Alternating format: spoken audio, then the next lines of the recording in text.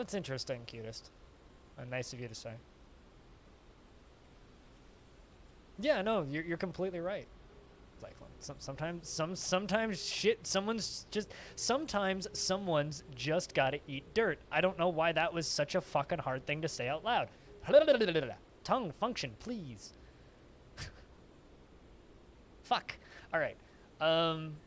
Let's get this started. I think we'll keep this conversation going, but God, I would have started quicker, I swear, if my brain wasn't fuzz. All right, so if you haven't yet, it'll be easier to follow if you open up the document. If you're watching the rerun of this on YouTube, it'll be in the description, hopefully, and if I forgot, yell at me. But we're gonna make a new week of these, or rather, we're gonna do this. So this is going to be this week's document, week 2. The goal for this week is save these dwarves, or try to save these dwarves. So we're basically making a rescue mission to go and save these dwarves from this necromancer tower, because there's something going on here. The Gilded Bones battles.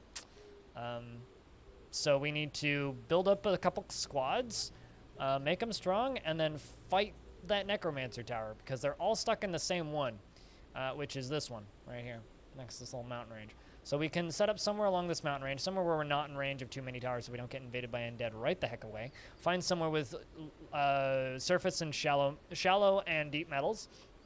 Dig up a whole bunch of metal, make some weapons, and then go stab the ever-living shit out of stuff. Yeah, before they make them into experiments. Well, actually, wouldn't that be fucking cool if a named dwarf got made into an experiment? I'm just saying, wouldn't that be fucking cool? If you want to grab the world save, it's up here, and I will periodically ask people if they could check the world save. Although I've made a copy of it, but last week's is the current version that's up there, so I haven't uploaded the most recent version yet. I think I should do that. I guess I could do that in the background. Ponce, thanks for the host. Cheers, man. Hope that your challenge is that your second attempt at that challenge run, or did you finish it the first time? But I hope that the Dark Souls challenge run is going well. Yeah, I will get this uploading in the background.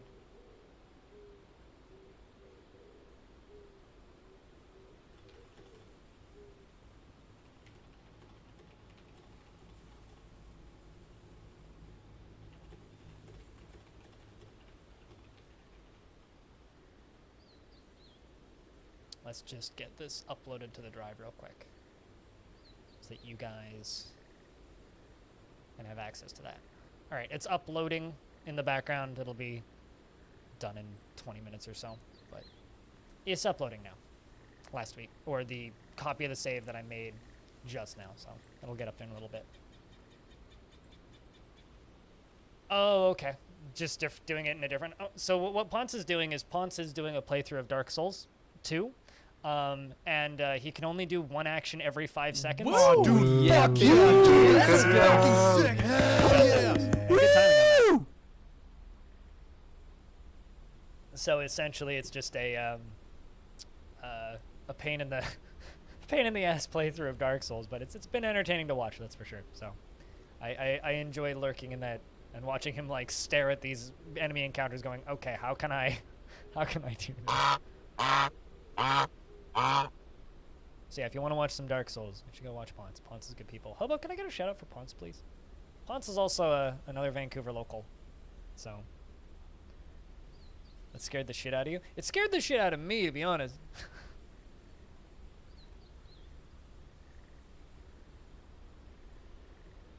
You didn't know that you'd see any of that weirdness? I think I watch your stream a little bit more often than you think. I didn't change any settings, but I've had a few people comment that shit's loud. So I don't know. You fucking donkey! How's that? I've turned it down, but I hadn't touched it, so. Is that more normal now? Try another one. Way better? Okay.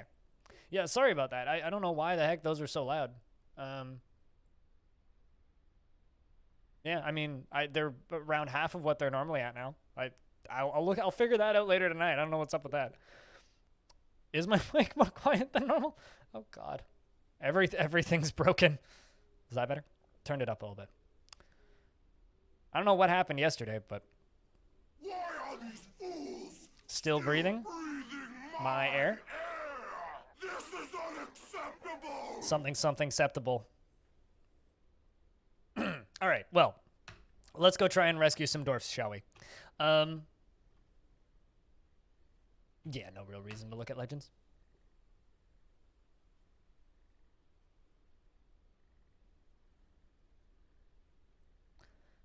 Arduino docs on a site with me babbling in the background and suddenly and then suddenly hobos screaming in my ear.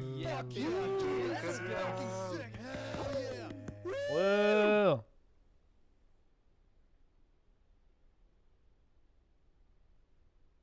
All right, so is everything like more balanced?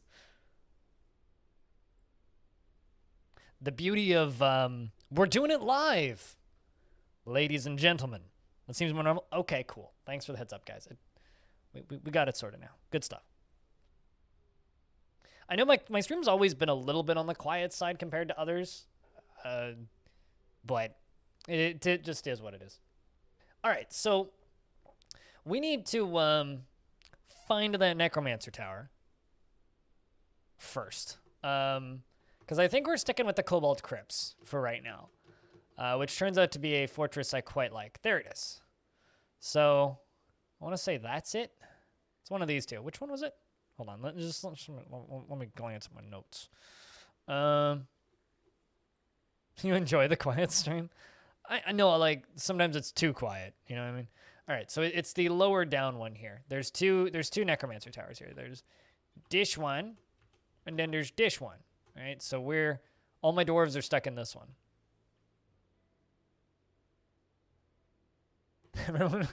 I mean, yeah, it was pretty funny. So essentially, this is going to be like a pretty high octane fight.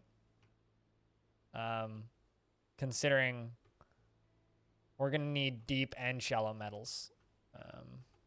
I'm seeing lots of deep metal, not a lot of shallow metal, which is going to be fun.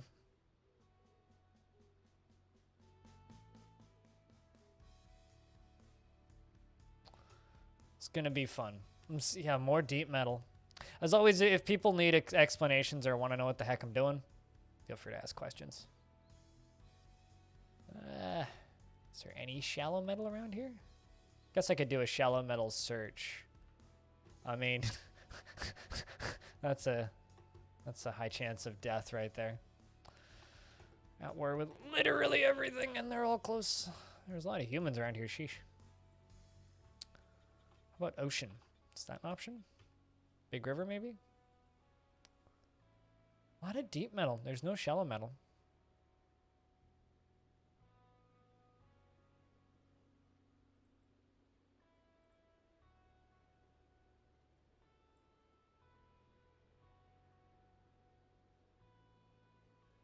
Are dwarves to see stepping on a... I mean, wait, are you asking, are dwarves going to step on a pressure plate in front of your door?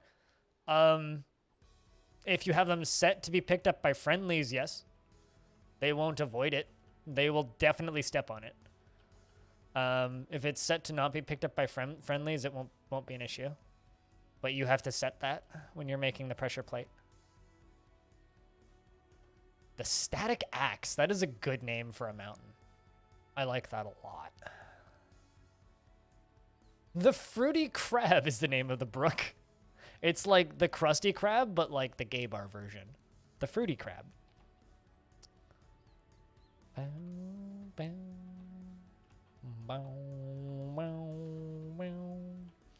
about if we start on this side of the river? Or on this side of the mountain range? Alright, you know what? Let's just... Because I would like shallow metal. Yes. Do a search. Is there any shallow metal in this area at all?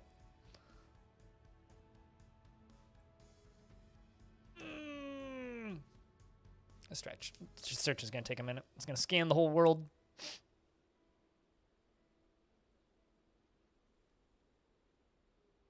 I don't know if they know it's a door, though. If there's a bridge and there's a pressure plate open and they closed it. They would just see a wall with a pressure plate. My question is, why are you trying to build a pressure plate that your dwarves can trap? Or trip, rather, I guess.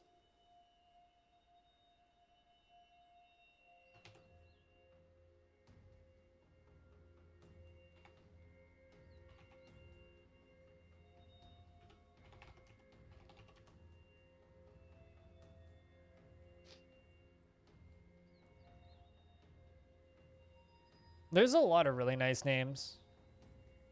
I mean, that's not the name of the world. That's just the area of the world that we're in, the continents of crafting.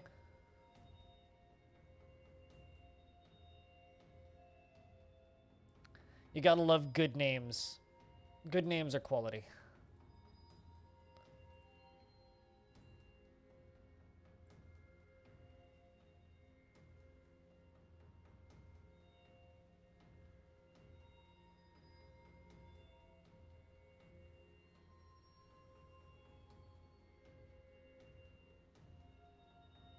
I have a feeling that's you're like, you could totally do that, but you might also kill a bunch of dwarves in the process. Diamond.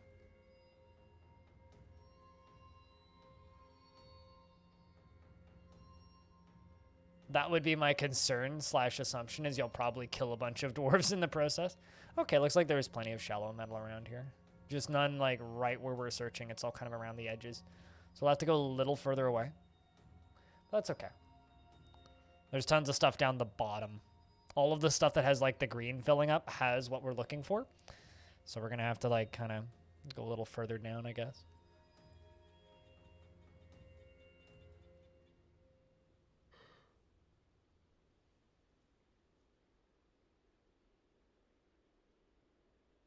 What are you using with the pressure plate, Diamond?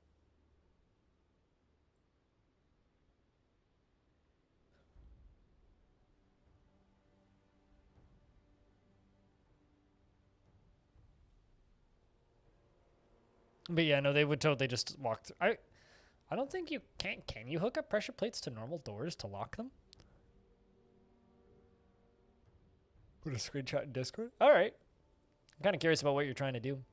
I'm just having a hard time picturing it.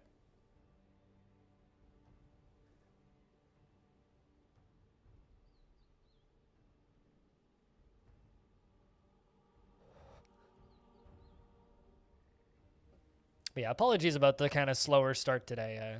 I'm not feeling the grandest, so taking things a little slow today. All right, so that's where we need to be. That's what we're invading. We could go on the side of the ocean, but I kind of want to do something on the edge of a mountain. So I'm thinking like maybe here. Although that's on 3 biomes.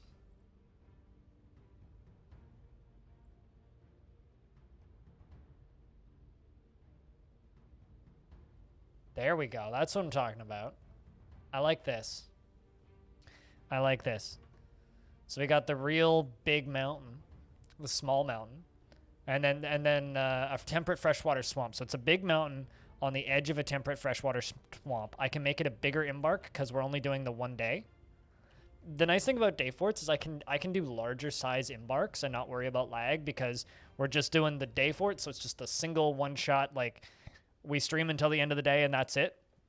So I don't need to worry as much about lag. So I can do a bigger embark. We're on 4 biomes, technically. Mountain, temperate freshwater swamp, and mountain.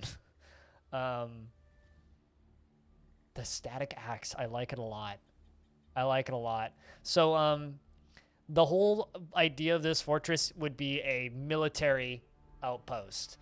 So minimal farming, minimal crafting. The only industry we really need is metalwork. And the whole point is we want to free those dwarves. That's the entire point. So we're basically going on a mission to build up a military base and then go after those dwarves that were caught last time. As far as neighbors, we're pretty isolated, actually. We do have dwarves and elves and humans in range, but there's no goblins or anything in range. But once we start hitting those three necromancer towers up there, they're gonna come at us. So I like this spot. This will be a fun one, I think. And what do we have down here? Okay, so we do have soil down in the temperate freshwater swamp. It is all untamed wilds though, and because it's a swamp, swamps have a tendency of hippopotamus, alligators. What other things like to spawn in swamps? I've seen elephants in swamps. I've seen lots of big creatures in swamps, and it's untamed wilds, which means potential for big creatures and potential for big fun creatures. Yes, I'm aware I've selected a large area game. That is okay. So that's our spot. Ah, damn it! I should have screenshotted it. But oh well. I can do that once we're in game. Once we're in game. All right. So I'm gonna fill out the doc a little bit. Let's go to week 2. Or rather, let's go to overview. Week 2. Goal. Save dwarfs that got imprisoned last week. I think I spelled imprisoned right. If I spelled imprisoned wrong, please tell me. And we don't have a name yet, so we gotta figure out if ogres. Yeah, we're not in an evil biome. It's definitely just untamed wilds. It's not a haunted biome. I'm not being that ballsy today. I thought about it, but not being that ballsy. We do need a fort name, though. So last week's fort was Chapel Mothers. I'm trying to think. What could we do that, like, plays off of that? Maybe something else Mothers, like War Mothers or something? Because I do still like the two queens concept. Like, this faction is weird because they had a queen and then a second queen, and then the monarchy died, and they haven't had a queen since. The second queen was kind of ooh, Chainbreaker. That's good.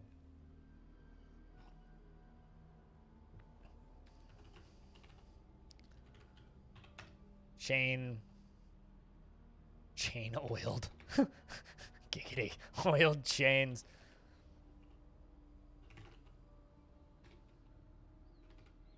Chainbreaker. Nykat Otkab. No, it's like Nykat Okab? Nykat Okab? Chainbreaker? I like that name. And I could also, like, think of a really good idea for, like, a symbol from that.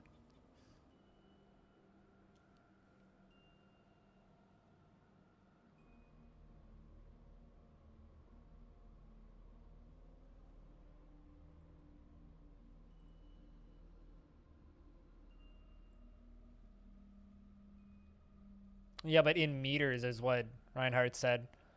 Isn't each tile 7 by 7 meters squared? Or am I just making that up? I seem to recall that being a number.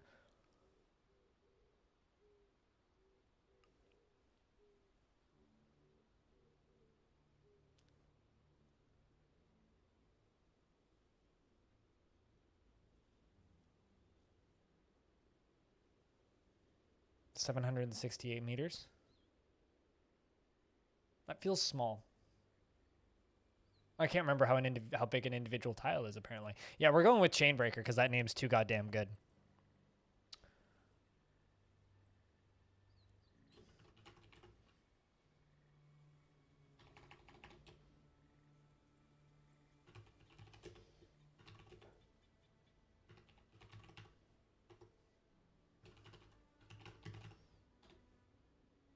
There we go. Titles and everything are put into the doc. And week 2. Not Canebreaker, although Canebreaker is even cooler.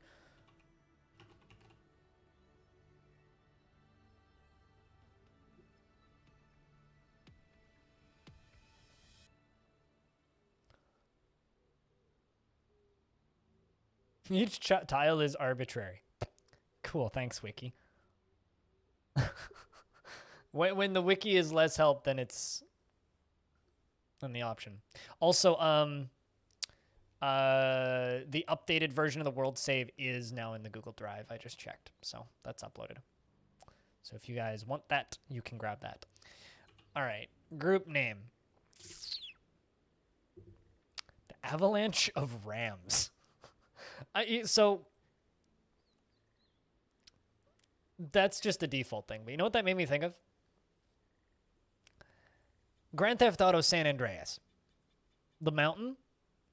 Riding a bicycle up that with 5 stars just makes cops just like randomly spawn out of nowhere and come flying down the mountain towards you.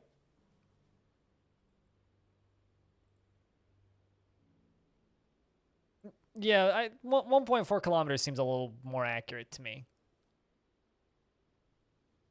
Anyway, riding one of my favorite things to do in that game was just to try and ride a bicycle up that mountain with 5 stars, because cops would just like fly down this mountain at you. And it was always the funniest thing to me in the world, is just like swerving around these cars, just like flying past. And that's what it reminds me of, except with Dodge Rams. So when I read Avalanche of Rams, the Avalanche of Rams, I just immediately think of like trucks flying at me.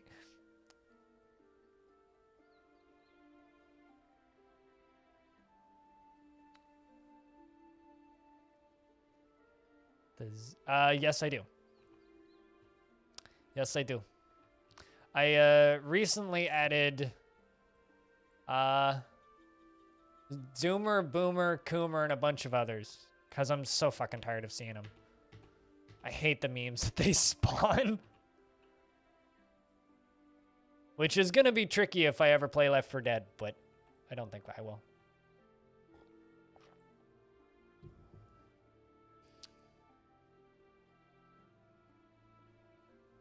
I was born in 94, and I played it on a computer. So I was technically, like, too young for that shit, but I played it the way you're supposed to play it, not on a phone. I'm very sorry that you had to play that game on such a terrible device. You know, honestly, I was kind of fine with those fucking stupid moronic nicknames until Christmas 2019. And the reason I got real tired of it is because I got to watch my younger cousins, 14 and 16, just throwing that shit at my uncle and my dad and just being real fucking asinine about it. And so I read that shit and I just look at that and I'm like, what the fuck? College? Go get a job. Fuck college. Fuck school. Go get a job. But that's my opinion.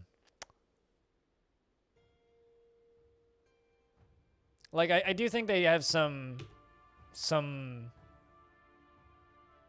uses, but like I read them and it just makes me feel icky. I don't like it. So you can be a librarian? What? I know somebody who got a job as a librarian and didn't even graduate high school. What? Why do you need to go to college to be a librarian? But that's cool. Best of luck. I hate school, though. Fuck that shit. The Bent Fountain. I like that name. I don't normally just go with something random like that, but that's a nice group name.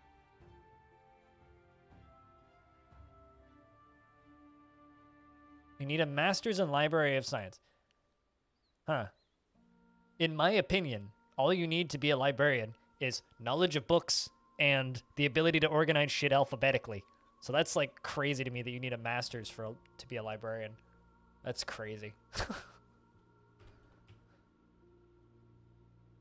Because I know somebody who got a job as a junior librarian, like, after dropping out of high school, and to my knowledge still works at that library and is a full-blown librarian now and has never had any kind of post-secondary education.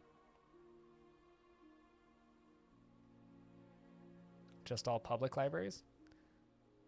I guess. I don't know. That's wild to me. I don't know. To me, yeah, I don't know. And helping people with research? Sure, but still. Fuck schooling. Waste of goddamn time. Go get a real job.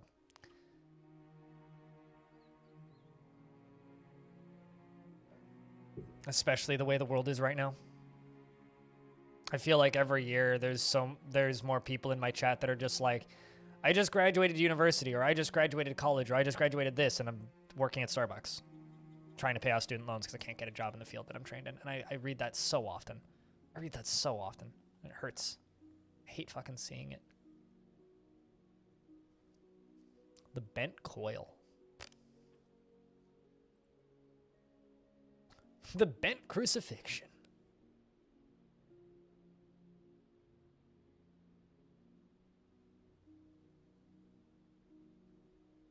I mean, that is true, Zapdos.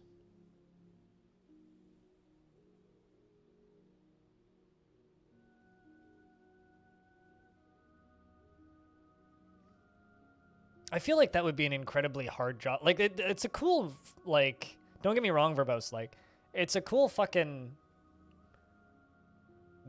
form of work, but I feel like it would be something that would be incredibly hard to get a job in. Yeah, but your situation is kind of unique, Stone.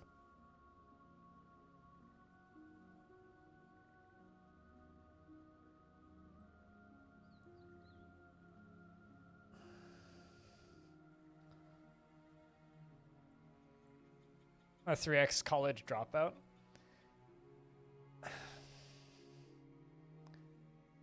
I mean, my situation's weird, right? Like, and I got lucky, and I wouldn't necessarily recommend people do shit the way I did it. Like, definitely, like, if you want to go to school, experience that. If it works for you, excellent. But for me, it's like, the bent entrails. Sorry, I just needed to see that written. The bent face. I like that. We could be the bent face. I like that a lot. Like, this faction is kind of fucked up. From our research, we found some really weird stuff in this faction. There's a lot of goblins in this faction. There's a lot of dark dwarves in this faction. I mean, studying can be wonderful, but you don't need to go, like, pay a shit ton of money and go to post-secondary to study. You can learn stuff without going to university. My dad is a hobbyist student. He's always teaching himself random shit.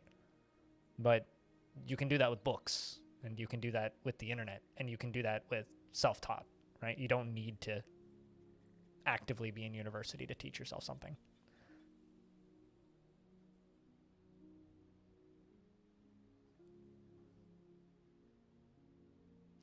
Okay, maybe not unique, but not a normal situation. How's that?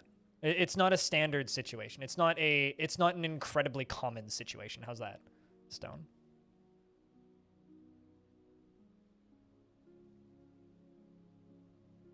Or anywhere in the Western world that doesn't have free college. Even if it's free, it can still be a waste of time, though.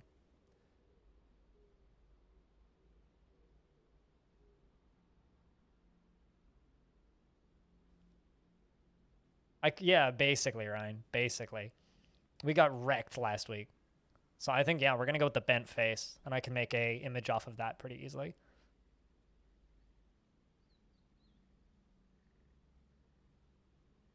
I mean, that I would refer to Brazil as, like, part of the southern world because you're in a different hemisphere, but sure.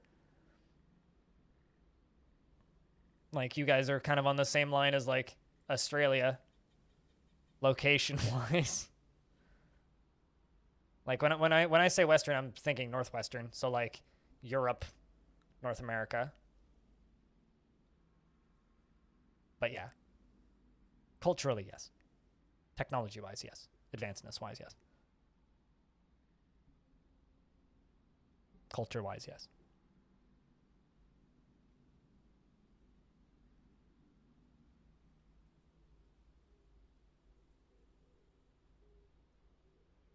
Finishing deadlines and shit? Fair enough, like, Bear. I don't know. I mean, it's, like, it's definitely for some people, and it definitely works for some people, but, like,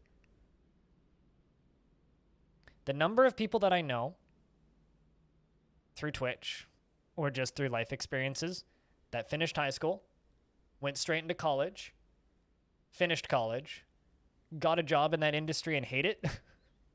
I couldn't even, or were never able to get a job in that industry and then went back to college and just went further into debt or got another scholarship and went back to college. The number of people that I can count vastly outnumber the number of people that went to college and got a job and are still doing that job.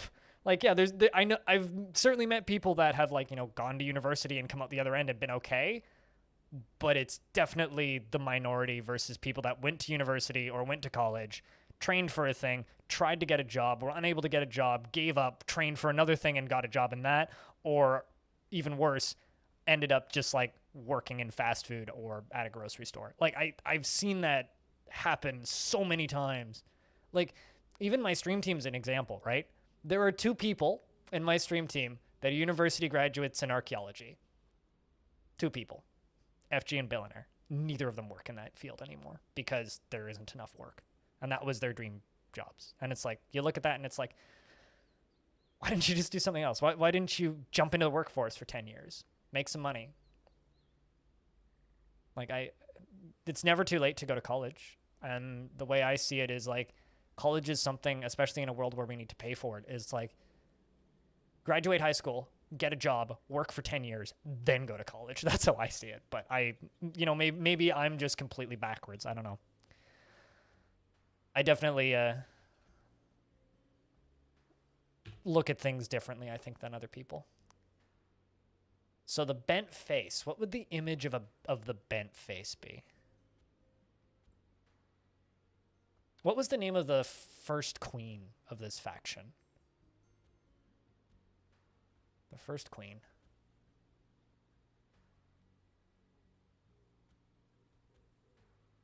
Zhang mind searched. So let's go to a historical figure. If you want to read about Zhang mind searched, you can do that over on the dock. It's one of the stories in the Legends tab.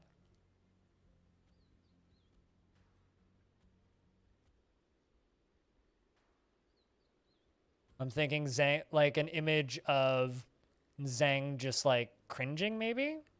Fighting with a something? Fighting with a nightmare, maybe?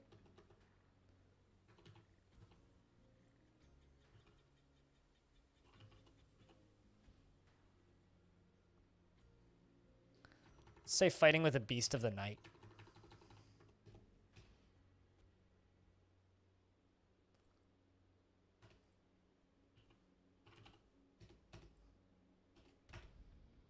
It's an image of Zhang mind searched the dwarf and a beast of the night. Zhang mind searched is fighting with the beast of the night.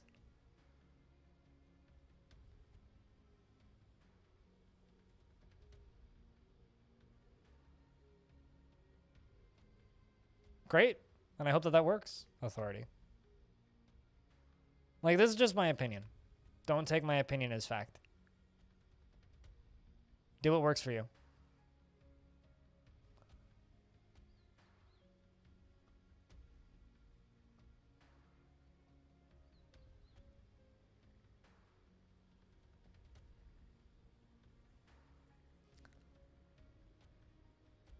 Well, it's not 18 years. Quite. It's more like 16. Or no. It's more like 14 even. Because you have to, like, be about 5 before you start going to school at least.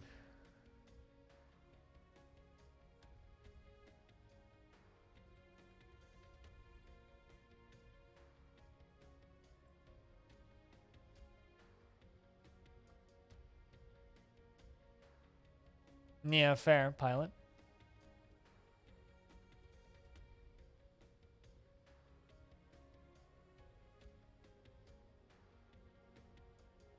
I'm just like trying to catch up. That's all. I was just kind of rambling for a little bit. If anybody has ideas for other things I could add to this too, or a name for this, because currently we've got it as the diamond beard, which is just the generated item or the generated name. I'm thinking, like, what's an artifact that we could throw into this? Maybe something from last week? What did we... Bronze Death was the group last week. What was that artifact that was made? Because there was an artifact that was made halfway through. The gem cutter has created a milk opal bucket. Well, that's not very cool.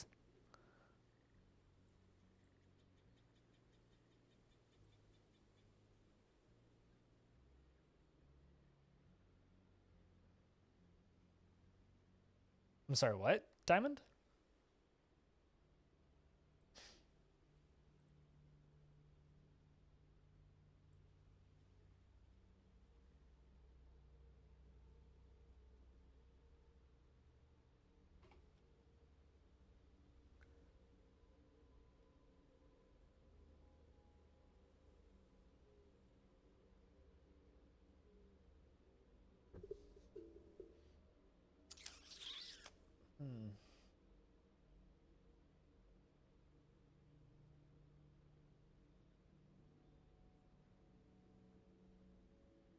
What's bad about a bio with Sinister?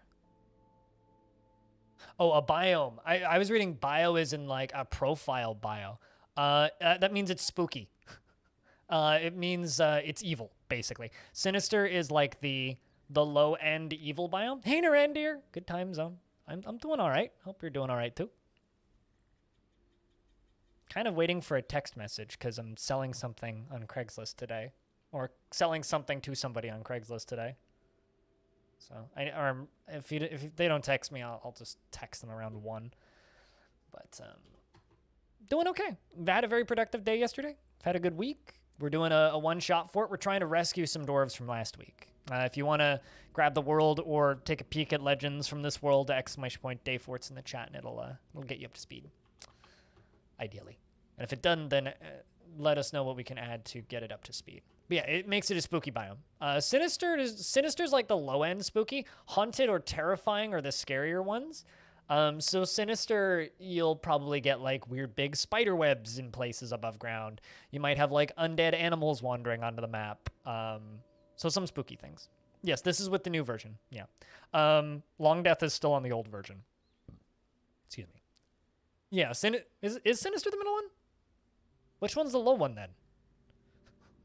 I thought Sinister was the low one, Haunted was the middle one, and Terrifying was the high one. Haunted is low evil? Okay, well today I learned. I thought Haunted was higher. You learn something every day. Change name. We need a better name. The Dwelling of Steel.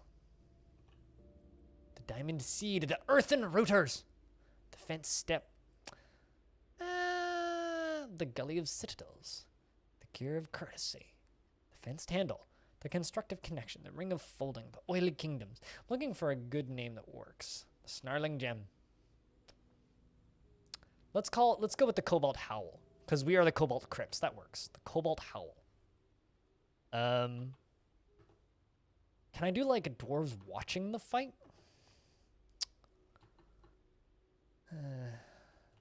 Trying to think of something else I could add to this, because right now we have an image of our first queen fighting with the Beast of the Night.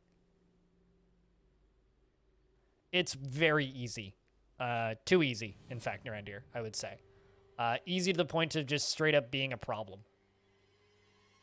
So hopefully it gets some repatching soon.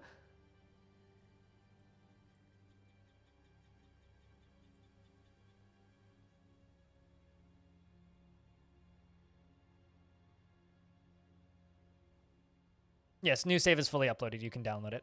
Yeah, it's been up for a little bit. I mentioned it once when I closed the tab, but yes, it's fully up. I think we'll just go with that. We'll keep her simple, and I'll start screenshotting things. All right, so the Cobalt Howl is the image of this fortress. The point of this fortress is to save the dwarves who got kidnapped last week. Whoopsies, that's not the button. B, keep working. Y, done. Not T, Y. The group name is The Bent Face, and our faces are bent from last week.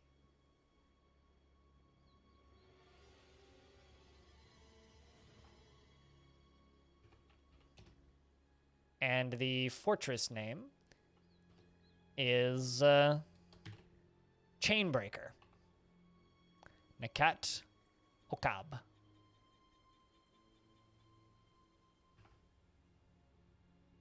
Which is a real good name.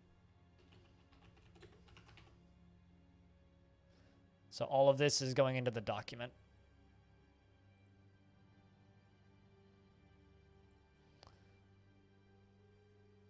Just trying to line stuff up so that it looked nice. There we go. So this is what we got in the document so far. I'll screenshot the location and put it over there once we actually get in game. All right, so what do I want to bring? It's sinister, haunted, terrifying? So I was right then. Because, like, from my experience, sinister is like, oh, evil things can show up on the map, but you don't get, like, eyeballs growing out of the ground and stuff, or fingers growing out of the ground. Haunted, you start getting, like, the weird flora and fauna, and stuff starts falling from the sky.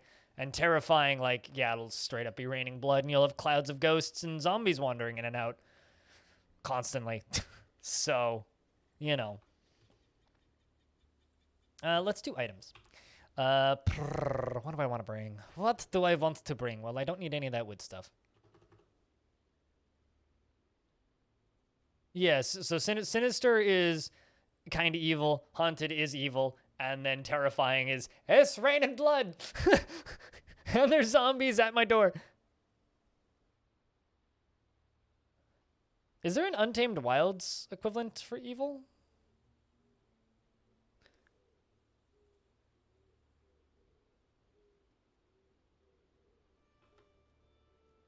As told by the wiki. Good to know. So I was right. Don't really need the cloth. That's a lot of points I can save. Bring one less bag. One less rope. Less thread.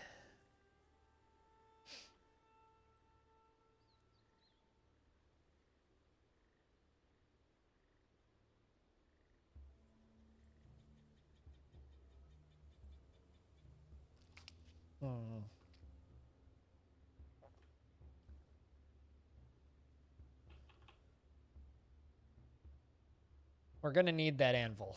I'm kind of thinking about bringing another pick. Like spending those points on an extra pick so we can get mining done. Because that's kind of like priority number 1, right? So we're going to like have 3 miners, 1 stone worker, and then 2 dwarves that are primarily metal crafters. One stone worker / carpenter, and then 2 dwarves that are metal crafters. Or weaponsmiths, basically. And then we just need to start pumping out metal. So hopefully the game gives us usable metal. Watch, you know, we're gonna prep for all this combat. We're gonna settle, and it's just gonna be like tin. You know? Dwarf Fortress could do that to us.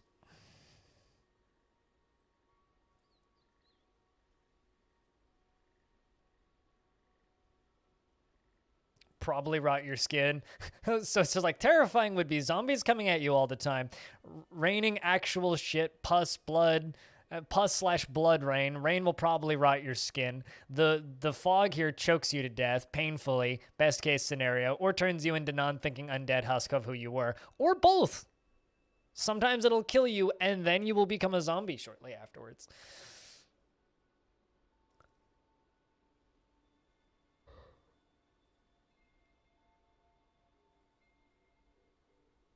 This is a high savagery world, and there's some very weird shit in this world, and I like it. I like it a lot. I like it a lot. I think I'm just going to... I think I'm going to bring a hunting dog. You know what? We'll just bring normal dogs, and I will train them on hunting. Dog and dog. Get them to help with our food supplies.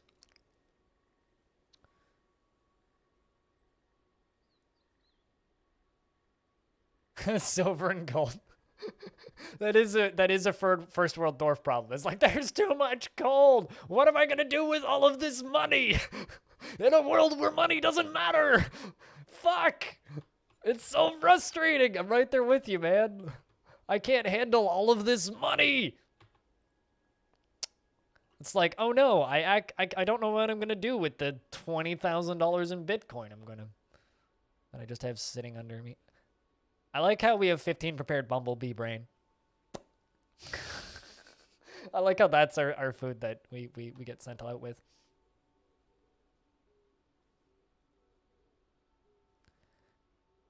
The number next to the item is the number that we have. The number on the far right, like over in this area, is the cost. So we have 20 rum, and they cost 2 points each.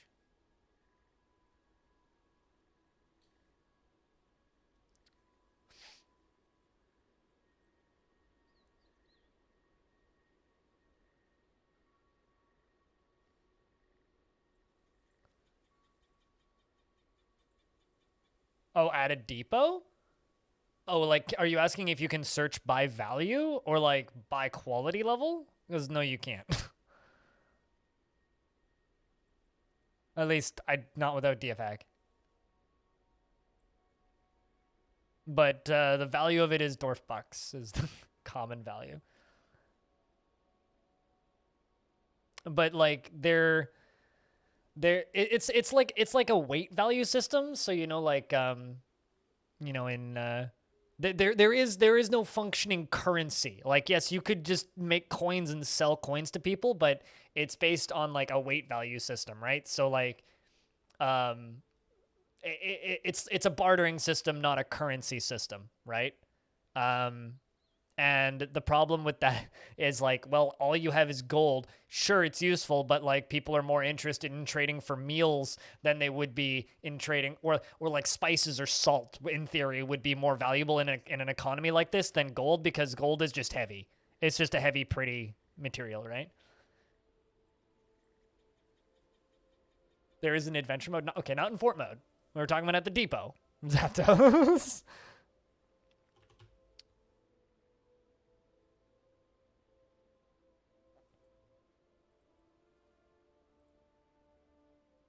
Also, for those of you who don't know, Diamond Destruct recently has been streaming their gameplay. I don't think with any sound whatsoever, but if you lurk in that stream, you'll get another port of more Dwarf Forts. So if you're looking for to double screen your Dwarf Forts, you can have multiple Dwarf Forts up.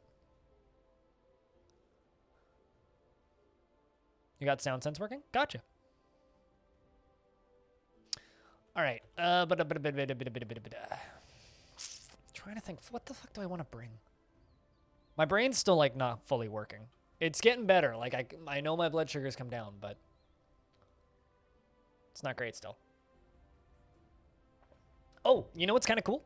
This has nothing to do with Dwarf Fortress though. My keyboard arrived. I bought a used keyboard. I don't know if wave depletion is still lurking, but I bought me a little used Turia keystep. It's like new, but instead of costing $170, it was $80. And I bought it on Amazon. Yeah, the existence of coins does not equal economy. Exactly. Because the coins don't have any inherent value because they're coins.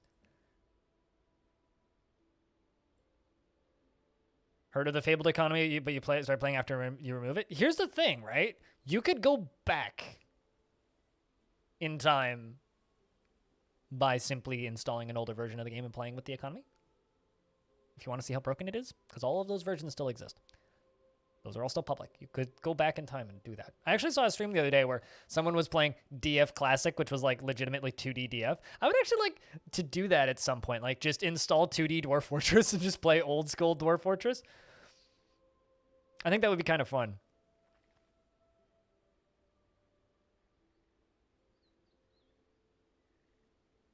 Just a way of dividing the weight of the metal that comprises them.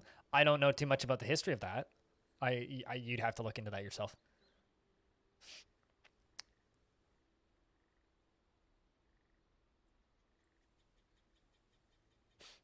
All right.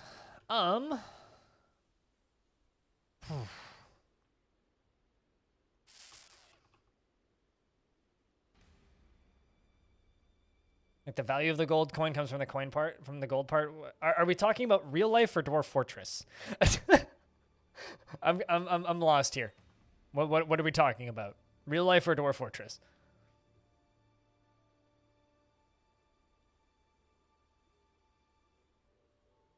Like, are we talking about the history of economy here, or are we talking about DF? I think I'm just gonna pump this all into wine. Bring a whole bunch of wine. Real life gold coins. Okay. I'm not a historian, so I don't know. Good question. I know that the value of a coin can be changed based on whose face is on it and what economy it comes from. Coins do have quality in DF.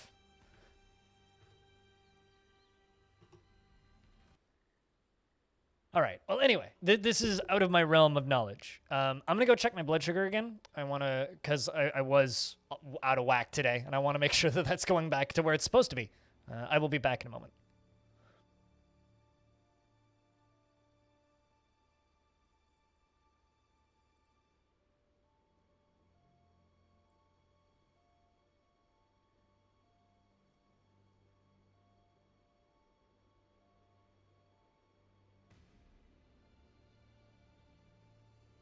Oh, dude, fuck yeah, dude. This is fucking sick. Hell yeah.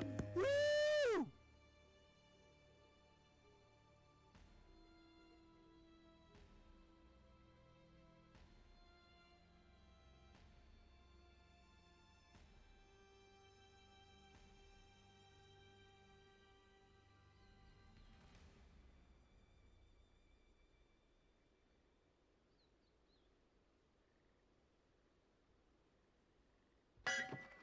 Bring out your dead!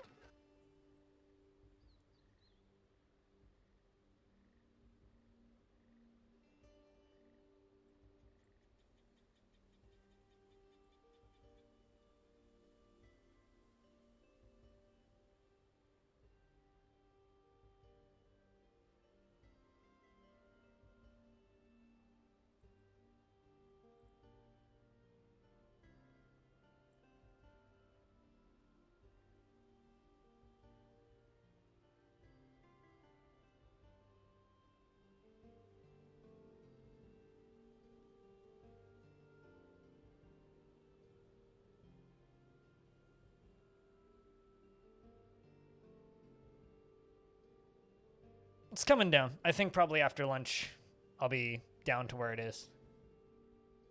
Yeah, I'm not I'm not an economist and I'm not a historian, so all of that stuff's out of it. Did you use it too close to the other one? Cause hell yeah, it definitely worked. Bring out your dead! You might have used them too close together. You can't overlap them, unfortunately. All right, I need 7 names, and then we'll read some dwarf brains. Read some dwarf brains? That's a weird sentence to say. I need 7 names.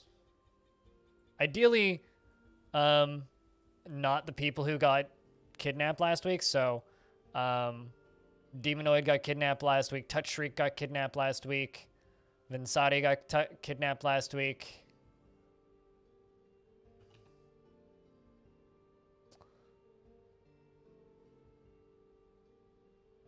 Seiya got kidnapped. Crystal got kidnapped. Hobo got kidnapped. Freeways got kidnapped. Authority got kidnapped. Those are all dwarves that we're going to be trying to rescue, so. But Stone did not. Although I'm going to call you Seashore's Wall, if that's okay with you, Stone. Dearest? I mean, that's just a non-name.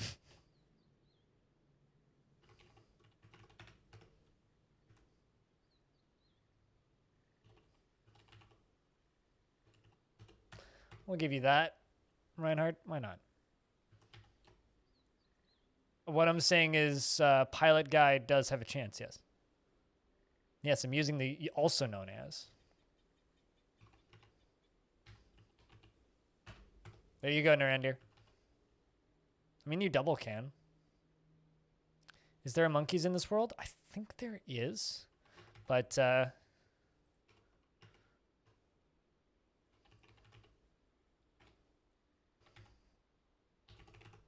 is not the full name.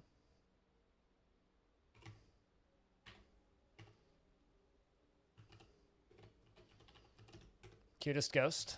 And I got space for one more. Anybody dibs on the last one? Therese, do you want it?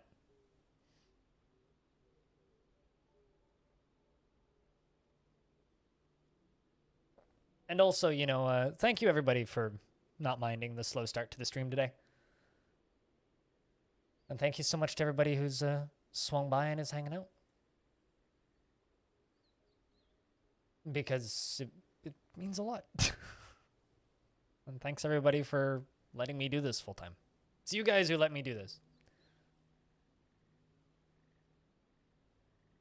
Olgic. I don't take suggestions for names. I name people after viewers, because if I take suggestions, then I'm going to have a lot of just random names that don't mean anything. So Spookums, if you would like a dwarf, I can give you a dwarf.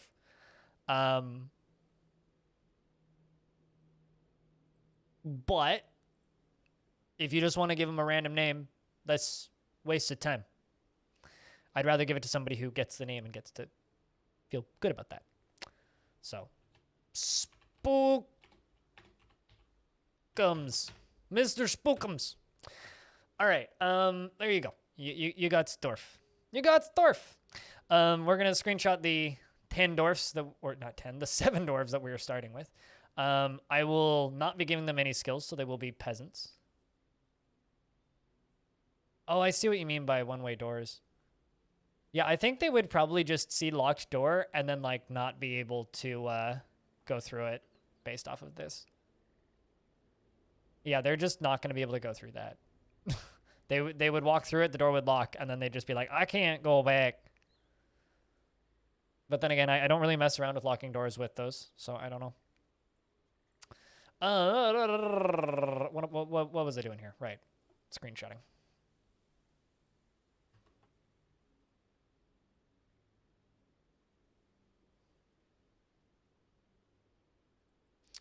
All right, so over in the dock, we have all this. We have the Cobalt Howl, which that name, that's growing on me. We got the group name, which is the Bent Face, and the fort name, which is Chainbreaker. Fortress Chainbreaker. Hopefully we can actually like make this into a cool-ass fort in the time that we're here. Also, that's really cool to me, Authority, that one grows to appreciate the slow starts of the stream. Because it's my favorite part of a lot of streams that I watch. Is the warming up / cooling down, just hangout sessions. Like when I was younger, I certainly preferred streams that were gameplay heavy. But as I've gotten older, I very much like streams that are more just like about hanging out. So. Dwarf says, people can be angry. And I just don't understand it. She is 82 years old, born on the 15th of Malachite in the year 270. Her copper eyes have very large irises, and her eyebrows are extremely dense. Her long hair is arranged in double braids, and her pale brown skin is slightly wrinkled. Her nose is slightly hooked, and her hair is raw umber with a touch of gray.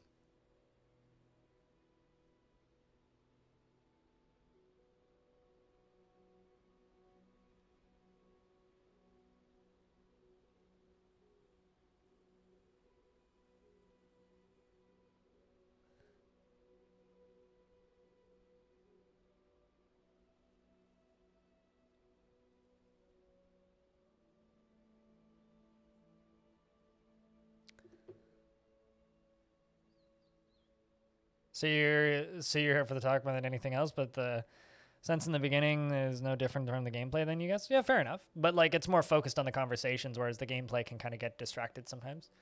Her she likes hornblende, gold, onyx, opal, candlenut wood, breastplates and quivers, and rhinoceroses for their horns, the sound of the bewildering phrases, and the sight of the queen of couples, and when possible prefers to consume blacktip reef shark, oh boy, and banana beer.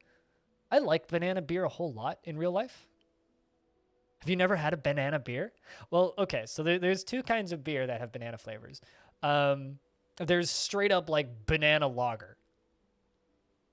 Well, fuck hamsters. I think we can all agree with this. Fuck hamsters. Hamsters are assholes. Hamsters don't have shit on guinea pigs. They're just like little bitchy guinea pigs. Okay, guinea pigs are adorable and affectionate and like cuddly critters. You've had 3 hamsters, they suck. See, Verbose has had 3 hamsters, and Verbose says that they suck. Yeah, rats are nicer, guinea pigs are nicer. I would argue that hedgehogs can be nicer if you train them. Fuck hamsters. Hamsters are assholes. They're just like fucking dicks. I hate those stupid things. Anyways, I got bit by a friend's hamster when I was little. Asshole. Horrible creature. Bunny rabbits are better, but bunny rabbits require more space. Anyway, but banana beer. Hefeweizen often has a banana-y flavor to it. So a good Hefeweizen is kind of like a banana beer, but you can actually get like banana lager. There's a few different breweries that I know of that brew with banana. There's the very common and easy to find Wells banana bread beer, which is just kind of like a very bready banana flavored lager, which is pretty good and I quite like it. But there's two other breweries that I've encountered. One that makes a banana pale ale and one that makes also a banana bread lager, and those two are very fucking good. Hamster piss stinks. I'm pretty sure most like fuzzy friends stink. Just like naturally. She personally thinks that romance is a very important in life and feels that those who attempt to conceal their emotions are vain and foolish, so nothing like Stone in real life. Sees guile and cunning as indirect and somewhat worthless and values honesty, but dreams in falling in love. I've never seen that before. No. Hefeweizen is not banana flavored, but it can have a banana taste. Have you never had a Hefeweizen that tastes like banana? I've had dozens of Hefeweizens in my life, imported and locally made, and I've had many that have a like aftertaste of banana. Like you drink it, and then like after you're finished drinking it, it's like banana. Wow, where the fuck that come from? She lacks confidence in her abilities, and she is easily moved to mercy. She generally is pleased by her own looks and accomplishments, and very slow to anger. She tends to think before acting and is somewhat quarrelsome. She is burdened by this, and she values friendship and thinks it is somewhat, and thinks she is somewhat. Wait, what? And she tends to be a bit stubborn in changing her mind about things. She is slow to trust others and often tends to do things correctly each time. She needs alcohol to get through the working day and doesn't mind working outdoors. You never thought of banana after drinking Hefeweizen? Huh? Really? Like that's like a banana hef is like a very common like way to describe Hefeweizen. It's like, what does this Hefeweizen take? Oh, it's got an aftertaste of banana. Okay, I know what Hefeweizen that is. Like just immediately. So for me, there's Hefeweizens that don't for sure, but I've had, I'd say it's about 60% of the Hefeweizens I've had in my life taste like banana to me. Like they just have that aftertaste. It's like a lot of dark beers have like chocolate or coffee kind of an aftertaste, or like kind of a coconut almost kind of aftertaste. A lot of Hefeweizens to me taste like that. On the best days as aftertaste? Oh, I mean, like, a lot of them certainly do. And a lot of them certainly have, like, that kind of weedy flavor. But anyway, to me, like, that's how I would describe a lot of Hefeweizen's, like, taste profile is, like, a hints of banana. The hamster you had ate through the plastic house. Ate through the flesh dog in his place. I mean, they're basically rats. They can eat anything. Anyway, so that's Seashore's Wall. Lake Bear. He is 66 years old, born on the 18th of limestone in the year 286. His sideburns are clean-shaven, and his long mustache is neatly combed. His very long beard is arranged in double braids. Also, hi, Freskins, how are you doing? And his very long hair is arranged in double braids. His copper eyes are very round, and his nose bridge is incredibly concave. His hooked nose is quite long, and he has an angular chin. His somewhat broad ears have nearly fused lobes, and his hair is raw umber. His skin is brown.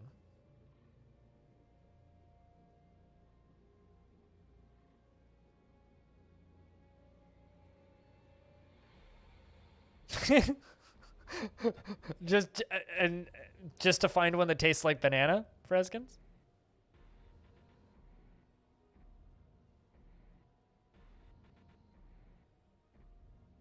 Hamsters are like really dumb rats. They're like, okay, hamsters are just rats with the brain of Pac-Man. All they know is walk in straight line and chew.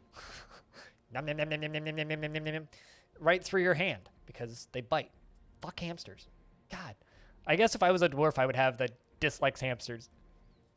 Although, you know what I learned?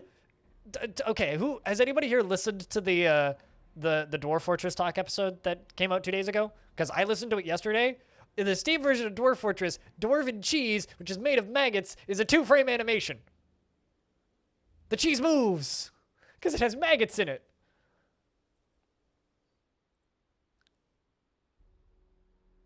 I hate it. I will never make Dwarven cheese. Ever. No. No. It is genius, but no. Just no. Because apparently that's a real thing. Cheese with maggots in it. Apparently that's a real thing. Apparently that's a real thing that exists. Living maggots and cheese. Yeah, exactly. Huffkins. Gah. And apparently Meph knew that that was a thing, and Tony didn't. And Meph was like, yo, we're going to make the cheese move. And Tony was like, aight. Gah! Kill it with fire. I'm going to make dwarven cheese and throw it into a volcano.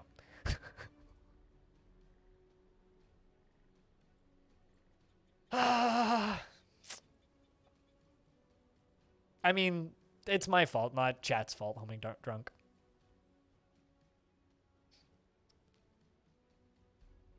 To be clear, I'm totally fine eating mealworms. Totally fine eating crickets. I've eaten bread made with bug flour just to see what it was like. Totally fine. No issues. I've eaten granola bars with bugs in it that you can see. Totally fine. No issues.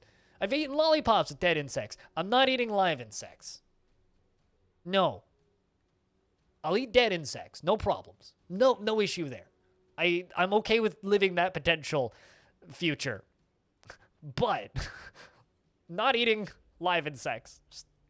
Anyway, I should probably focus on reading this.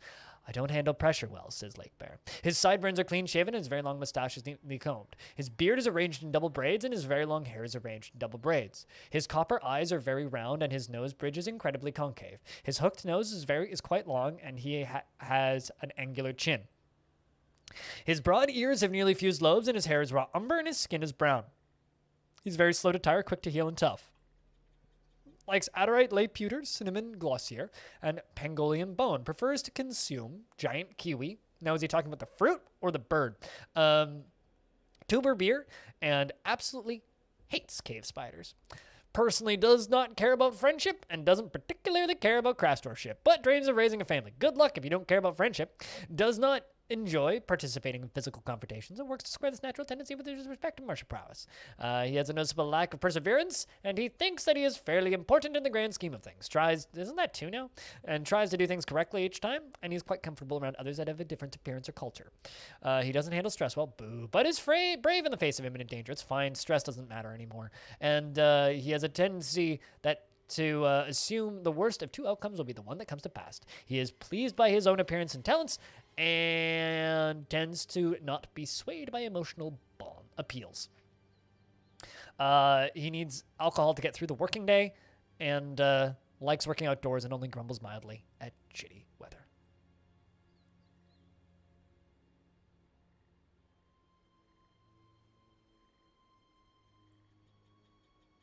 Get 2 types of protein for the price of 1. Yeah, it's a 2-for-1 deal.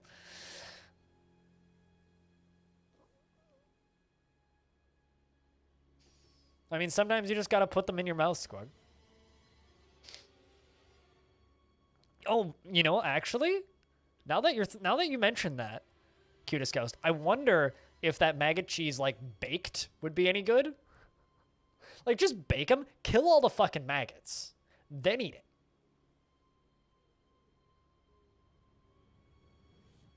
Actually, what's worse? Maggot cheese or monkey poop coffee? Because I would totally try the monkey poop coffee, but I'm very squeamish about eating live maggots. I think that's the correct reaction, right? You hate being on Linux sometimes. I hate being on Windows sometimes, so I feel you there. Isn't it badger poop coffee? Is there also a badger poop coffee? I know for a fact that there's a monkey poop coffee.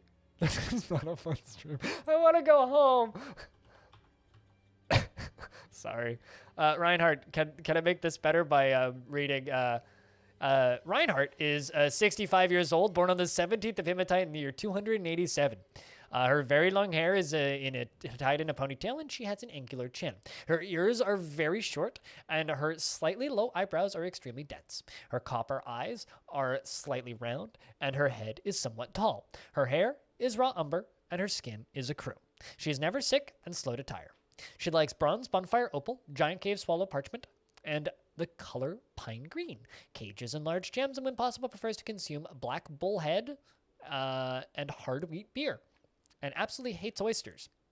She personally has a negative view of those who exercise power over others and finds those that develop skills with weapons and fighting to be distasteful indeed.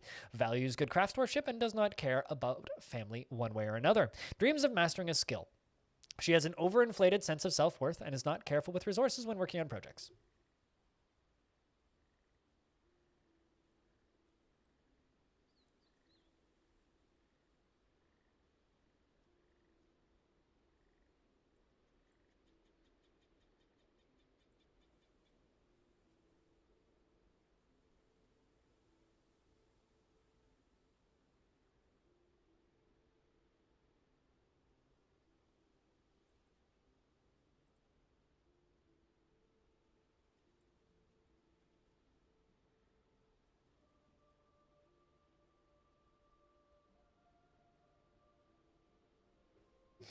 You thought it's cat poop?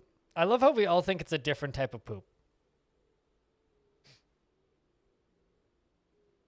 You know, this is a fucked up conversation, but I was trying to keep it light and funny, verbose, and now you've gone and made it serious. Come on. Sheesh. Hey, chat, I just got this email from Amazon Prime stating that the movie Clue is now on Amazon Prime. Why would I watch Clue when fucking Knives Out exists? Jeez. Narandir, the dwarf. She is 67 years old. Says, I'm not much of a decision maker. Was born on the 11th of Moonstone in the year 275. I'm going to have to speed this up a little bit. Her hair is clean shaven and her nose bridge is concave. Her copper eyes are bulging and her ears have nearly fused lobes. Her raw umber skin... Her hair is raw umber, and her skin is burnt umber. Kind of, yeah, Reinhardt. She personally disregards tradition, but dreams of mastering a skill. Cracks easily under pressure, and is always tense and jittery. Thinks she's fairly important in the... They all think they're fairly important in the grand scheme of things. I kind of like this.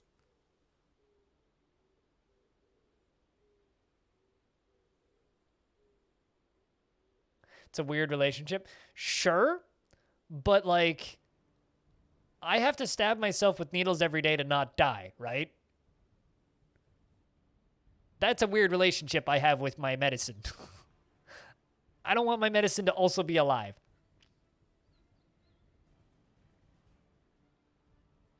Civet poops is the coffee animal? Is it? Okay.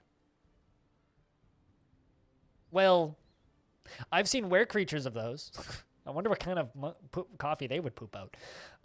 She thinks that she is fairly important in the grand scheme of things and always feels envious of others. She has a tendency to be swayed by emotional appeals, and she isn't particularly curious about the world.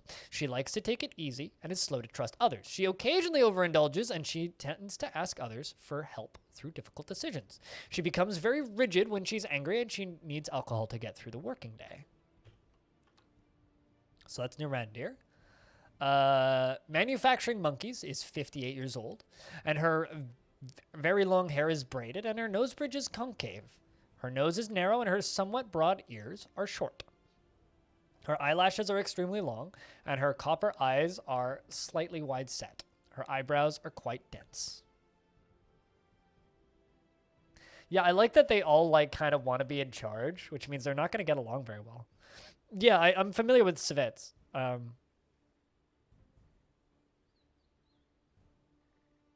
They're kind of like, what do you might call it? Like,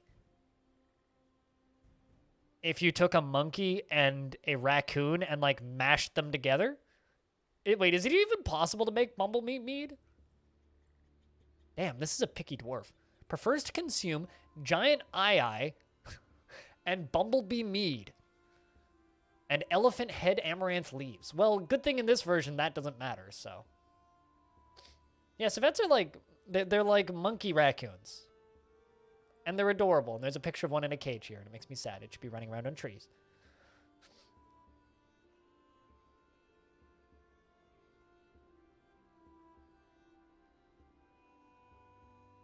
Bring me the rarest of dwarven alcohol. Is it even possible to make bumblebee mead? No, that's sewer brew, I think. Sewer brew is the lowest quality alcohol, isn't it?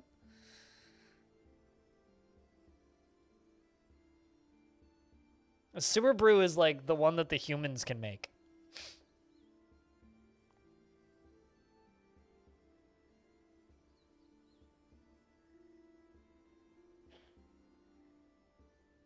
They don't make honey? Yeah, exactly. So then how the fuck do you make bumblebee mead?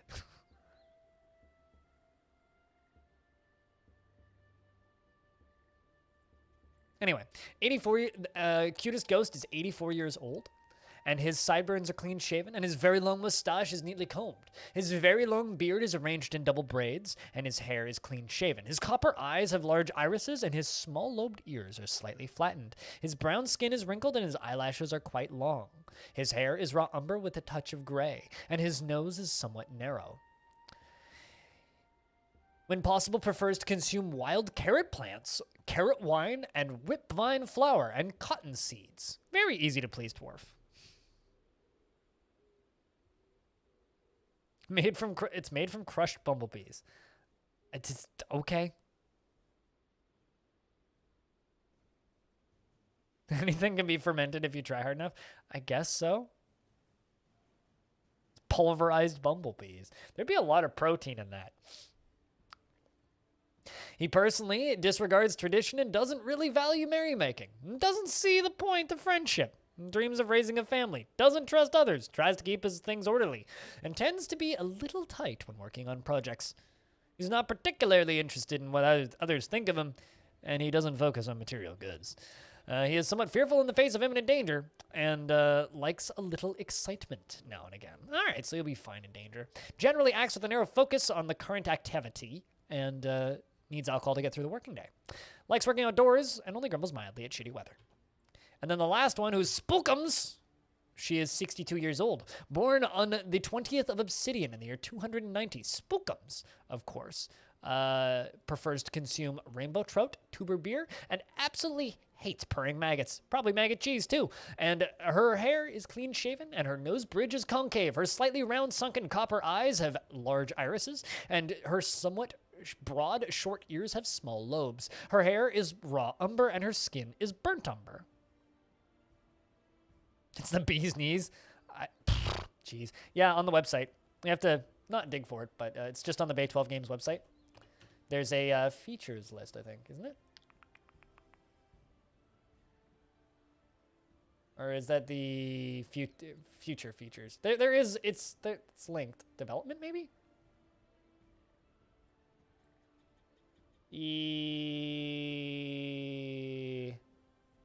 Yes. Development. The development tab. Here, give you a link.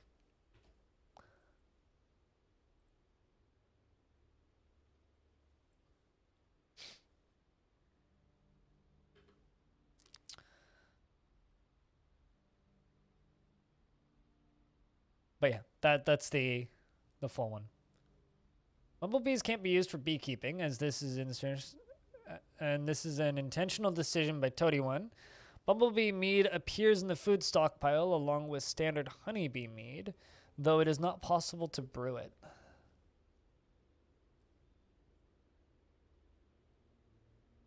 Huh. Okay. Well, I think that's pretty much it.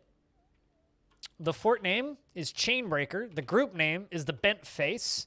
The symbol is an image of the first queen of our faction, which is the Cobalt Crypt, called the Cobalt Howl, an image of Zang Mindsearched, the dwarf, and a beast of the night. And Mindsearched is fighting with the beast of the night. So that is our embark. Who's ready? Shall we drop in? Let's go, I think. Strike the earth.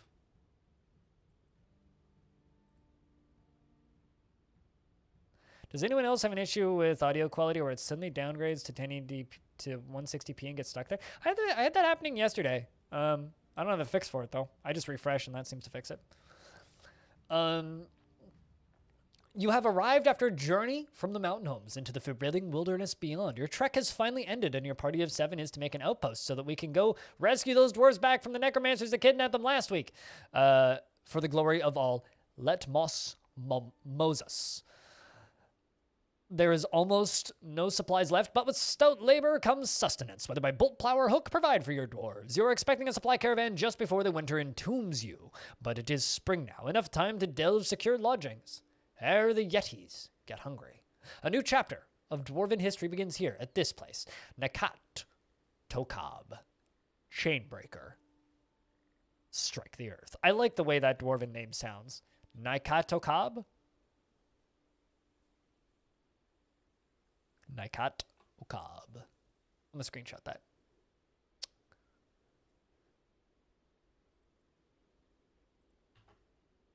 I'm going to grab the location as soon as we get into.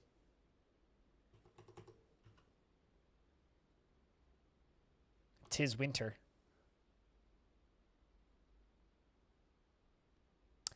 It is winter. All right, so the document's been filled out as much as it can be. So this is where we're at with the doc. We got the location, the original 7 dwarves, the image of the group, and the embark screen.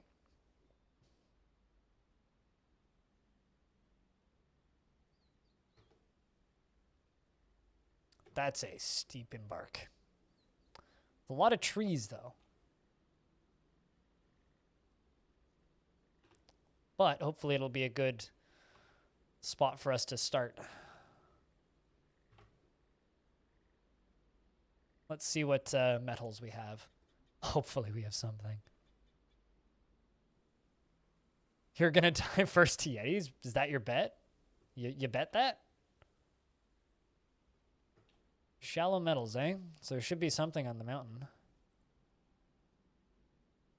It's also big embark, so there's a lot of this. I mean, it is Untamed Wilds. Before silver and gold. I'm expecting tin. Or nothing. I'm definitely seeing good spots to build, though. I mean, look at this. Well, I don't see any metal. Just some gems.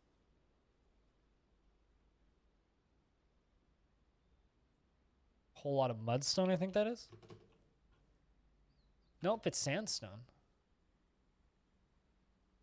Lots of gems, though.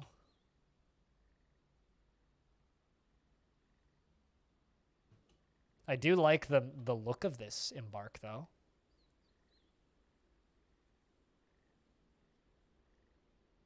I mean, even like tin and copper would be fine. I'd be totally okay with that. We have sand. We could do glass. There's plenty of trees. Yeah, I don't see any ore.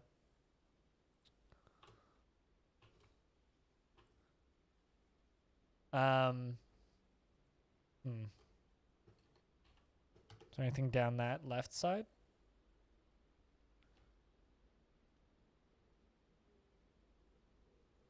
It's one of your ideal embarks. Why? Just because of the shape of it? I mean, we won't be here long enough for the elves to declare war, though. Although, exciting. Soldel Kumex Soldier. A one-eyed humanoid. It has a pair of knobby antennae. Its skin is warty.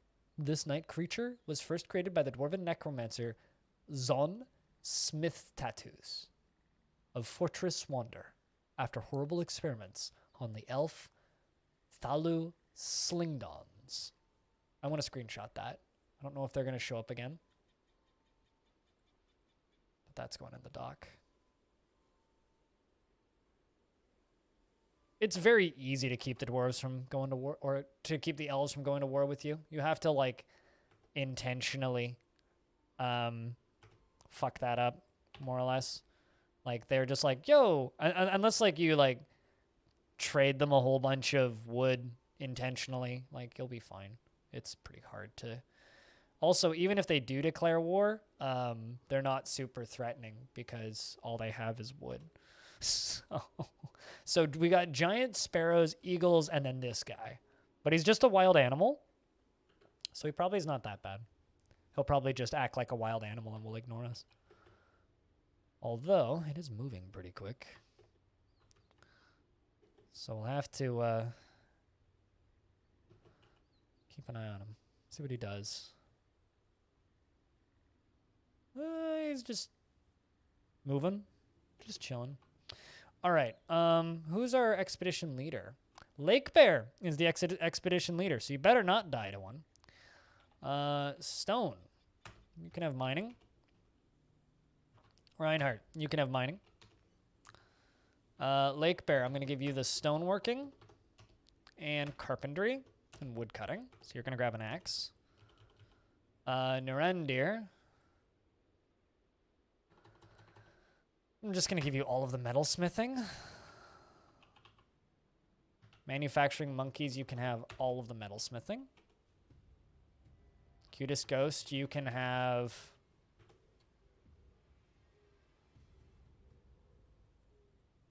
We'll give you farming, fields, brewing, plant gathering.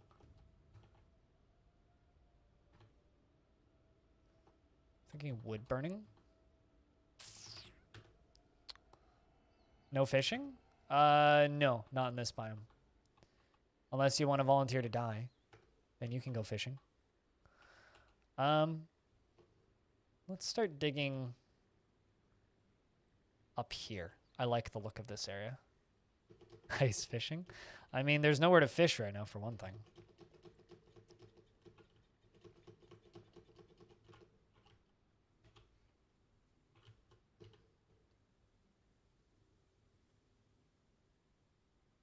I think around here, we're actually going to start digging up. Because I think nice high ceilings are fitting for a fortress of our stature.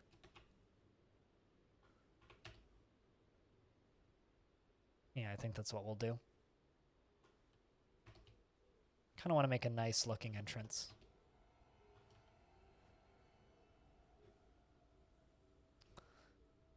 Let's follow that spooky boy. Ah, he's far away. No problems. Should be okay.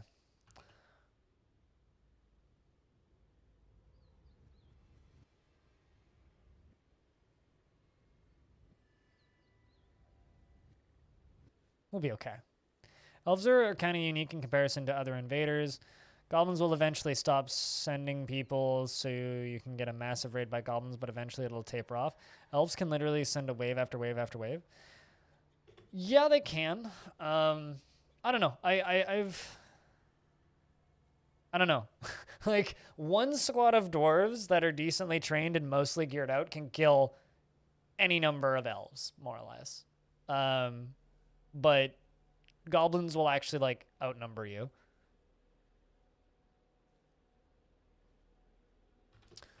All right, so let's make a sandstone workshop up here. And also do this. Just get a bunch of trees hacked down. Actually, I don't need to do that many. I can do about half that many. That'll basically be all we need for a while.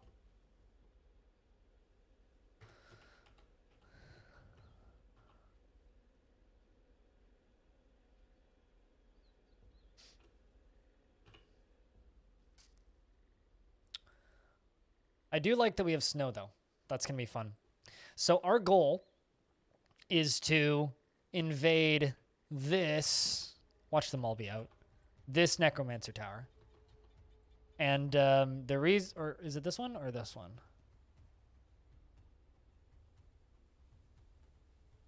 Both? Yeah, I think both. But this one is the one with my... This is the one with the prisoners in it. Or at least I thought it did. Although they don't seem to be in there anymore. So maybe it's already too late. Regardless, we're attacking those. That's the goal. No one will ever get good gear from a dead elf. I'll have you know, I got invaded by elves wielding steel once. That was scary. Because they were elves that had been assimilated into a goblin empire. And I got ambushed by elves. And I was like, oh, it's just elves. And then I inspected their gear, and it was like, oh. Also, we found the aquifer. So we're going to need to dig down, which is fine. I'll just cancel all of this. And just let them keep digging. Uh-oh.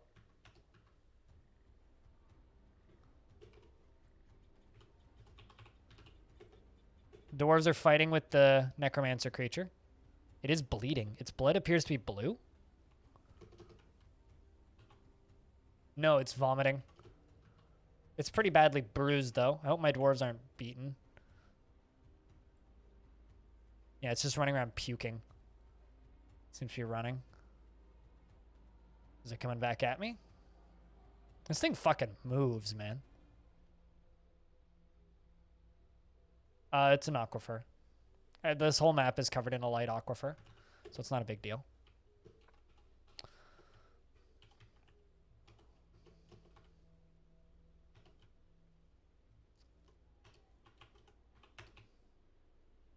So we'll just channel this out.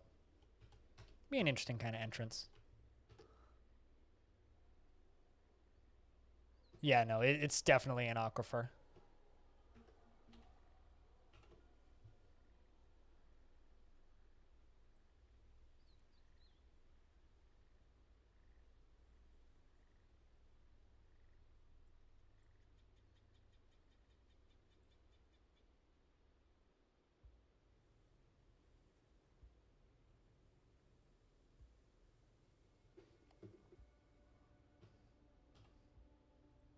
Light aquifers are the best. They are. Light aquifers are great for making wells.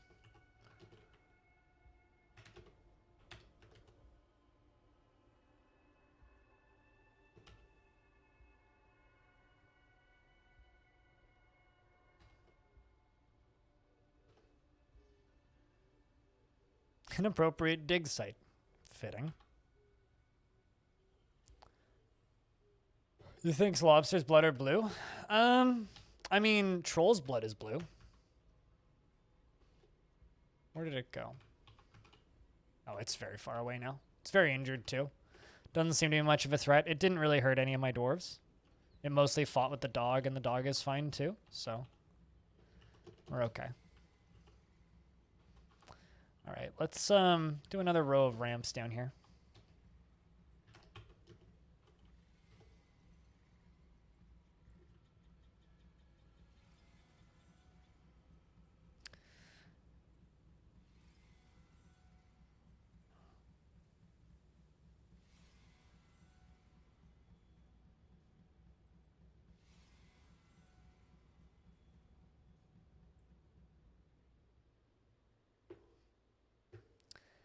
Get a text message from somebody asking about a thing that I'm listing on Craigslist.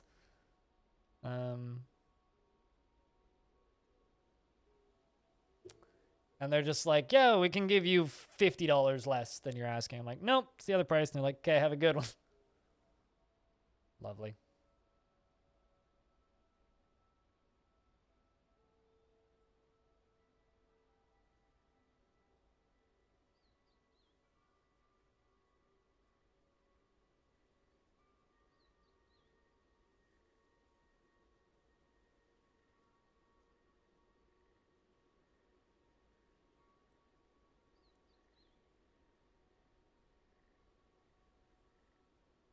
Soft pita bread and hummus. It's been a long time since I've had good pita bread. I've had bad pita bread recently.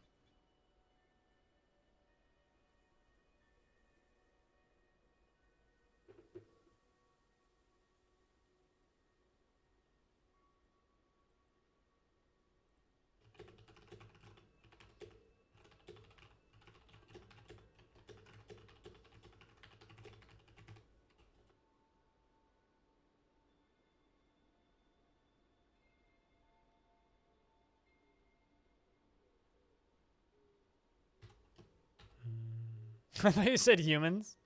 I often misread hummus as humans. Need empty bucket. Need a carpenter shop. Gotta pump out some buckets. Some splints. Alright, how are we doing down here? Alright, there we go. I think that's below aquifer. Nope. Never mind. No, it is. It ain't.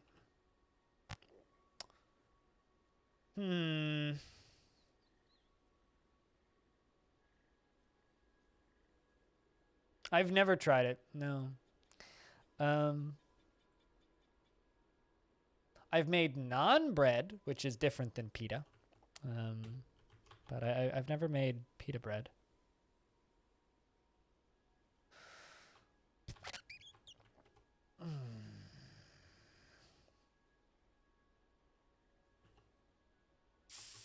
Let's just go one layer further. See if that goes through it.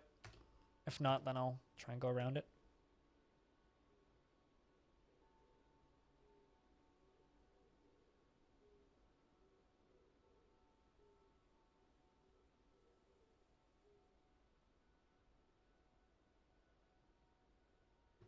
I mean, if you have it, you might as well use it. Man, that's a deep aquifer.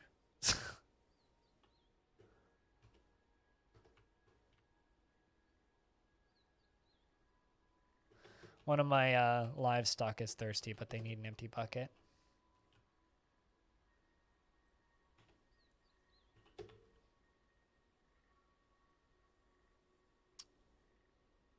are you drinking? Oh, you're just... Oh, I see. There we go. We do have somebody who's injured. His foot's broken. All right, well, I need another dwarf with carpentry then. We need to make a bed and get that dwarf inside. Let's put a hospital up here.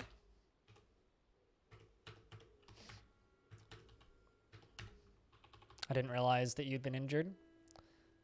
Let's give it to Ghost. You can be my doctor right now. Broken and dented? Yeah, I mean, it's just a broken foot. It's something that he can recover from, but we have to, like, get him in a bed and get him water. Or, yeah, he'll die. So let's do that. And a bucket. Let's also do a splint, crutch. And I guess I'll need to dig into that aquifer to get water. I mean, we could make this into this entrance here into a source of water. Could do that and then go up for our fort. That could be cool, actually. So let's do that.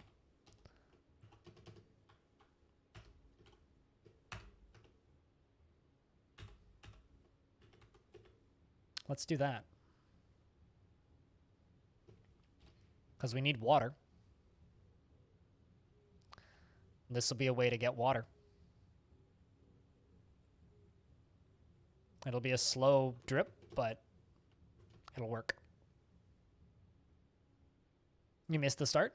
We're trying, or I want to avenge the dwarves who got kidnapped last week by those necromancers that we invaded. So we're going after those necromancers, although it's currently not listing them as prisoners. So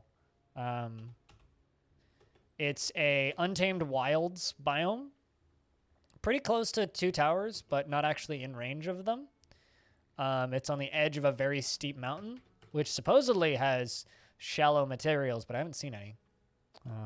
So that's kind of the current situation.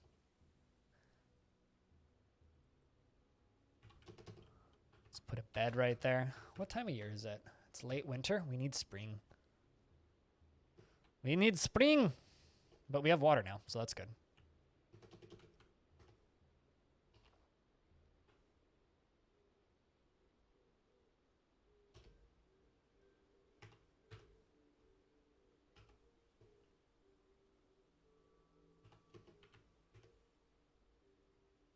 They got beards for insulation. And just big warm clothes. But we've got, or we had a necromancer experiment running around, which injured this dwarf up pretty good. Also, cutest ghost, I need you to have all of the healthcare jobs.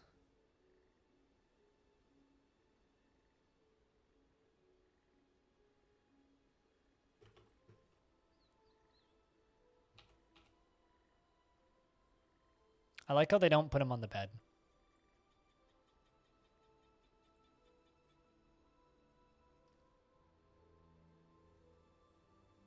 Have we made the buckets yet? Do it now.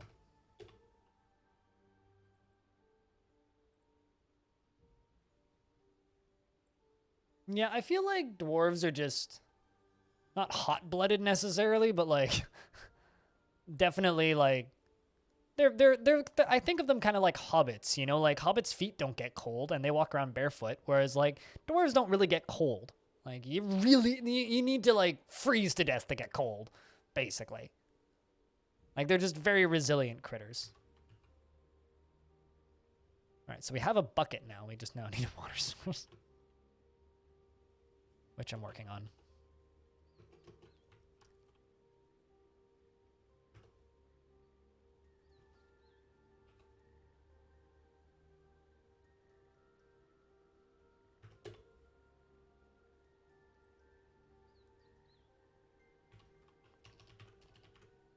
Put those beds down and we'll make that into a bunk room.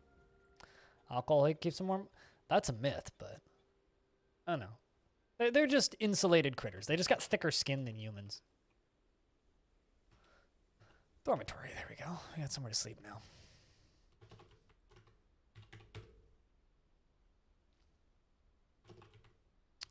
Actually, let's do table.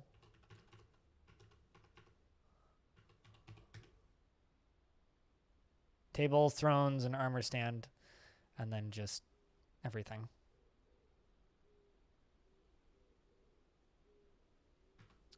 Well, we're in early spring. So hopefully shit melts soon. We're still waiting on that snow to melt. That's filling slowly, which is nice. Does this count as a water source yet? Not yet.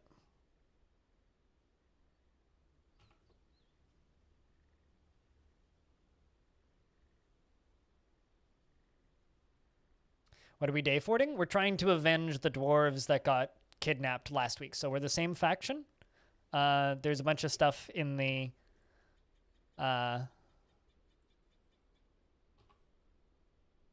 document about the fortress currently.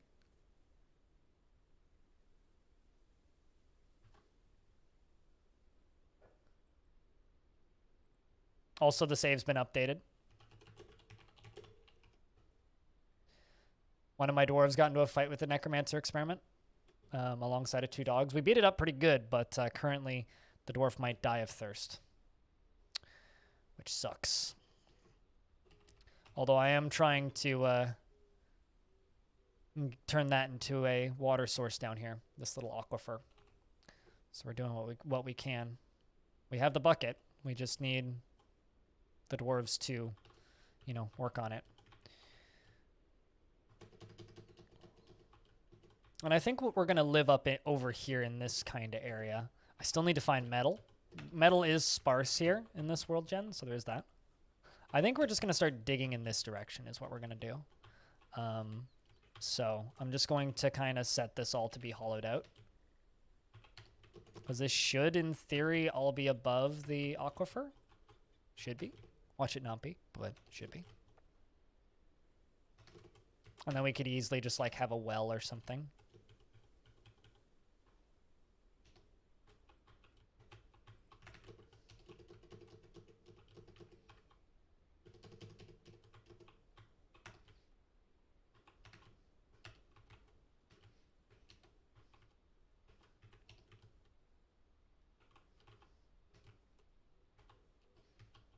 And then I can do some fun shenanigans with this hallway.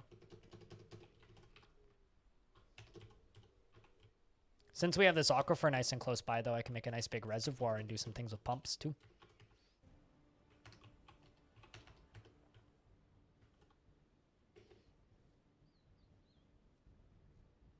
It's made from fairy blood of Bismir, and that's probably why they're always warm. What, what, dwarves? Huh.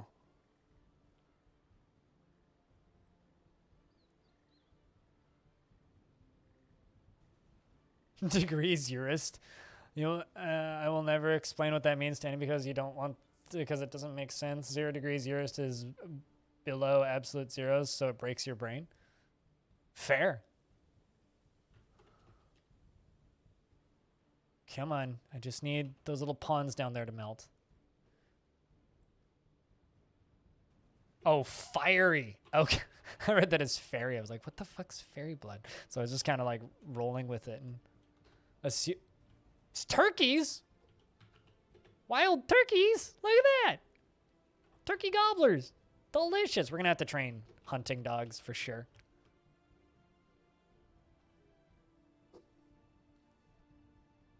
Yeah, I totally read that as fairy. Need water source. Come on, dwarves. That's got to count as a water source pretty soon. Uh-oh. Game seized up. I don't know what that was for.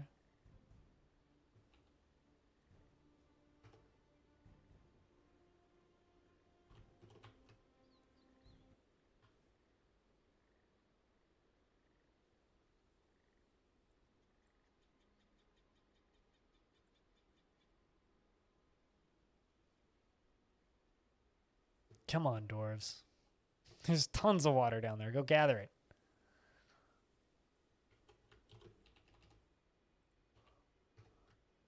Although we're into early spring.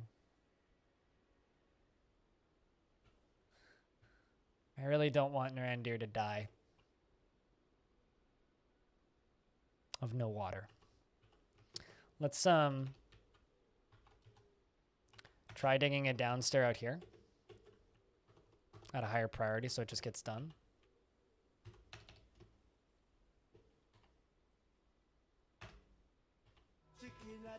Hello, Belug.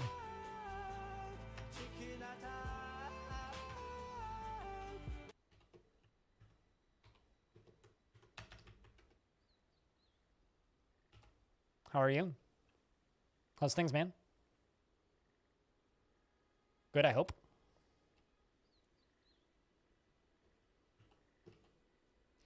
There, hopefully that'll fill up quicker.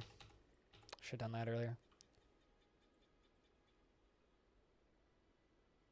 I'm doing all right. Blood sugar was out of whack this morning when I woke up, so I felt like trash.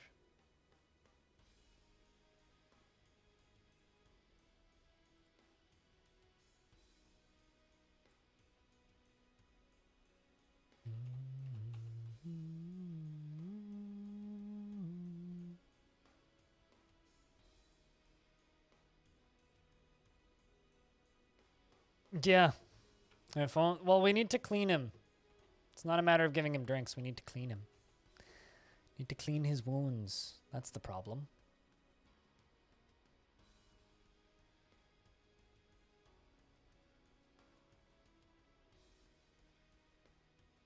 That's good.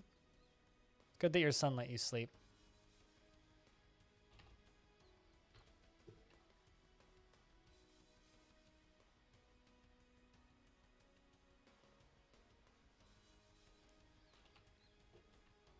Oh, that was to gather a boulder. I was really hoping that that was to get water. They keep trying.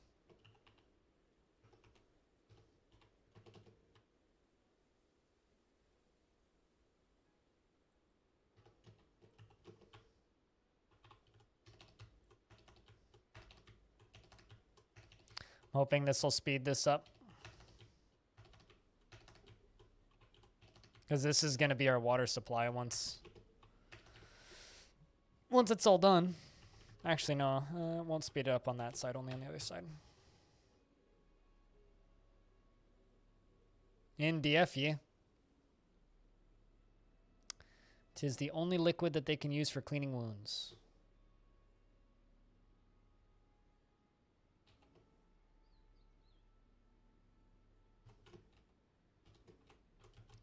Come on, I just need one of those pools to become liquid. Come on, game. We're in early spring. Everything's melted. Melt the water, please. The second the water melts, we're good. That's all that we need. And he's dead.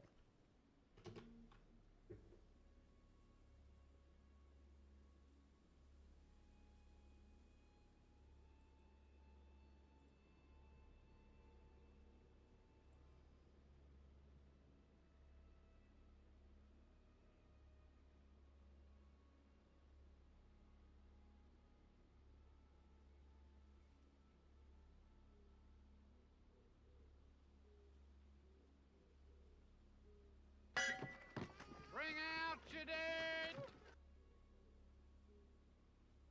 I'm going back and forth with somebody on pricing for G27 racing wheel.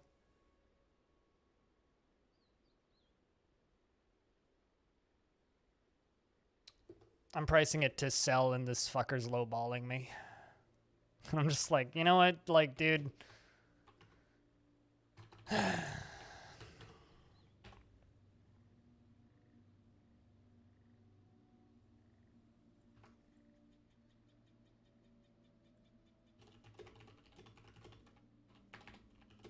Yeah, if I just dug...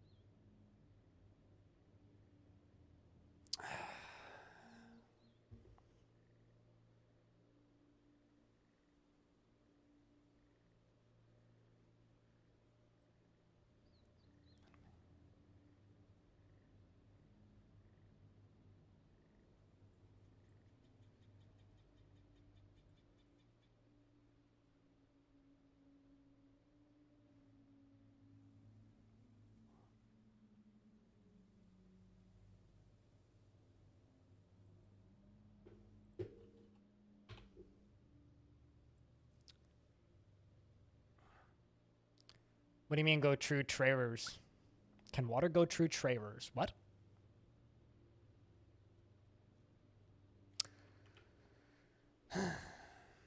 Stairs? Can water go through stairs? Yes. It can flow downstairs and will flow downstairs very quickly.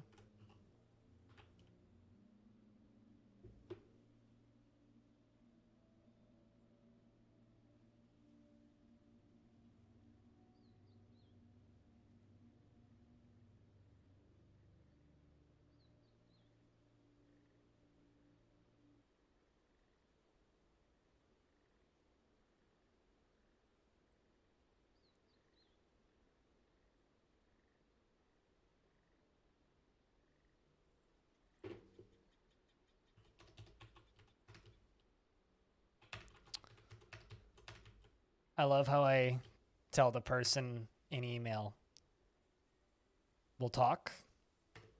Because I'm selling a bunch of stuff on Craigslist right now. I'm like, we'll talk after 3 p.m.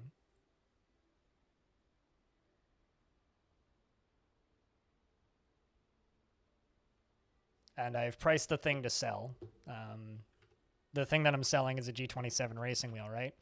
Normally, those things go for easily $200, but often they're way more expensive than that, like closer to $300 for the full set. And I've priced it at $200, and this fucker's just like, I can bring 140. I'm like, nah, fucking $200 or fuck off. I'm pricing it to sell. I want to get rid of this shit, so I'm not negotiating. He's like, just trying to save some bills. I'm like, same here, man. Fuck off. You want to buy it? You can buy it, but Don't fucking try and negotiate, because I will go with one of the other offers I've gotten. Did I need 200 bucks? I'm trying to get rid of hardware more than anything to make space, because I live in a really small apartment, right? It's more about, like, if I desperately needed money, I would have tried to sell it at 350. If you want to give me 200 bucks, I won't say no. If that's what you're asking. It's more of a, I'm trying to free up space in my apartment, and I'm storing all of this hardware, and I don't want to store this hardware anymore, and I never use it.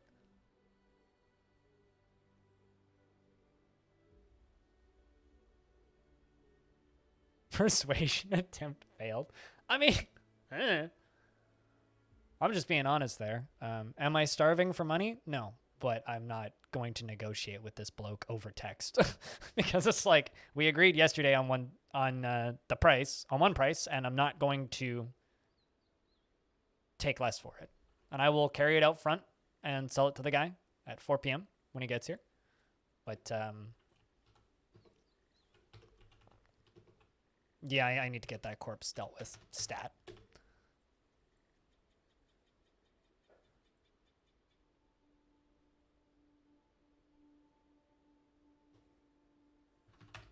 Yeah, I mean, sad dwelling upon somebody's death.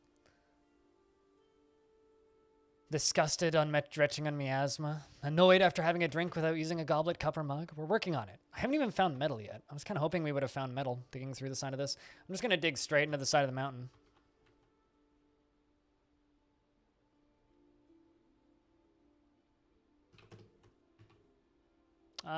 No, that's not what I want to do. There we go.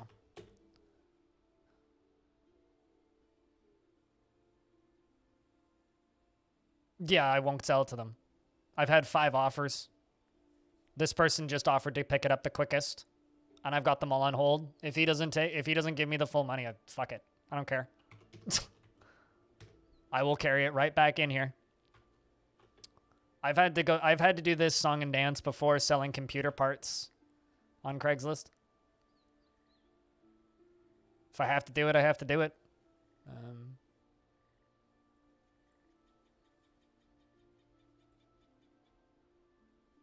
No mugs equals worse.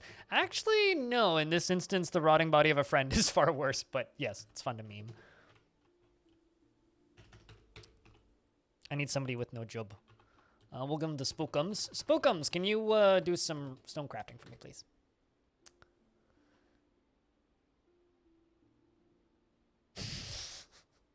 Nine out of 10. Wouldn't afford again.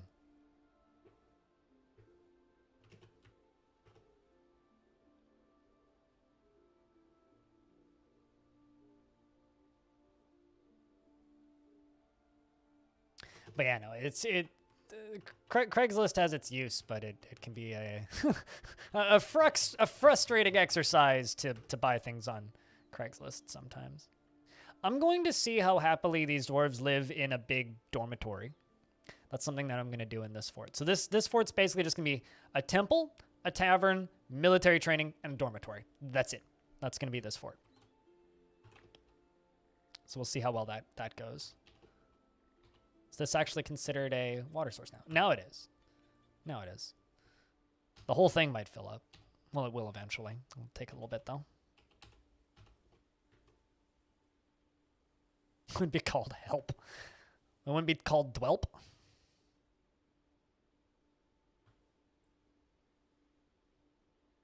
I think it would be called dwelp. Dwelp. Man, could you imagine, like, someone needs to make that fan art. Just, like, Yelp reviews written like Dwarf Fortress. I feel like that would be kind of amazing.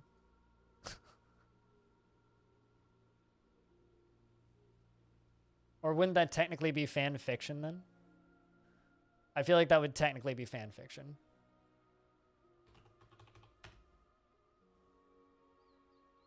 Satire?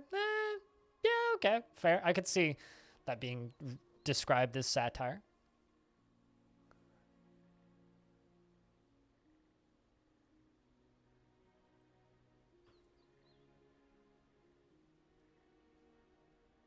Satire works. But I would totally read that. I feel like that would be amazing.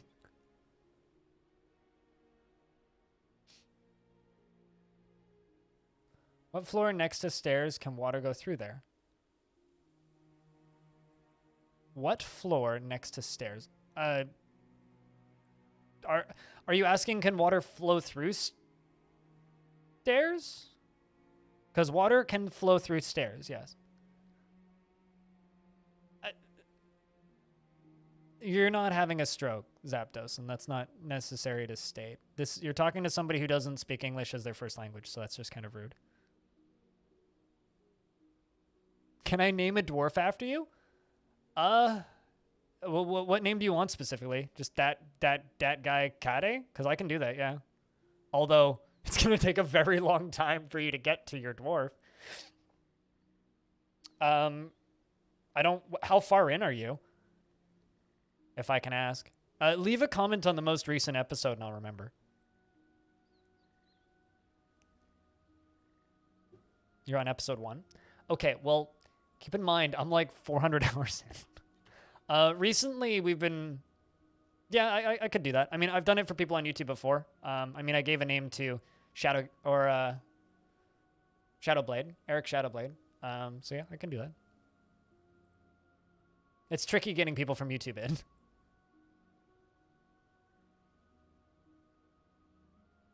Oh, whoops, DJ.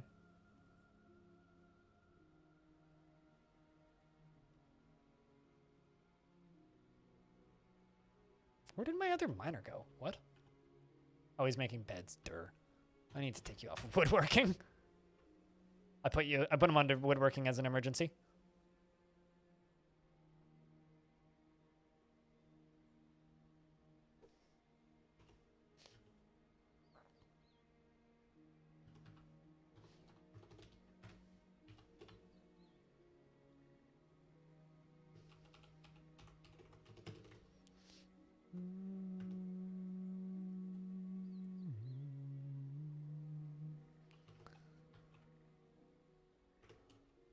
And because I was just throwing jobs on people earlier, taking carpentry off of you, I just want you doing woodcutting.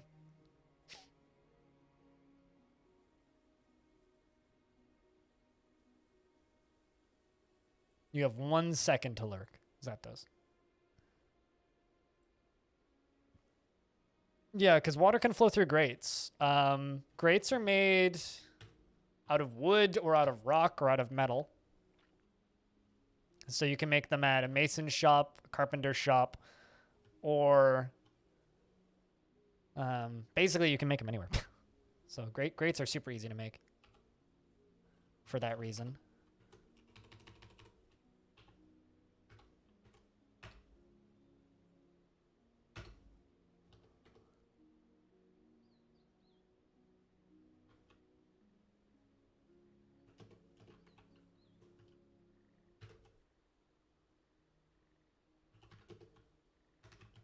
Curious what kind of animals we have floating around. Horay marmots and eagles. We're going to get a wide variety of animals because we're technically on 5 biomes. Although 3 of them are the same. So we have a temperate swamp and a saltwater temperate swamp, which are basically identical except one the water is salt.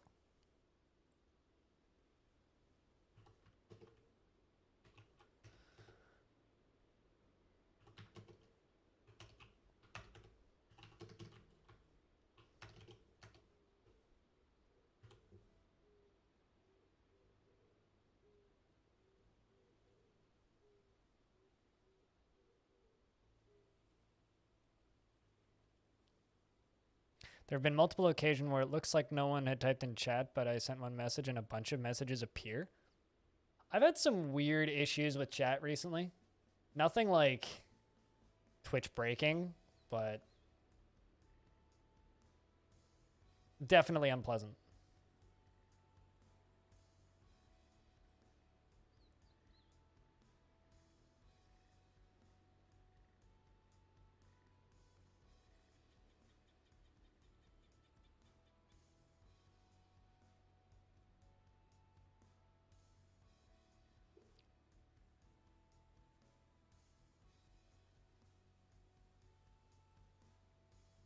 Marmots are like big squirrels. I've seen marmots in real life. In fact, I have pictures of them. Let me see if I can grab a picture of the marmot that I saw. But yes, they are a large rodent. Aren't they the biggest rodent? Here, let me grab you a photo of the marmot that I saw.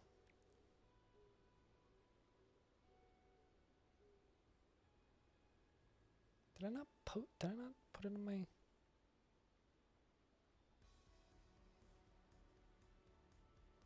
I swear that I had that on my computer. Must have posted it on Twitter. But yeah, marmots are, it's on my phone, I guess, not on my computer. Marmots are large rodents. And they live in kind of alpine regions. Capybara are the biggest rodent? I mean, marmots are up there. Marmots are like fucking yay big. Bigger than my camera. Ow. Smacked my elbow.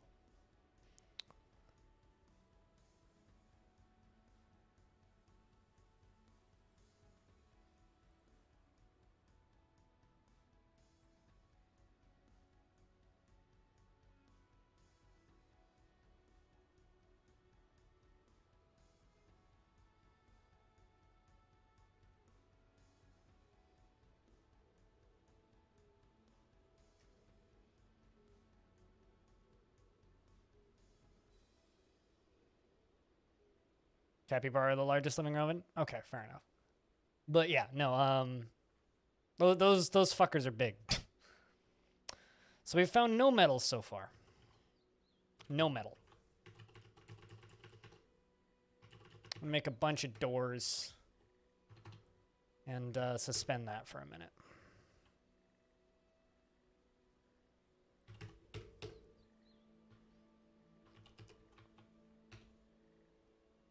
Let's just smooth a little bit of tile over here. Here, I'll show you a picture of a marmot. Not my picture of a marmot, because apparently it's not on my computer, but these are marmots.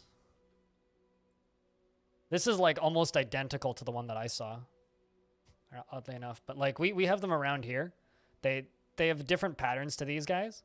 The ones that we have around here look a little bit more kind of like, a little bit more like this guy, like this guy. Those are marmots. They're kind of adorable. They're the size of like a pug, like they're a pretty big creature, but they're extremely stupid because their only natural predators are birds. So like eagles basically, which is the other fucking things we have around here. So we got marmots and then we've got eagles, which is interesting. Oh yeah, they're very cute. They're like a giant guinea pig, kind of. I'll bet you they taste good. Hey Ozzy, what up, dude? It's good to see you. How's stuff doing over there in your part of the world?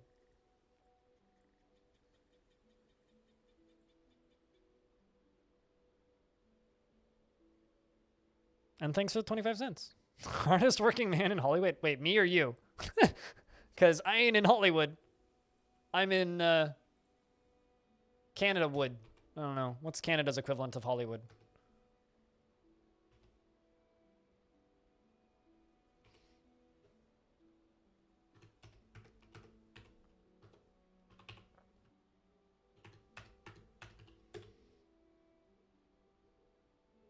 But thank you.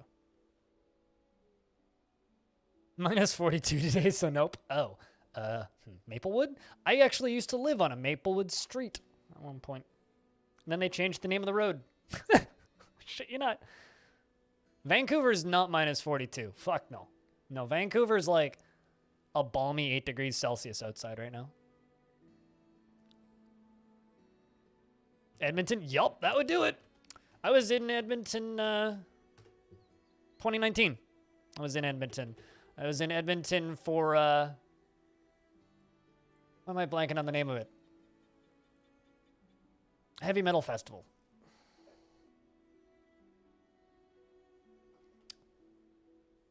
Whoosh.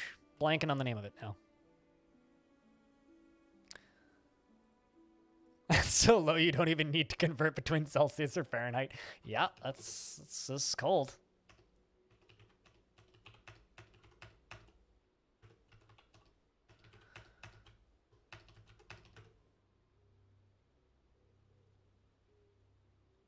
But yeah, no, we destroyed the park.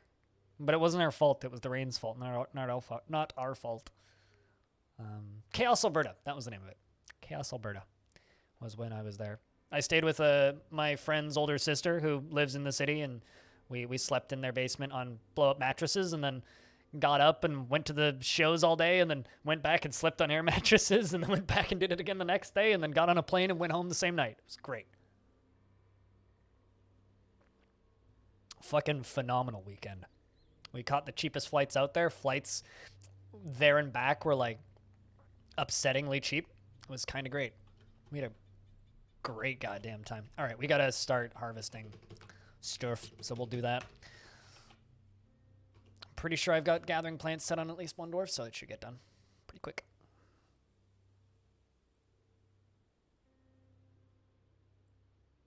Yeah, I mean, I wouldn't be going outside much in that. Unless you really need to. Unless you're going outside to, like, melt your pipes or something.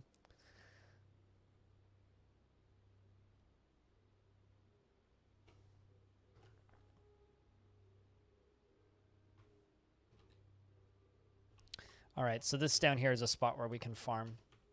So we're going to dig down to that.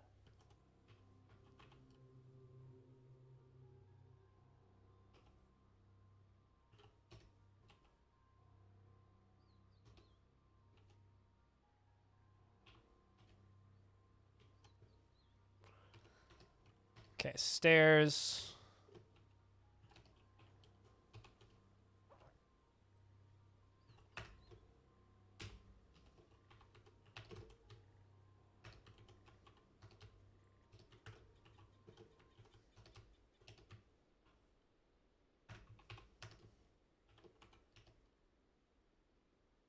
Yeah, that'll work.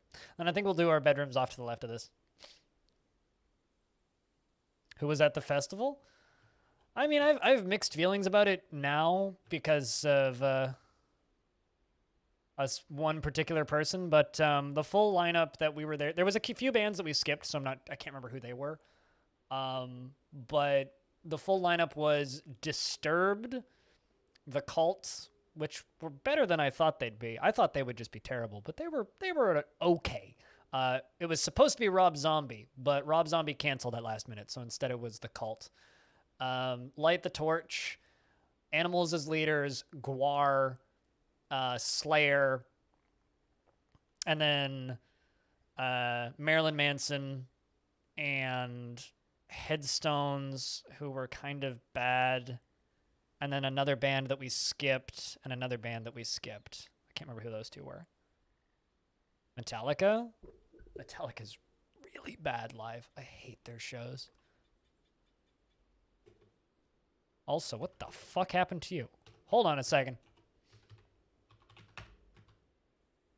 Small feathered humanoid. It has a twisted, jointed trunk. Its feathers are fluffed out, and this night creature was first created by the dwarven necromancer Shorthast Hawksealing.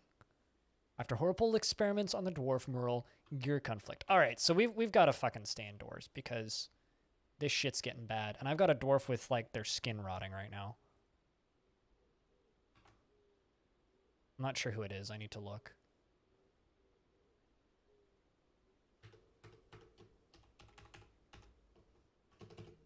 It's manufacturing monkeys. Let's get these doors in place. We also need to get these dwarves training. The demon was talking. It says I must withdraw. Where did it go? Seems to be leaving. Nope, it's coming back. Oh wait, how many of the dwarves are resting? Cutest and Spookums are both injured, but we have plenty of water now. All right, well, let's swap out the... Cutest is a lover. I need to check who that is. Let's swap it out to Reinhardt. You can be our chief medical dwarf now.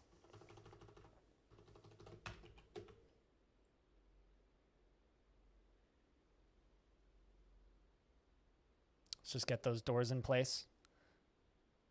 And put a food stockpile up in here just for everything. Doesn't matter what, just for everything. Ugh, there's rotting flesh on them.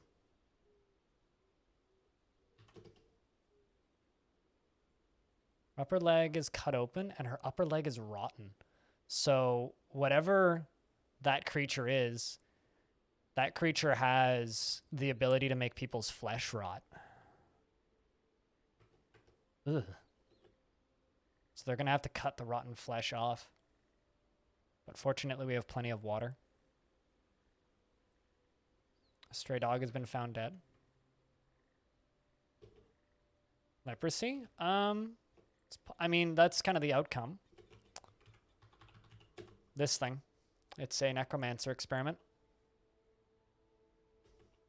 We need cloth to tend to wounds. Fuck. Why didn't I bring cloth? Okay, here's what we're gonna have to do. A loom. And a farmer's shop.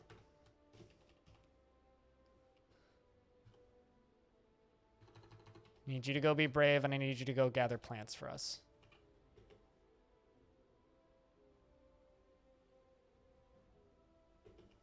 Tis indeed a very evil H. And most of my dwarves are in trouble right now. This could actually end very quick, because I didn't see that one come onto the map, and I wasn't paying the most attention.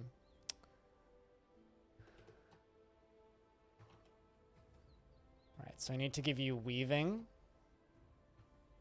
and spinning.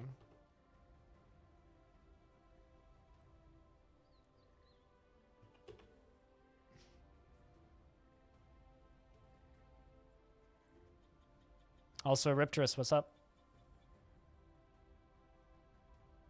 If this doesn't work, I'll reclaim this same spot. So if these dwarves all die, we'll reclaim the same spot.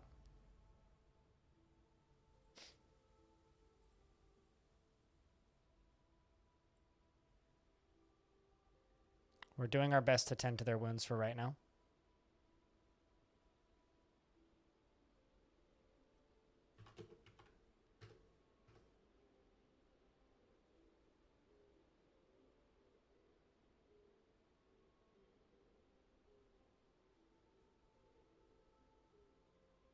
.5 feet, 15 centimeters of snow expected.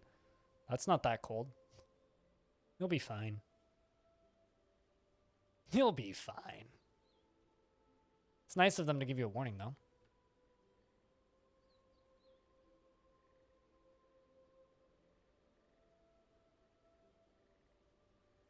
Isn't most of the Netherlands below sea level, I thought?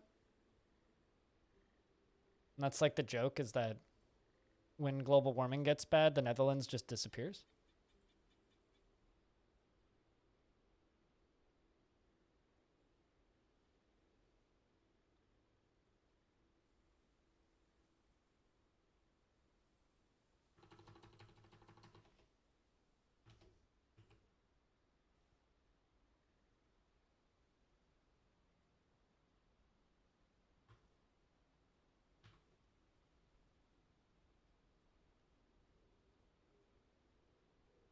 Good time for a migrant wave? Oh, a migrant wave right now would save us completely.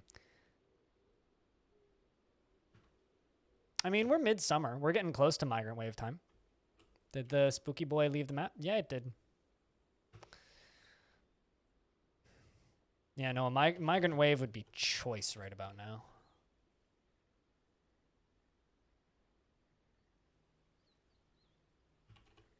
Also want to set this up before I forget. More just to remind myself than anything. I want to have a bridge to be able to close that, because our defensive line's going to be over here.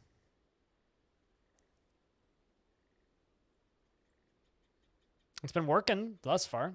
Might as well keep it going, right?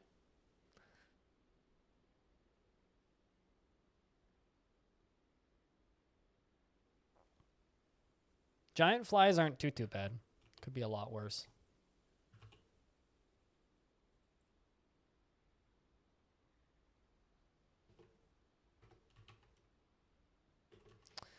Let's also give you spinning.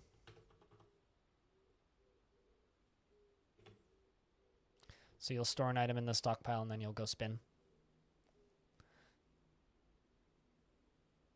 It's plant processing, I think, actually.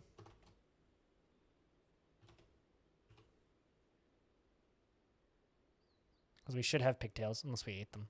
Hopefully we have pigtails. Just ew. Oh yeah, totally. Oh, there we go. Weave thread into cloth. Perfect. That's what we need. Excellent. That's exactly what we need you to do. Good thinking, Dwarf.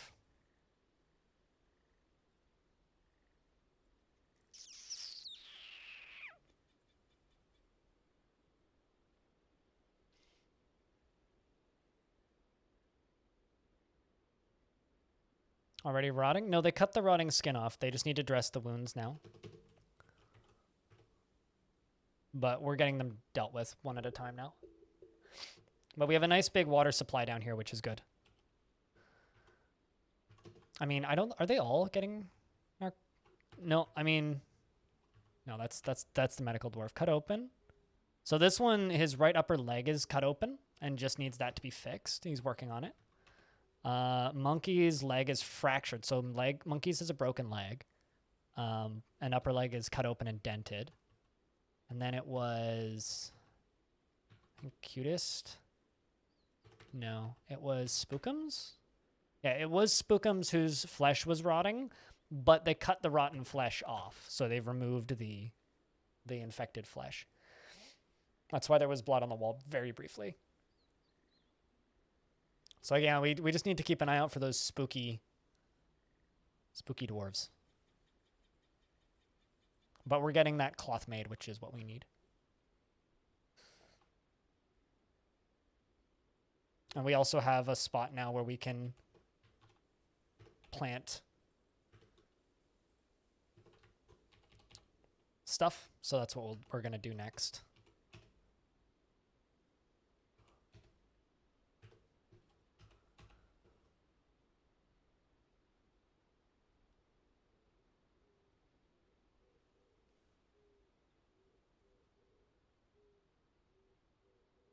The old 1,000-degree knife treatment. God, I hate those videos so much. 10,000-degree knife versus butter versus plastic. God, I'm so happy that ceased to be a thing.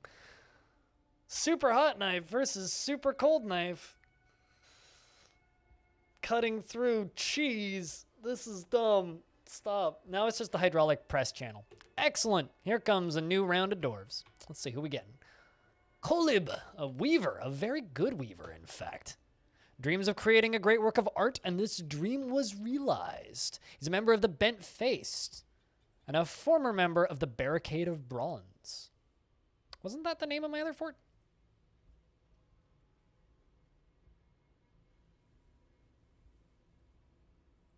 Yeah, so this dwarf's from my last fort, from last week. There is no room for mercy in this world, he says. Well, welcome. How about you? Lead. Well, it's a very apt name for a metalsmith. Is it just the two? I think it's just the two. No catch up with the VOD. Good stuff. You have a good night's sleep. Does anybody want a dwarf? Does anybody want to join the fort? We have 2 new additions to the fortress. The fortress. Actually, are either of them any good at doctoring? No relevant skills. Okay, that's fine. I mean, Bastet, you still have a living dwarf in this world, so I'd rather give it to somebody who doesn't. Like FCW. Oh. He feels satisfied remembering creating an artifact. And so, okay, so they lose all of their stress in a new world, but they also remember positive moods. That seems interesting. Is a worshiper of Doran and is 86 years old, born on the 1st of Slate in the year 267. His nose bridge is incredibly concave, and his very large, irised copper eyes are very round. His sideburns are clean-shaven, and his long mustache is neatly combed. His long beard is arranged in double braids, and his hair is clean-shaven.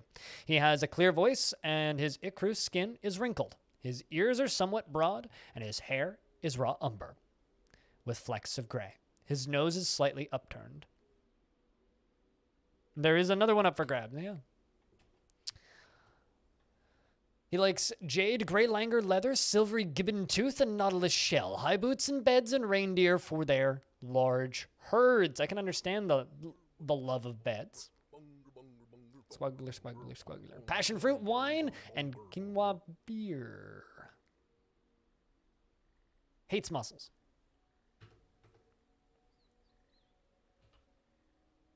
Welcome to the fort. And the other one, who's led, the metalsmith, Shibboleth. She is a worshipper of Doran. 58 years old, born on the 15th of Glenna in the year 295. She has a square chin and her clean shaven, and her hair is clean shaven. Her ears have small lobes and her hair is raw umber. Her skin is brown and her eyes are copper. Did the evil human leave? Well, they're not humans. They were once humans, but they were tortured into being new creatures. Did the evil creatures leave? Yes. She personally finds the whole idea of introspection completely offensive and contrary to the ideals of life, and well-lived. And she finds the pursuit of knowledge to be a waste of effort, but dreams of mastering a skill. Are you dead yet? No, you are not dead yet, but Narandir is. And there's a dead dog. I'm going to give you plant gathering, though. Both of you. You have fishing. It's a travesty.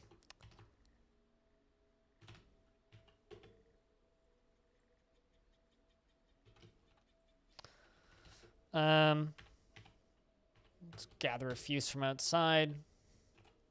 Let's put a corpse stockpile like down here. Let's get rid of that doggy corpse so they don't need to stare at it all the time.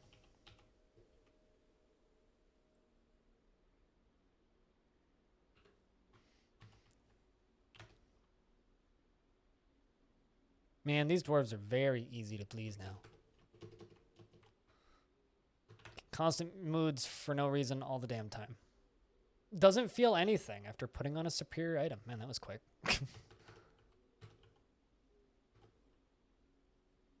Kind of god is Dorn?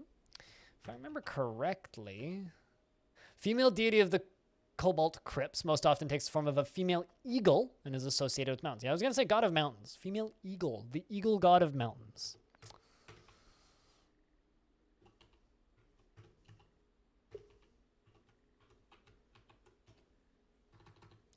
That's going to be my tavern. Oops, nope, not temple. Inn/tavern. The Gilded Pumpkin.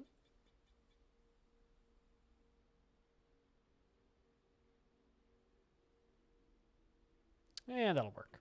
We can go with that. And we'll set that to residents only.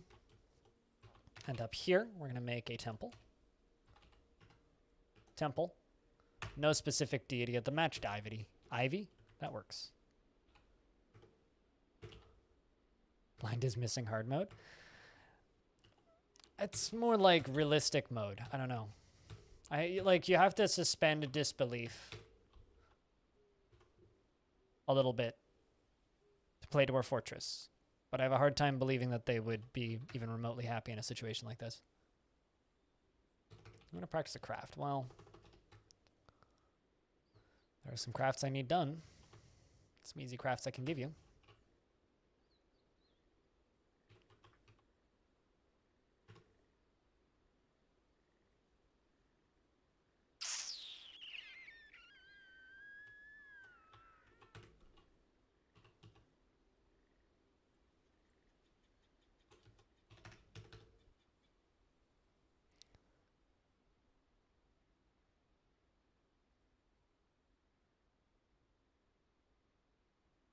Should have some dwarves get used to seeing dead bodies. Yeah, we gotta give them that habit. Just like leave some dead cats around.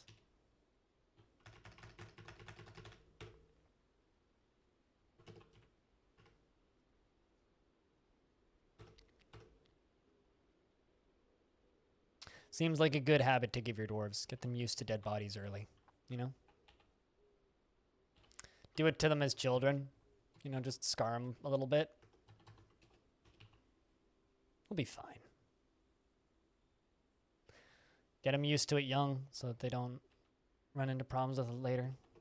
All right, so this needs to not be water source. This needs to be the water source. Even though it's not the water source yet, it will be.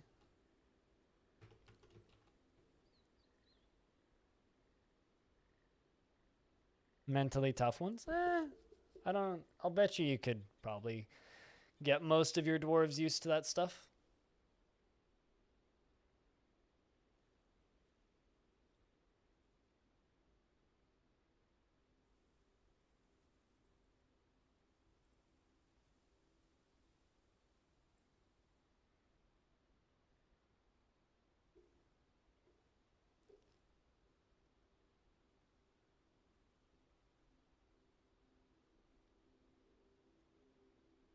Oh no.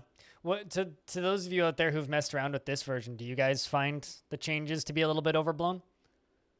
I'm curious as to what your guys' thoughts are on it currently. Because currently to me it feels a little bit ridiculous. The way it currently plays. No. I need pen. Oh, we have a KV pup. God dang it. And a named puppy. Who brought the KV? Well, FCW0 brought the KV pup and the puppy. Well, when your KV dies, I'm sorry in advance. Dwarves are all gathering plants. 2 dwarves in the hospital are healing up. They'll be right as rain, hopefully sooner rather than later.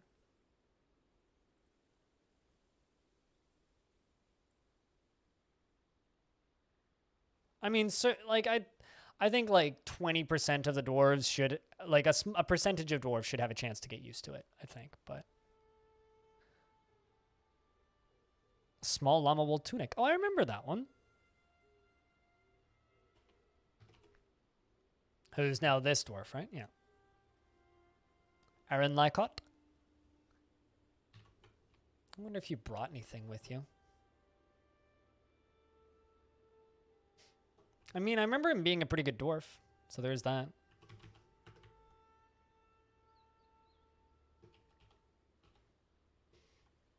Yeah, it was an artifact I kind of brushed over because we're kind of in dark times, I guess.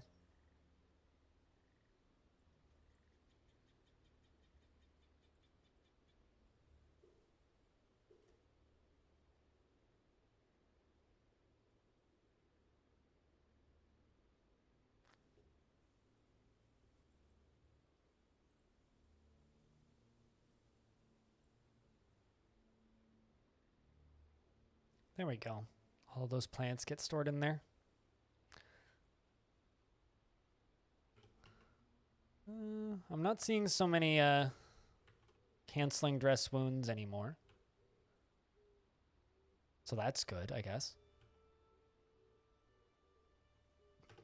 We're also gathering all of these plants. I don't actually need to gather this many. That was way too many. And I need to get some of this wood closer to us.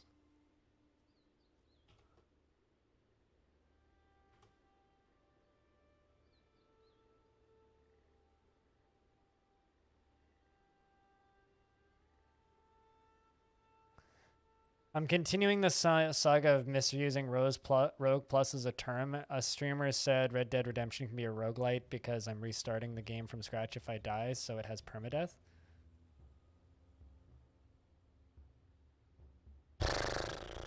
So did you set that streamer on fire?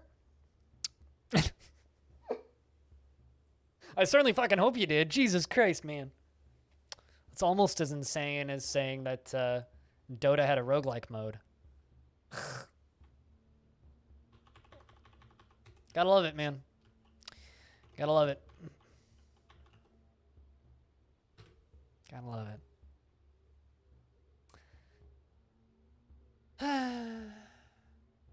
And this is why my genre is dying, man. I might just start calling proper roguelikes turn-based dungeon crawlers. I might just do that. Play this turn-based dungeon crawler. I don't know what else to do, frankly. My genre might as well not exist anymore. It sucks. I think this is going to be our central staircase right here. Right there. I like that spot. I'll just leave it queued up so I remember. Yeah, I mean, so is PUBG. Trees. So is PUBG. PUBG is like my favorite example of a roguelike. What's wrong with roguelike? Absolutely nothing. People are just, like RPGs, killing the genre by misusing the term. There's nothing wrong with roguelikes. Roguelikes are my favorite subgenre of games. I love roguelikes. Proper ones. None of that newfangled new shit. Like Binding of Isaac. There's nothing wrong with roguelikes. What's wrong is people calling things that aren't roguelikes. He didn't know what I meant. Oh, that's funny. I just realized I don't have seasonal saving on this version of the game.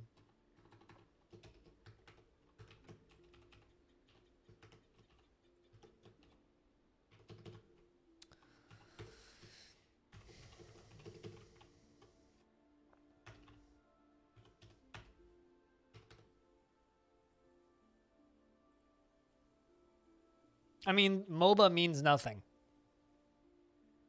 MOBA is a term that was invented by Riot Games for the existence of League of Legends, to give it a genre of its own, to make it seem unique. MOBA means nothing.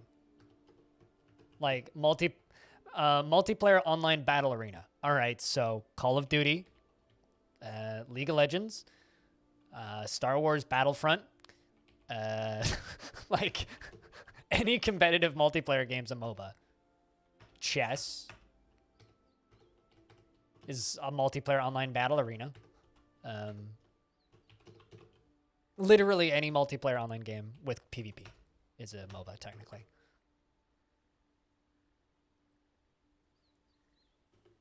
No, but for the thing is, like, I have a command for this, Rags.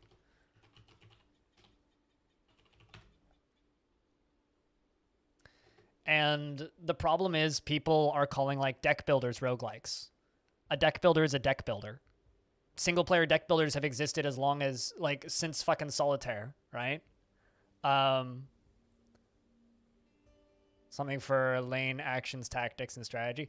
I mean, they're a subgenre of RTS, right? It's like a character action RTS, kind of, is how I think of those games. But yeah, I mean, that could also work. I don't know. I mean, like, we've had this problem since, like, classic CRPGs and, like, the death of the PC RPG and the birth of the Bethesda-style open-world non-RPG thing.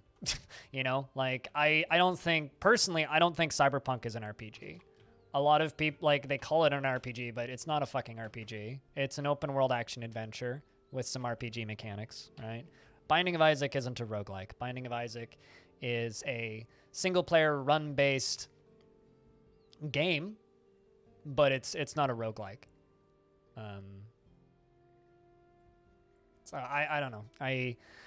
I'm a genre stickler for music. I'm a genre stickler when it comes to games, and it's a losing battle, and I've given up. It just makes me sad now when I hear about it. Like, I love Risk of Rain 2, but it's not a fucking roguelike. I love Risk of Rain 1, but it's not a fucking roguelike. Neither of those games are roguelikes. But what can you do? The answer is not a whole lot.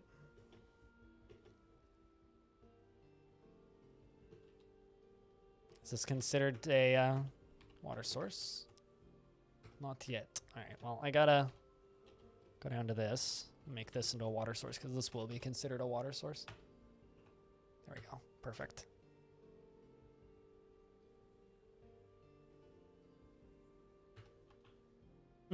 I mean, like, fucking God of War, that new God of War is amazing as a video game. It's a beat 'em up.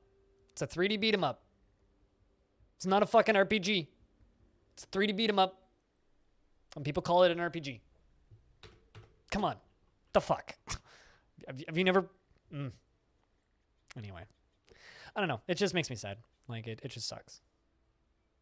Really? They did? You know, CDPR makes me upset. I was never a Witcher fan, period. Like, I like the Witcher TV show. but I like it because it's a good fantasy TV show, but CDPR has no hands in that. And I don't know. I've kind of like, I was kind of indifferent about CDPR.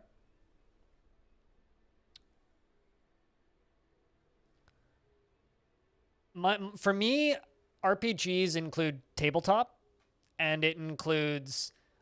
Okay, in order for a game to be an RPG, you have to play a role as a character. You have to have freedom as that character and build on that character, right? You can definitely have an RPG where you play as a designed character, but you have to play as that character and be able to role play in a direction that you see fit for that character. Does that make sense? That's a role-playing game. So anything that fits into that is that. Games that give you the illusion of choice or false choices is not a role-playing game. The Elder Scrolls games are open-world action adventures. There's a big difference between an adventure game and a role-playing game. Disco Elysium is a role-playing game. You can build that character the way you want to build it.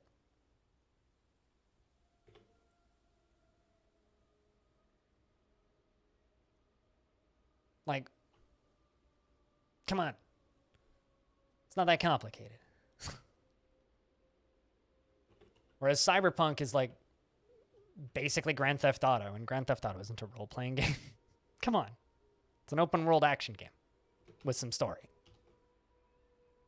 Although, they're never going to make another one of those with stories, so does that even count? I don't know, man. Like Dark Souls games, those are RPGs. The Dark Souls games have RPG elements because you can just go and kill a fucking major story NPC. Dovahkiin is not a character you have control over. You have no ability to impact the world or the outcome of the story. No, those are JRPGs, which is something different. JRPGs are a different classification in and of themselves. I'm not talking about JRPGs. I'm talking about RPGs. But I don't want to have this discussion. I've given up on this discussion. I've talked to people about this before, and I had kind of a I give up moment a couple months ago. That's what I just said, Zapdos. I said it's a JRPG, not an RPG. So no, I don't want to talk about genres with people anymore because I have my opinions, and a lot of people disagree with me on a lot of my opinions, and I'm tired of arguing with people on these subjects, so I'm not going to even go any further with this. You're rich, congrats! What are you going to do with your newfound riches, Aqua?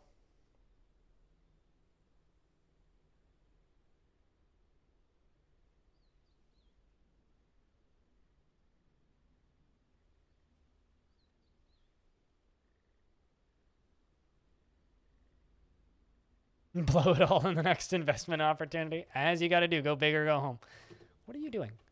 You're reciting poetry. The Lull of Volcanoes is an example of the cyclopean fragrance.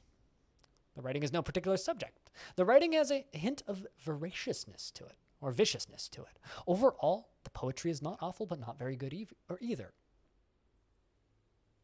The concerning lover originating in the contested tusk. Not sure what that is. I mean, you can bring it up. I'm just not going to take part in the conversation anymore. If you guys want to discuss it amongst yourselves, you can. I've given up.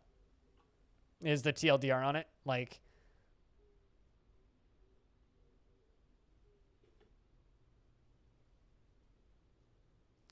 it's the same problem I have with music. Music has become very focus tested. Video games and genres are also very focus tested.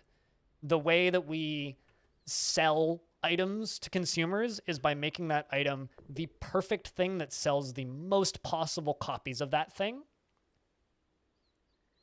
as effectively as possible. So they will attach all labels to it to make that thing as sellable as possible. So it doesn't matter if the description of the game is accurate to what you're actually doing in the game. What matters is the description of the game appealing enough and cool sounding enough to make you buy it. It's the same with music. So most top 40 in pop music is a husk of what those genres once were. a lot of popular hip hop removes a lot of the meaning and the culture from the genre and replaces it with just nonsensical tosh to make it sellable, right? And that's similar with video game genres. When you dig really deep into the game genres, and every now and again you get a good hit in something like an RPG with Disco Elysium, where it's a true example of that genre and a perfectly made one. But the ones that are focus tested into that genre lose a lot of that in the process to be a as sellable product as possible. They don't want to make a genre piece. They don't want to make art. They want to make a thing that sells because that's what shareholders want, right? So in a lot of instances, the big popular games are always going to be very watered down versions of the genres that they inhabit because their whole purpose is selling it to you. Mass Effect, beautiful series up until the end. Beautiful series. Stops being an RPG the more you go into it. They remove all of the RPG mechanics as that series went on. Are they still great games? Yeah, but they became third-person action games, not a fucking RPG. Great story, but it's not a fucking RPG by the end of it. When you go back and play old BioWare games, those are RPGs. But they stop at a point because they wanted to sell it to a bigger audience. Because the more obtuse mechanics of a proper RPG don't appeal to a common audience, so they water it down and water it down and water it down and water it down and water it down and water it down and water it down and focus test and focus test and focus test until you just have a sellable piece of content.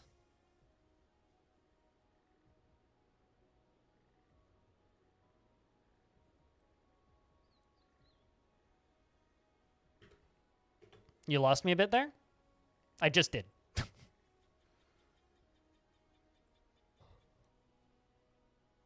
Skyrim is an open sandbox. It's a good one. It's a great one.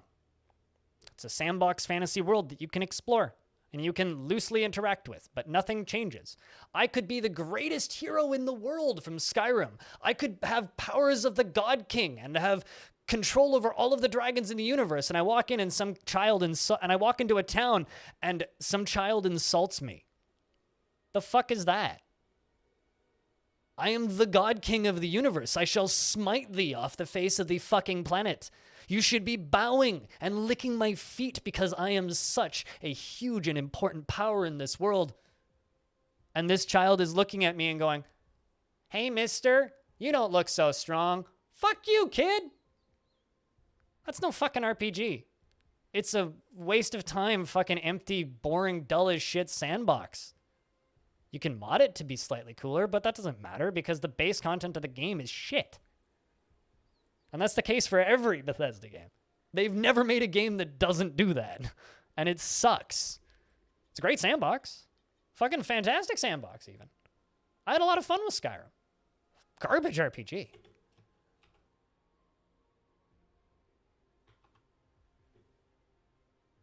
And lots of people disagree with me. I never played New Vegas because I played about an hour of Fallout 3, and it controlled so horrendously terrible that I never wanted to play another Fallout game ever again, and I haven't. You can enjoy Skyrim. Don't let me take away any of your opinions. I liked Fallout Tactics, and I liked the bit of Fallout 2 that I played, but my mom didn't let me play Fallout 2 because she said it looked violent.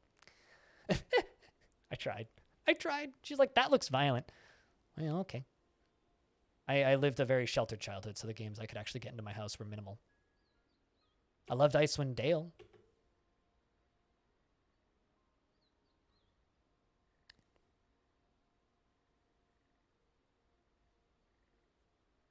Yeah, I never played New Vegas, so I can't speak to it. I probably would have hated it, though. Like, I hate to break it to you. Probably would have hated it. I'm going to make a couple splints and crutches. Process some plants. How are we doing for food? We got tons of plants. That got made. Let's just get plump helmets going on this one. And pigtails going on the other one. Alternating with plump helmets.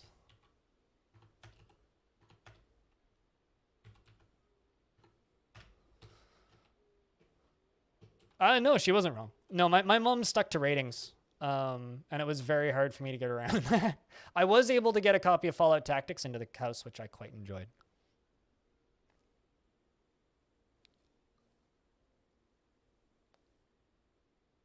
Yeah, I don't think I'd be able to get back past the bad parts of Vegas.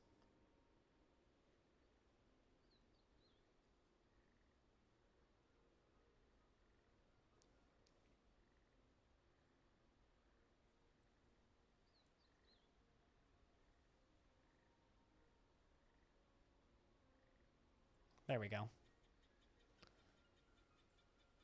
Let's hopefully make some more medical supplies. These poor dwarves. I'm not getting any job cancellations, though, so they need something, but I'm not sure what.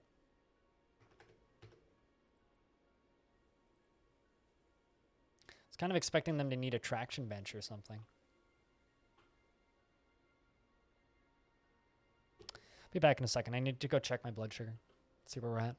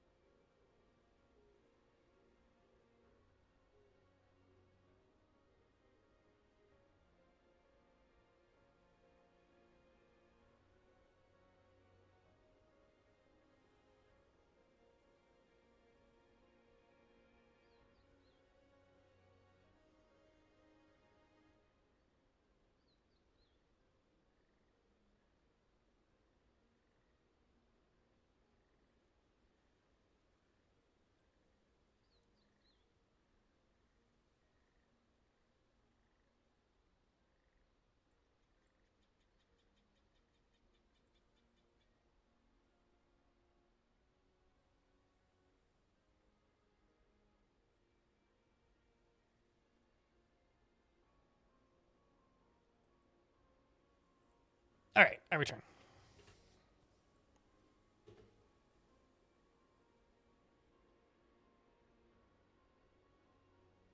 I love the ideas of community projects for the Fallout games and just Bethesda games in general, but I get so depressed when I look at them because people always herald those games as amazing and oh my god, Bethesda makes such good stuff. But I just look at that as a Bethesda Softworks makes a game and then the community fixes it. So they half make a shitty game and they know it. And then the community slowly, through free labor, improves it over time. Why don't they just make a good game? Like, fucking lower your scope and make a good game. Is that such a wild fucking thing to do? Like, maybe just make something that isn't garbage. Why is that such an impossible task? Just make a fucking good game. Yes, audio. Wah, wah, wah, wah. Indeed. I don't... Started going to shit? Okay, so, like, when did they start going to shit? They made Daggerfall. And then they went to shit. It's just... Okay, Daggerfall, and then Morrowind was the start of them going to shit. You could kind of see the outlines of where that was going to go bad beyond that point. I don't know. It's just... I don't understand why people sell it. Like, I love games with good mod support. Games with good mod support are phenomenal, right? You know, like RimWorld's a perfectly good example of this. Great game, but with its mod support, it's incredible, right? Bethesda makes kind of dull open worlds, but with mods, they're great. All right, so Bethesda makes bad games, but with the help of the community, they're slightly less bad? Nah, I'll pass. I never need to play that shit. I don't want to give them money in order to support that shit. I don't like that kind of practice. Just make a fucking good game in the first place, and I'm interested. Don't make a good game? I'm good. I'd rather just not play your game.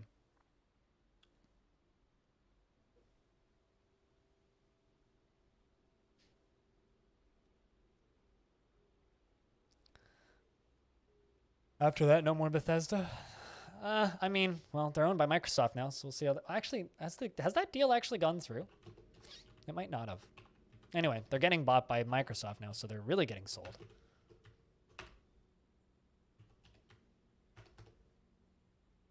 No, the deal hasn't actually been signed yet. That's why their games aren't on Game Pass yet.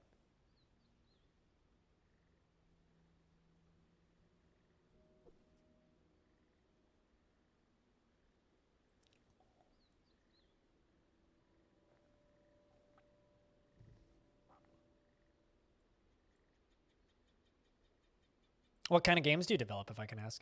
Some migrants have arrived. What time of year is it? Huh.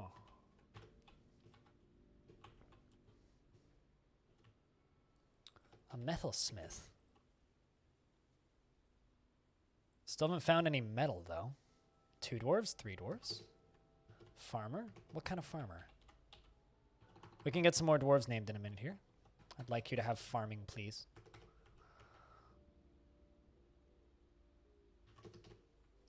A planter. A weaponsmith. A mason. Stonecrafter. Woodcrafter. Good stuff, good stuff.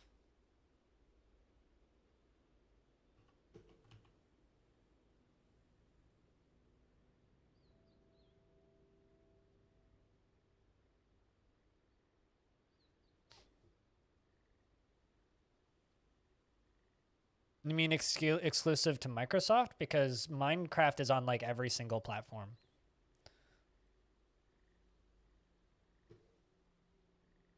Like, are you talking about exclusive to OS? Because Minecraft is literally on everything. It's on phones, it's on Switch, it's on Wii U, it's on Xbox, it's on PlayStation, it's on everything.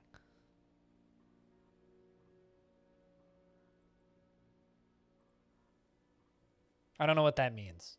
I'm going to be completely honest with you. I don't know what that means. As far as I knew, the Bedrock Edition, air quotes, was on everything. Like, on phones. And I'm confused about how that's exclusive. What exclusivity are you talking about?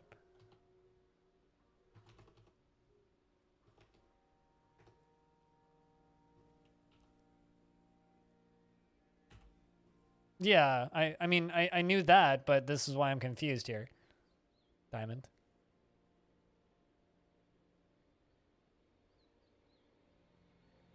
I mean, who fucking cares? Why the hell are you gaming on Mac? Shouldn't be gaming on a Mac. Just run it in an emulator, you're fine. Or use Java.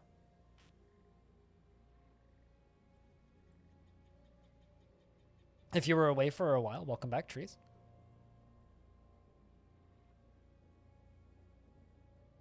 I don't know. I just think that that's a really weird example because like that's like the least exclusive I think I've ever encountered in Minecraft. It's literally on everything.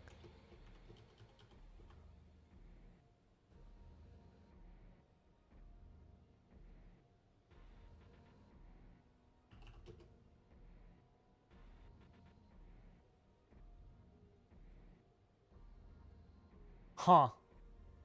That seems like almost tinfoil hat worthy. Hello once again, Night Witch.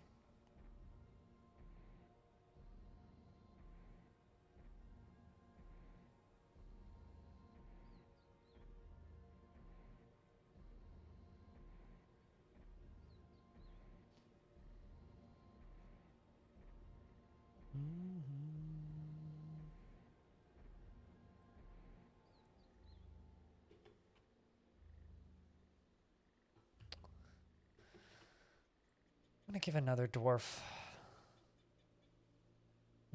Oh, I have more names available, by the way, if you want one. Just keep that in mind, chat. We're just in a weird spot with those injured dwarves because... Aren't I getting thirsty? What do you mean? I'm literally drinking water. Why would I be getting thirsty?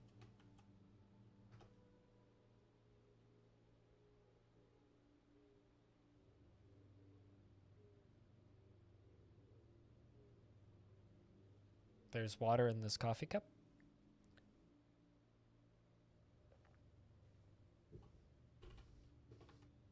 I alternate between water and coffee. So I'll have a cup of coffee, and then I'll have a cup of water, and then a cup of coffee, and then a cup of water. Often when I'll stand up, I'll also drink some water. Just because I don't have a command like some streamers do for it, no, I'm not thirsty.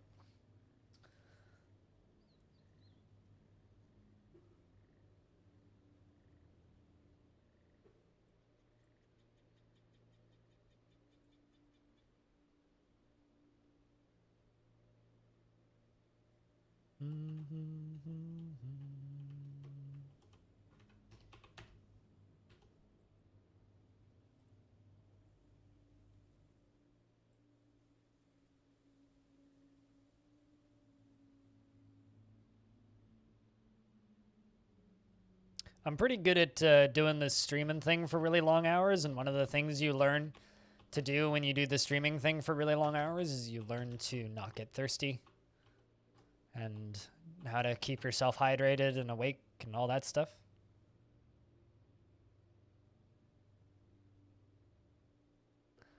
About piloting giant sandworms. We talking like Dune? Giant sandworms? Like what kind of game? We're talking like open world? We talking like level based, physics based? Like, I don't know. I'm just curious. If you don't want to talk about it, you don't have to, but you got my interest piqued with what that? There's a pool of dwarven rum. Damn, that doesn't happen very often. There's enough rum on the ground that it's spilled.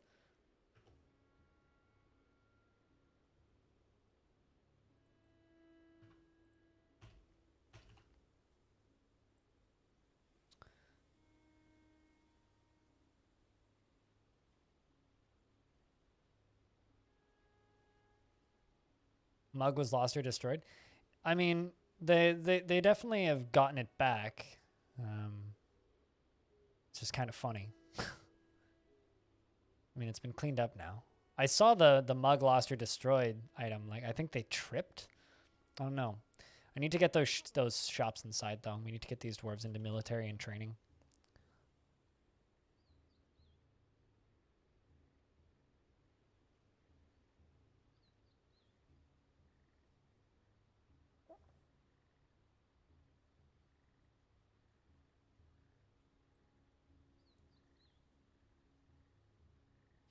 Still very worried about those dwarves who are in hospital. I'm trying to think, like, what else could I give them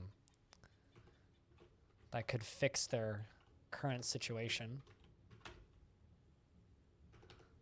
It's like, maybe it's splints, but I thought I made splints.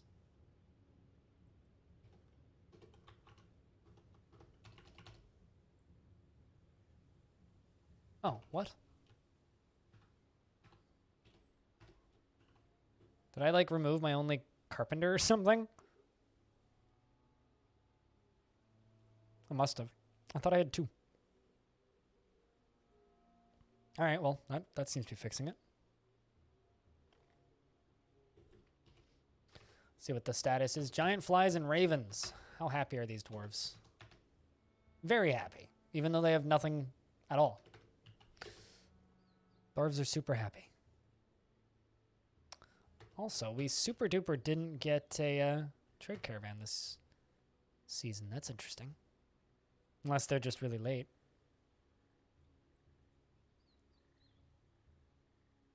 Yeah, they're having a hard time breathing. They've probably got infections.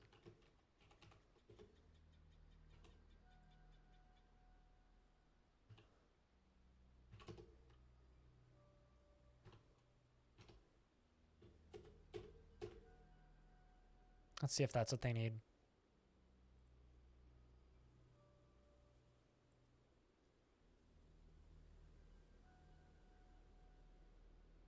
It's a really long distance to walk. Let the game just hitch.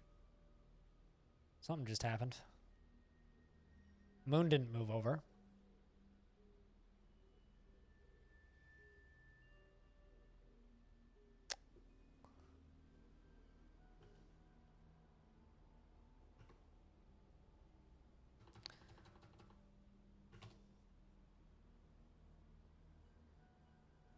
And put coffers in there.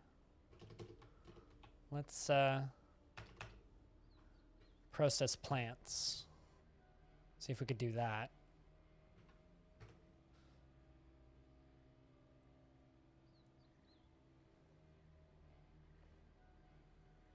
It's just kind of a question of like, well, what do I need right now?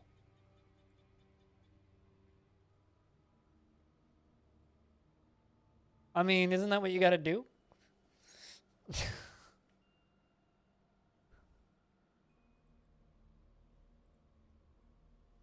Yeah, I think that's what we need.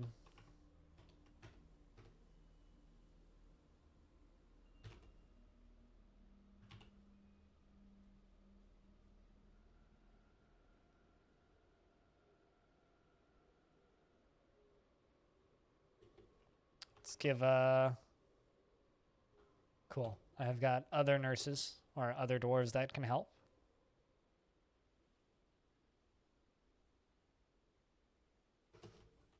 Let's cancel those two. So you can hopefully take that thread and come help us here. Oh, never mind. You're going to go sleep. That's not very useful.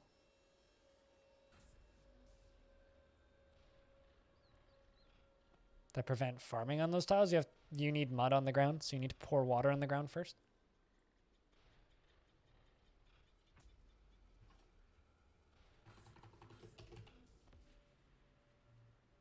Meditate on laws. Thinking about laws. Sometimes you just got to think about laws.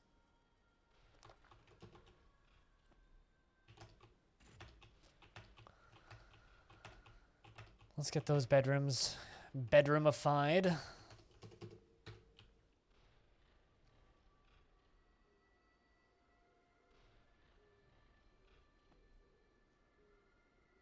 I mean, there are no dwarven toilets.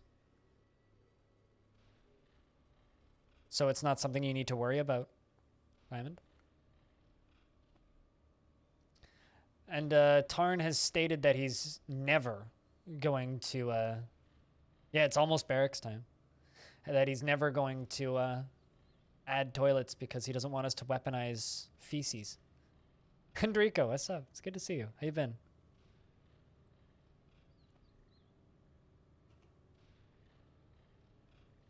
Okay.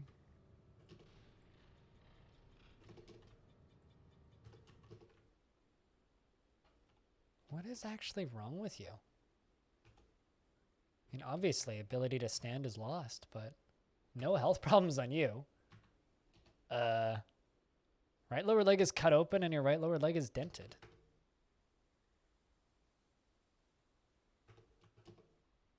That sucks. I feel like that's happening to everybody right now, and I don't know. I really wish people would just be more careful. Like, everybody's just so fucking casual about it now.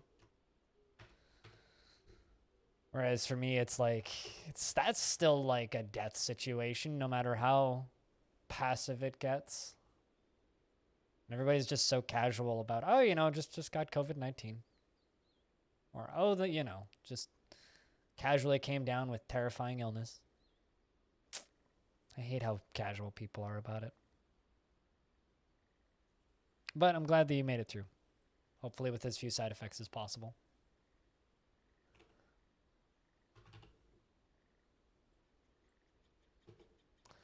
What am I missing? I mean...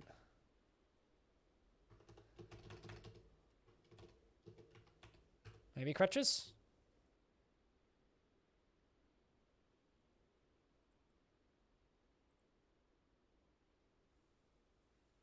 Got it from him?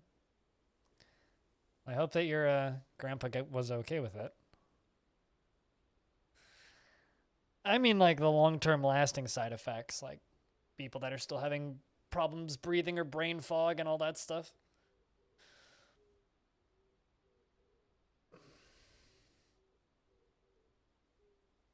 I don't know. I mean, I'm basically accepting the fact that I'm not going to actively be allowed to go outside until,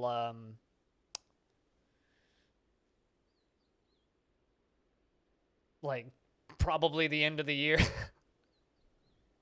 Because of how casual people are all about this. My favorite quote from the games industry about COVID-19 is from the producer of Genshin Impact, who was interviewed by Gamasutra, and they asked him, how did the pandemic affect your development? Did it like lower your, did it slow down your release schedule? Did you run into any like problems? Like did it make things worse for your development? And his response basically was, no, we worked from home for 3 weeks and then went back to the office. Didn't change anything. It's like, fucking, what? Why can't we just do that? Oh, right, because people are entitled shits that need to party. I mean, they were welding people into houses, so, you know, obviously don't do that, but, like, come on. Can't we just, like, go home for 2 weeks? Is that so difficult? Like, if everybody just stayed inside for a month, we'd be fine, but can't do that, nope. The world will literally end if we do that. It's frustrating. I'm just gonna start digging because I need to find me some metal. Let's just punch through this aquifer. Do a little bit of digging, see what we can find.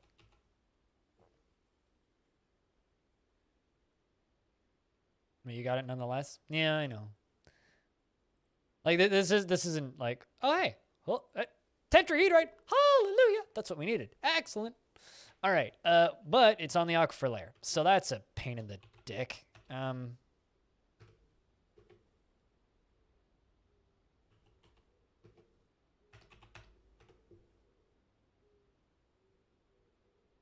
Yeah, and I also hate how casual you are about it, Hobo. It's like I get it, but I don't know.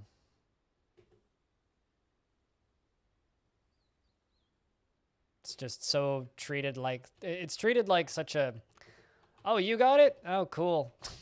kind of thing. Like, nobody treats it like a big deal, and the more casual people are about it, the less they care. And as somebody who's at high risk, it really sucks, because I'd like to go outside at some point. I haven't been to a restaurant since the beginning of last year. Most of my friends I just straight up haven't seen for a very long time, because I'm super careful, because I have to be. I don't go outside.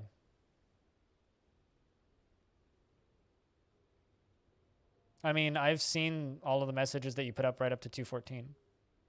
So, just because I'm not reading it. No, totally. You've got a totally legitimate point there, but it still sucks how casual people are about it. Control freak. Totally sucks. Doesn't matter if you can afford to stay home or not. You should take it seriously.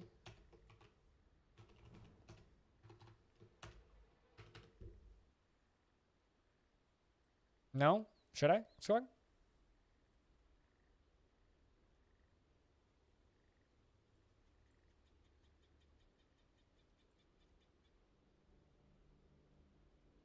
I'm not trying to go off on you, Hobo. To be clear. It's just... I mean, like, to be clear, I'm fucking lucky. Like, I get to still work. Live at home. But, like, man... It sucks how casual most people are about it these days. Like, my neighbors above me having a party. They had easily 10 people up there. 2 floors up. Easily. Cool. Yay, I can, like, see this date of when I get to go outside again. Just extending and extending and extending and extending and extending and extending and extending and extended and extending and extending and extending and extending and extending. People are still fucking complaining that our I want BCX. That's what I want. And people are complaining that our economy is in trouble. I'm like, you're complaining that our economy is in trouble. Oh my god. That's what you're worried about? Cool. I'm over here worrying about dying. Exactly, Boots. Exactly.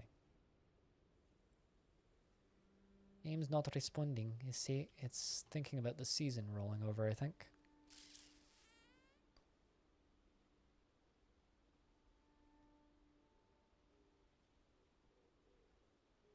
And I know it's an impossible ask to just say, oh, if everybody just stayed home for 3 weeks, we'd be fine. It's literally impossible to make that request of people, and I get it. So I don't. But it still hurts to see how casually people take it. That's all.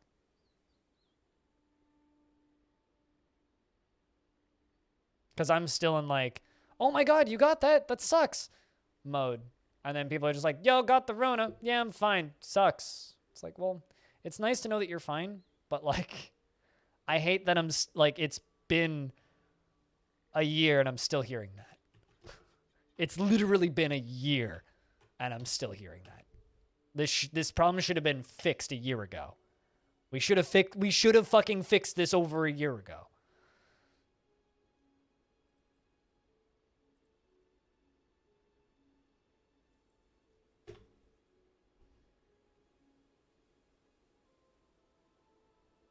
That's what hurts. I don't know.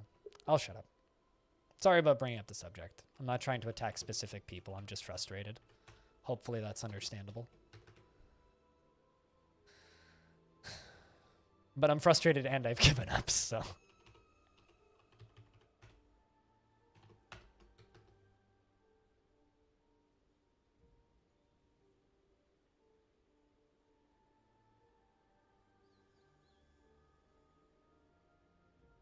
I mean, I don't think it should be taboo, but it certainly shouldn't be casual.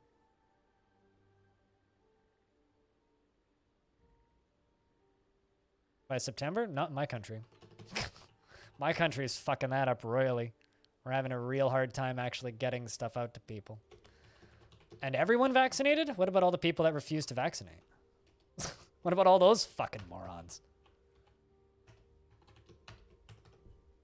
I've straight up had people unironically in my chat state that they're not going to get vaccinated and just wait until there's herd immunity so that they don't need an injection. Just straight up, and being completely honest about it. I've seen it enough times now that it's like,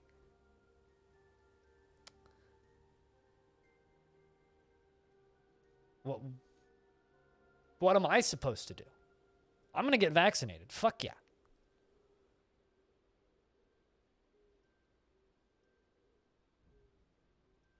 I believe you, Hendrico. Also, to be clear, I'm not attacking you. I'm just venting about the subject in general. This isn't directed at anybody specifically in chat. This is just me venting about the subject.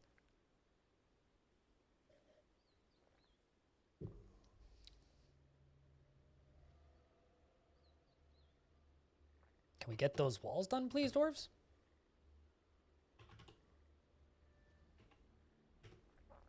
Let's turn on all job cancellations. Let's see. I can figure out what I need for those dwarves that are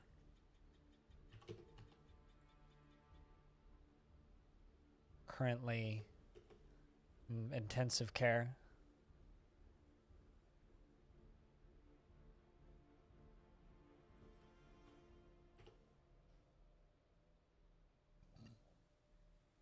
I think like most of the people who watch this stream are probably in the group of people that take this shit seriously and are not like I kind of I don't know. I kind of have the feeling that the majority of the people who watch this stream are the sort of person who are going to take this shit seriously.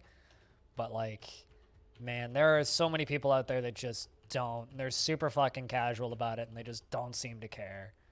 And it's like, if you have it, I really hope that however bad it gets, it's not as bad as they say, and I hope that you get over it swiftly, and I hope that you isolate and don't infect anybody else. But man, it's just so fucking frustrating that we're still dealing with this shit. It's just so fucking frustrating. I can't even. Yeah, but it's gonna take the new US president a year to sort that shit, at least.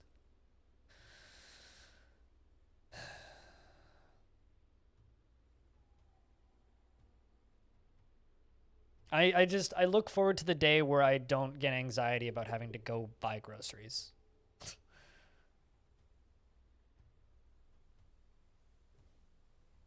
Like I was listening to a podcast the other day, and one of the guys in the podcast lives in New Zealand, and he was talking about going to a work event. And this work event, man, I really hope I can get through this tetrahedrite, or get through this aquifer so I can start digging into tetrahedrite. But there's tons of it, so that's good.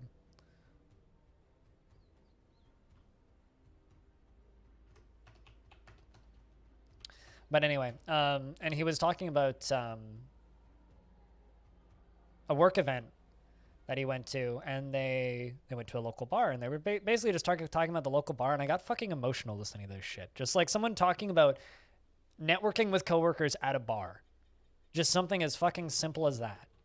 And it's like, you know, it's the most first world problem, and I know that. Like, shit could be so much goddamn worse. I'm incredibly fortunate, but fuck, it still sucks.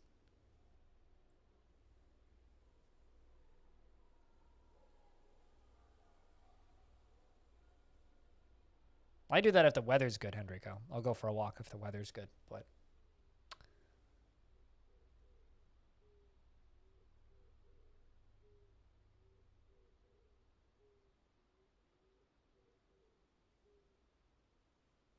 I don't know.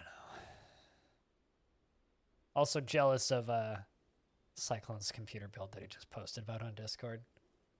Fucking jealous of that shit, man.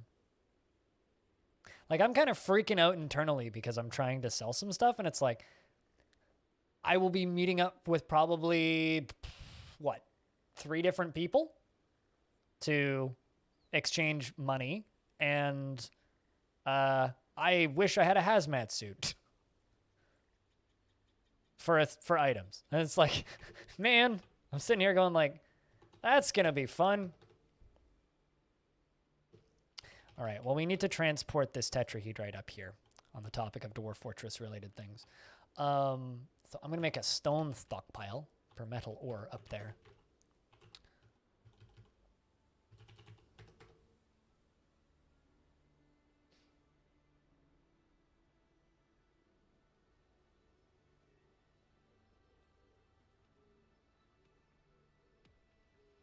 Oh, that's terrifying. Control freak.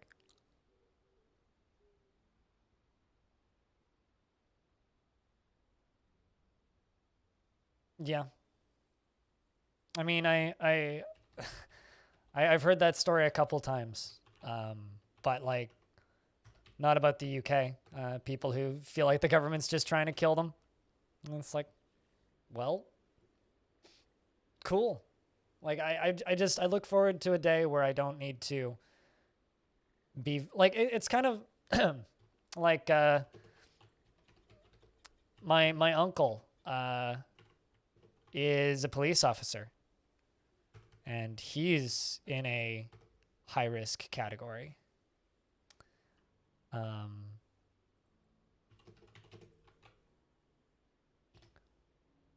he gets to, you know, stay at work throughout all of this, and the longer he stays at work, the more at risk he is, the scarier shit gets, the more people you could have to interact with.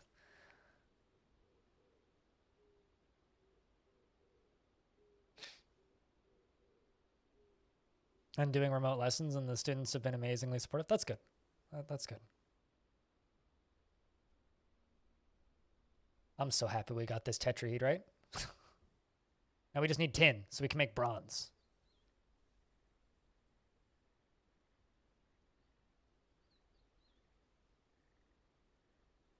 Very small groups. It's been a while since I've vented about this shit, so kind of nice to do that once in a while. All right, I'm trying to just avoid digging into the aquifer where and when possible, so I'm just going to leave that, and if it starts dripping, it starts dripping. Let's knock this out.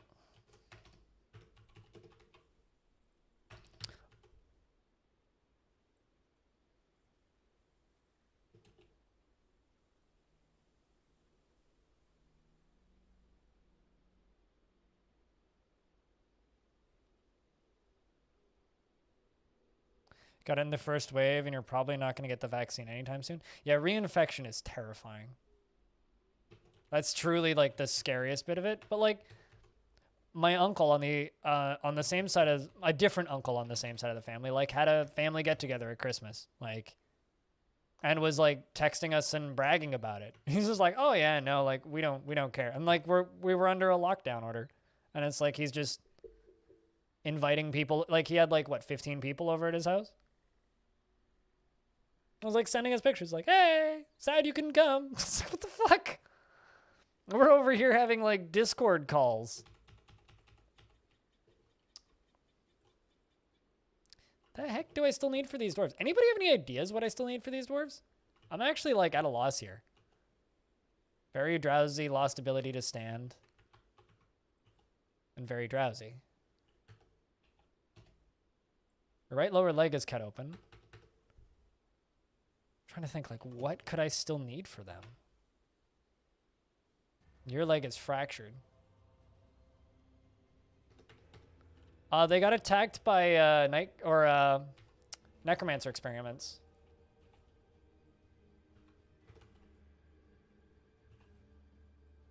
It's all in their legs. I gave them splints, crutches. We stitched them up, and they had cloth. I don't have access to any like thing to make casts, but normally that's enough. Cool. This water supply is almost done filling, though. That's good.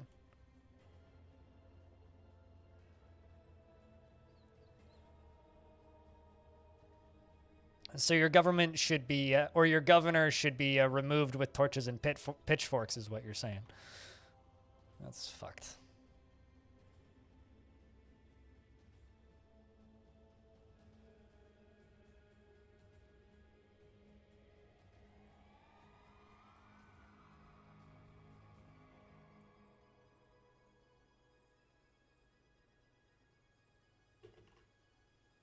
Wait, what? I didn't know that was a thing. Huh. Cutest ghost and manufacturing monkeys both went stark raving mad. In bed. I've never seen that happen before. They went insane. I wonder, yeah. I mean, they've both gone stark raving mad, and they're like lying in cots. That's wild. And Spookums, like, all at the same time, too. Is that a thing that can happen if dwarves sit in medical care for too long?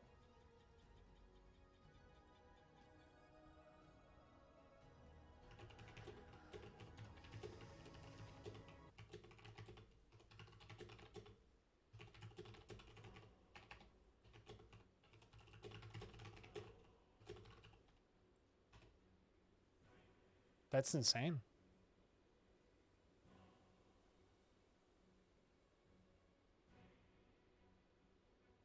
No, they got water. They were getting water and food.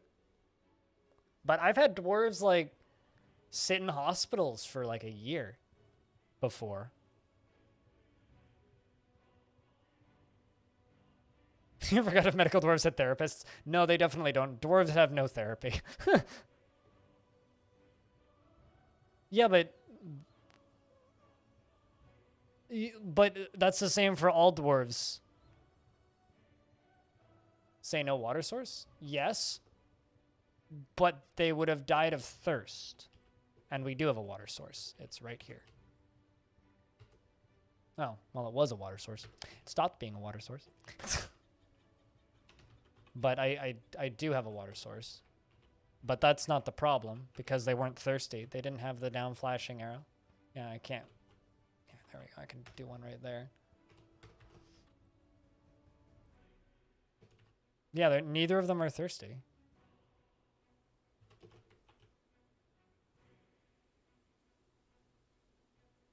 And that's also very old. This is from like a while ago. I don't know. No free buckets? There's one right there with 2 right there. There's nothing in it. I've never seen dwarves go mad in hospital beds before. That is wild. Like, literally, I'm trying to think what fort it was. But a while ago, I had a fort where I had a dwarf. He had a back injury, and his arms were very heavily mutilated. So he'd completely lost the ability to stand, and he couldn't hold a, crutch. And he literally was in a hospital bed for like 5 years.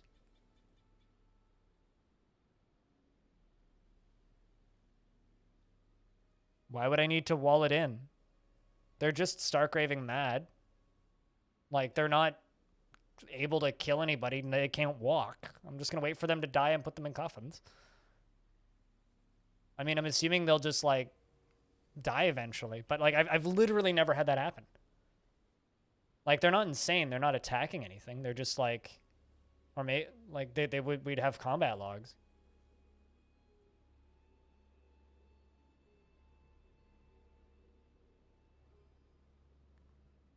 They can do surgery on beds, though. They don't need the table.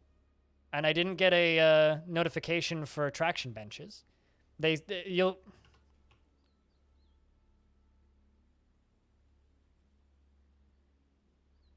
Yeah, I mean, I sorted the water issue, but... Like, these are all really old. They needed cloth and they needed empty buckets. It would have said needed traction benches. Like, there's a notification. It's like, cancels this, need traction benches. They don't need tables for surgery. Like, legit, they don't need it. Unless something has changed. Because I've never needed tables for surgery in the past. Like, straight up, I've seen them, like, do the perform surgery thing without tables in a hospital, but I'll throw a table in there for future reference, but, like, what the heck? Normally, I have a traction bench, or 4, but this was supposed to be a temporary hospital. This is weird to me. I've never seen dwarves go insane before. Yeah, no, I know that you're just throwing out ideas, but I'm just like, that...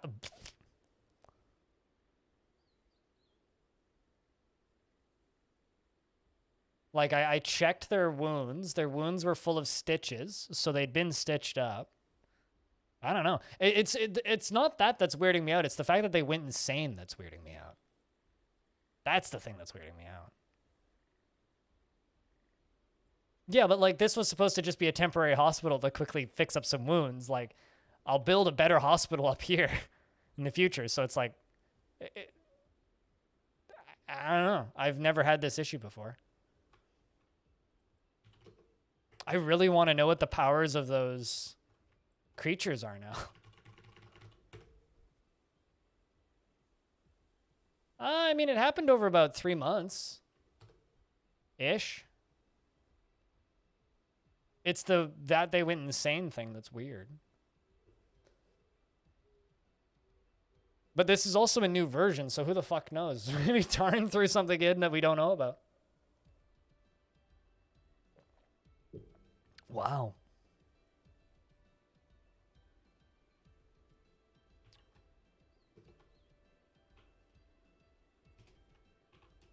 That's wild, man.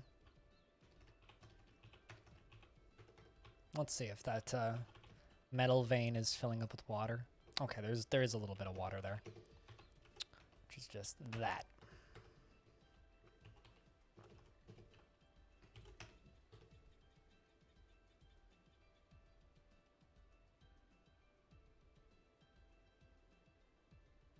Weird. Also, investments are open if anybody wants to invest their tickets. Damn. See something new every day, I guess. Although I can totally empathize with going insane in hospital beds. I could totally empathize with that. Definitely screamed at nurses before.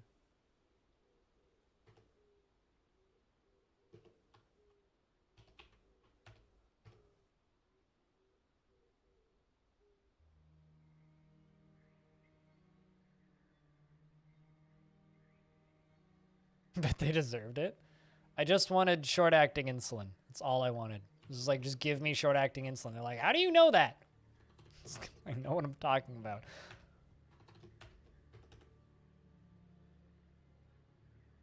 No, I'd have to dig a little deeper to get that, Rex Wolf. A little deeper and a little greedier.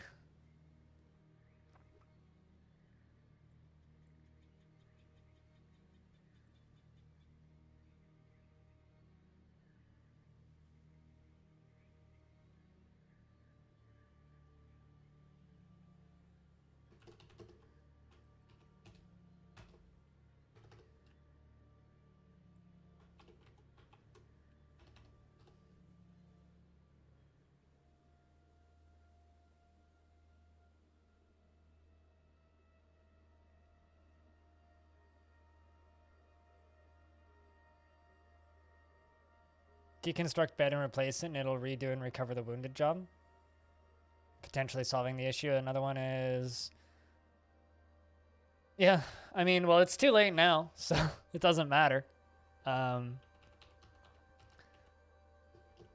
It's the fact that they went insane. I mean, that's just new to me.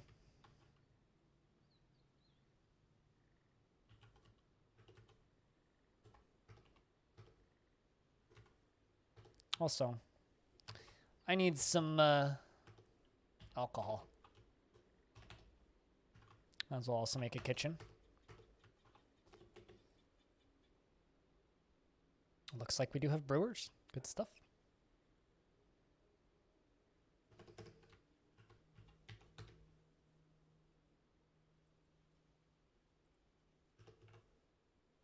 Also make a butcher shop.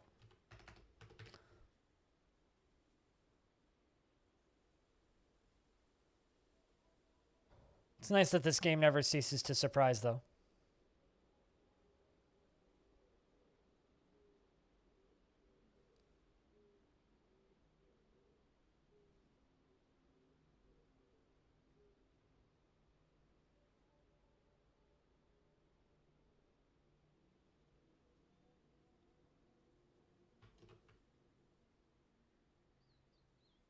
In the year 98, the dwarf English carried Steak became the queen of the Cobalt Crypts. It was a good story, too. I like that one. Oh, shit. I fucked up my my seed stockpile. I forgot to remove barrels. Fix that now. The full story of that dwarf is in this Google Doc. ! Dayforts. If you go to Legends, the second queen of the Cobalt Crypts, it's right there. It's their whole history right here. Every single piece of their history. It's good stuff.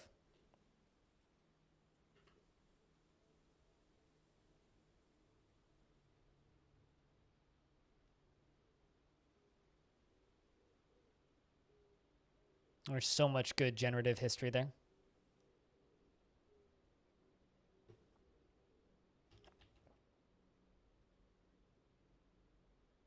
Look at all of that. Might just put the forges down here even.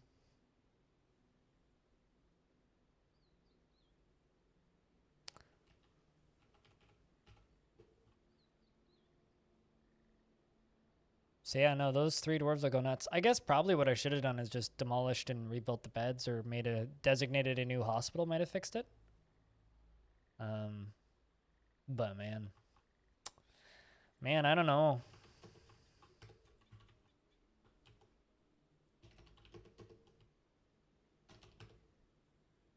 I don't know.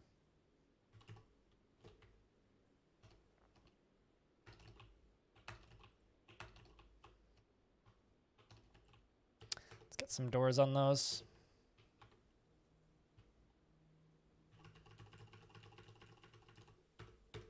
Let's get some more doors done. See how the dwarves are doing. See, these dwarves are all thrilled. They're super happy. Terrible fort. Super happy. Super happy. Look at how wonderfully happy all these dwarves are. This dwarf wants to practice a craft, but, you know, totally fine. How about you? You want to acquire something? This dwarf's got, like... This dwarf is bored after having... Wait, what? Was bored after having an intellectual Was bored after having an intellectual discussion with an acquaintance. All right. It's an interesting thing to be bored about.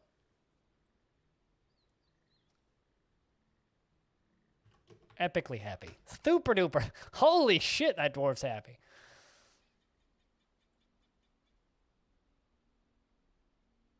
I think most of the dwarves kind of sound like Vikings, though. Freskins.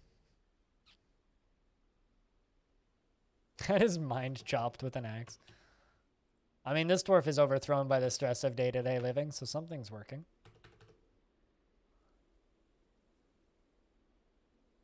Man, the original 7 dwarves in this fort are kind of cursed. Spring has arrived.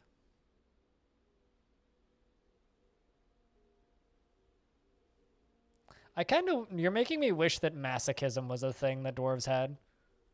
Like true masochism, like actively enjoyed being hurt.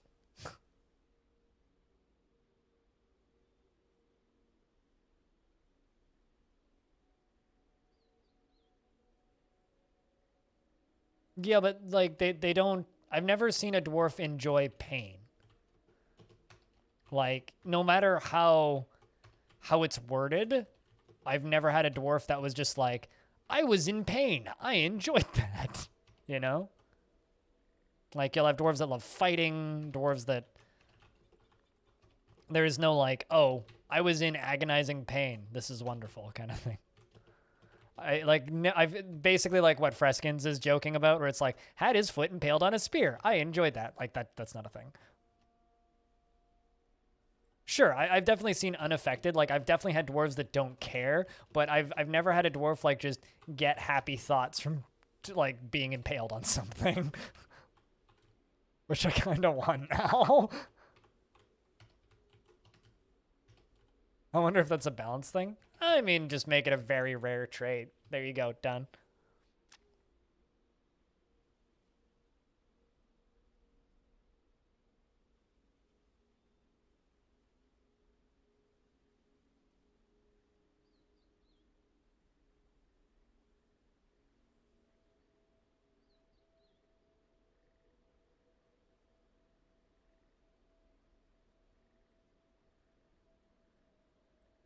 I enjoyed the pain of my flesh burning. Yeah, exactly.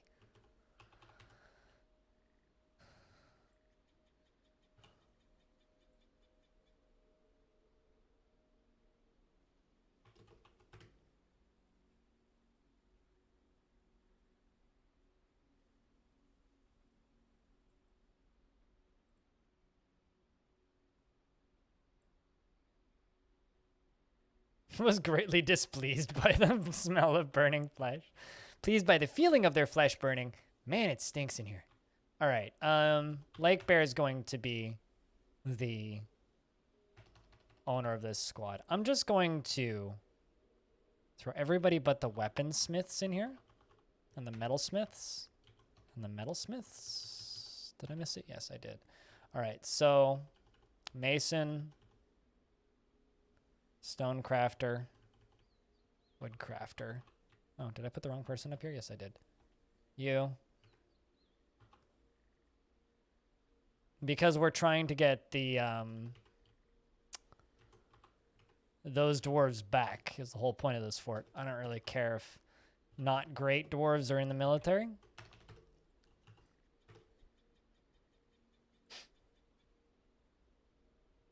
But we're making some hammer dwarfs to pulverize the undead.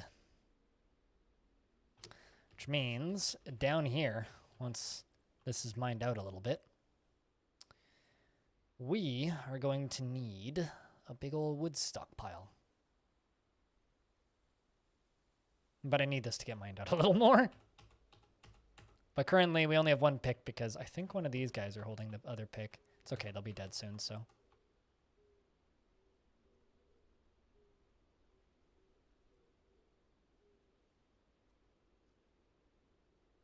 I mean, it's certainly possible. I mean, I've had some bloody weird things happen. I didn't actually catch the combat. I caught the combat log, and it looked like it mostly just scratched them.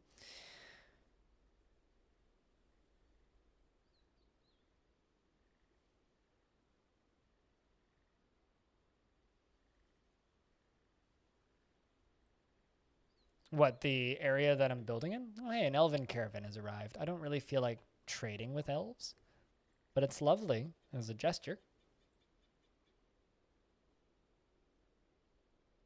No, it can't. Floodgates are like doors. They can be held open by a snail. A dead snail can hold a floodgate open. Oh, there we go. Monkeys was found dead. Why don't you just, like, put it in the coffin where you're supposed to? Spookums was found dead. R.I.P. Feel kind of bad. The original 7 are all dying.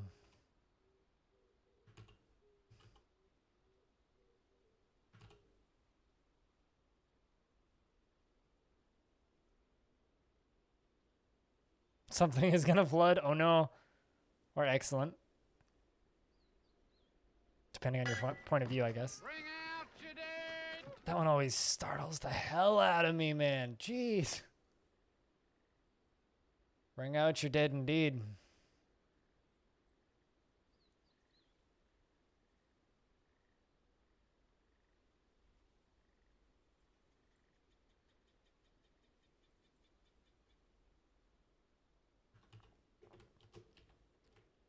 Cool. They're getting all 3 of those done.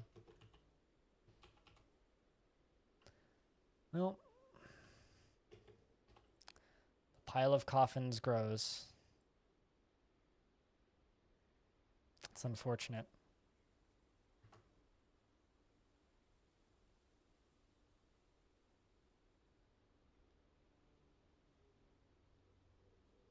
It's a good command, though. I'm glad we added the exclamation point dead, even though it always startles me. What, from the elves? No, that would just be them asking for Lunchables.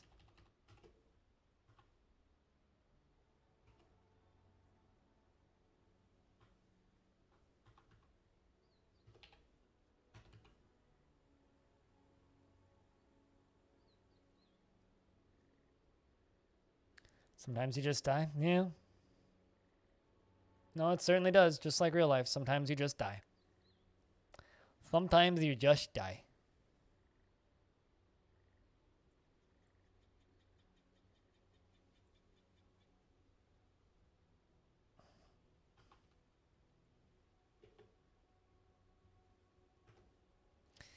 I don't understand how this aquifer works. There's a lot of mighty weird spots that are popping up. Like, huh? Look at that.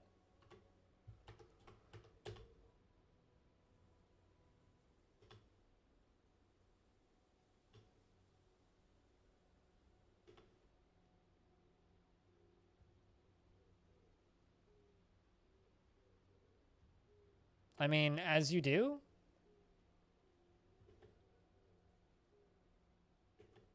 I'm trying to think, how does that Great Big Sea song go?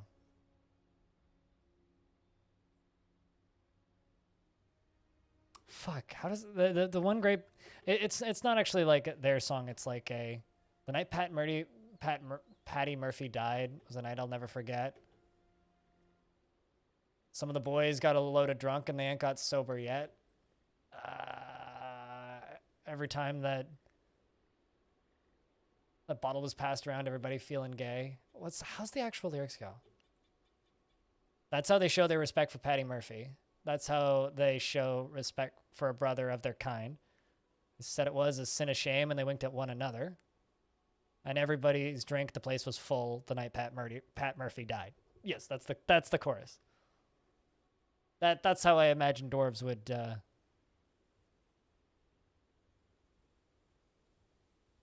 That's how I imagine dwarves would celebrate the death of one of their friends. Is just go get fucking drunk. Yeah, exactly. See. Let me see if I can find it.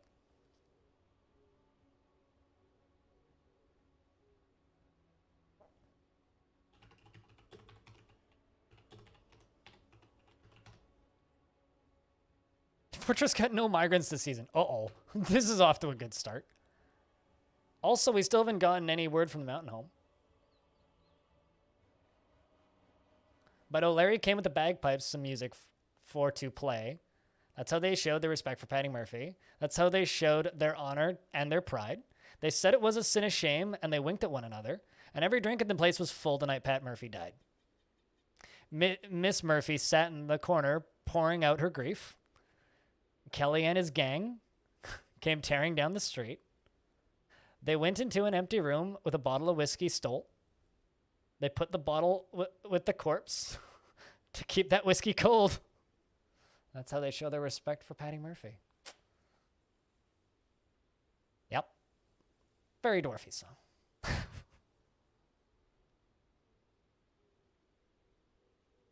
I need to listen to more Great Big Sea. That shit's good. Those guys are getting old, though. I wonder if they'll ever tour again. I've seen them once before. Fucking fantastic show.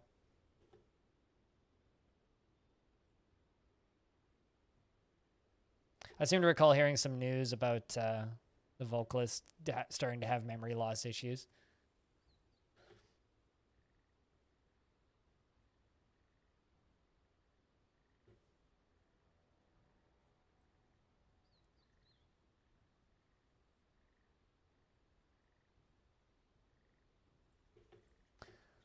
This is one of those times where you just gotta constantly hit spacebar.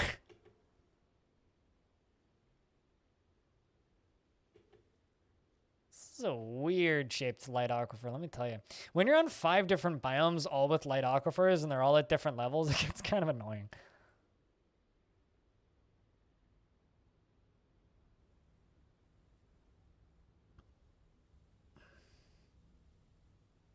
Devil Went Down to Georgia's just so overplayed, though. I feel like every single, like, kind of drinking band has a cover of that song, and there's fucking too many of them.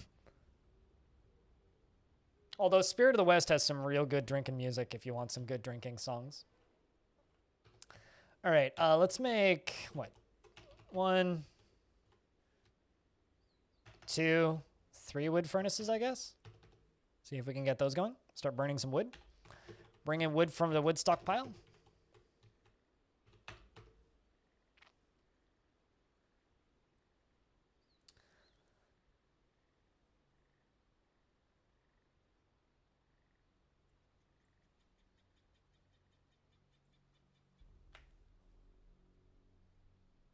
Like if you want a good drinking song, go look up "Home for a Rest" by Spirit of the West. That's a good drinking song. No, totally. Medias Vegas. I mean, like, normally during the normal times, I'm one of those people who will just go to indie metal shows or music shows multiple times a month. Like my whole like life outside of streaming is just I go to music venues and watch live music. Like that's my social life. So I can't fucking wait until whenever this shit's done so that I can just go do that again because there's so much good music out now. It's actually kind of insane how much good music has come out of the last year and a half. Partially because of the political status of the world and partially because of the pandemic and just everybody having the ability to write. I said Medius, not Metsis.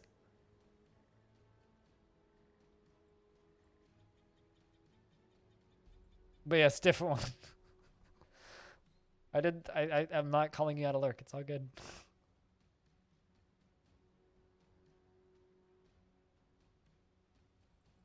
Also, hi, what's up?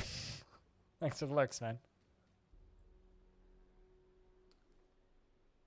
Dropkick Murphys keep on trying to schedule concerts for here, and I'm like, man, I'd go, but like, I need the world to stop ending first. I'd love to see Dropkick Murphys again.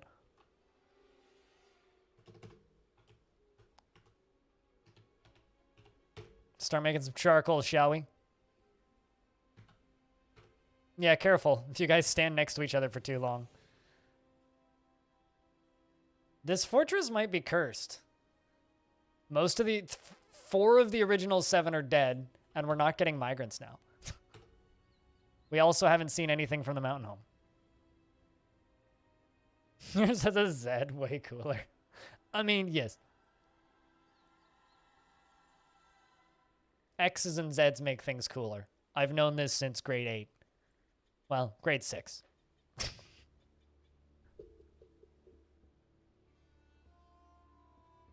The cool factor of things triples the more X's you add in. It's like multiplying the coolness factor. It's just basic math.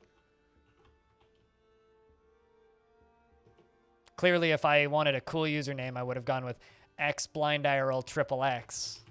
You know? Although, is it even... Are you even allowed to have XXX as your username on Twitch? I wonder. I feel like that's the sort of thing that they wouldn't let you do. Yeah, exactly. Xanders!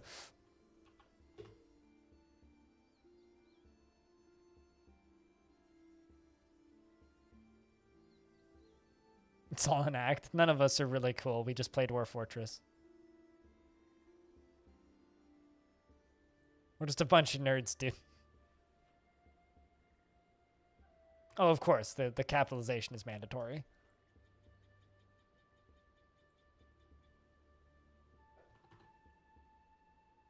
There we go. Charcoal being made.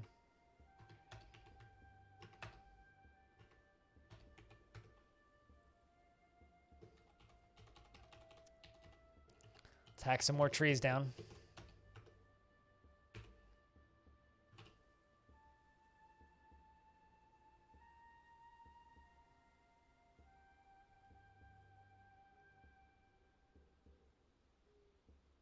What are you giving water to?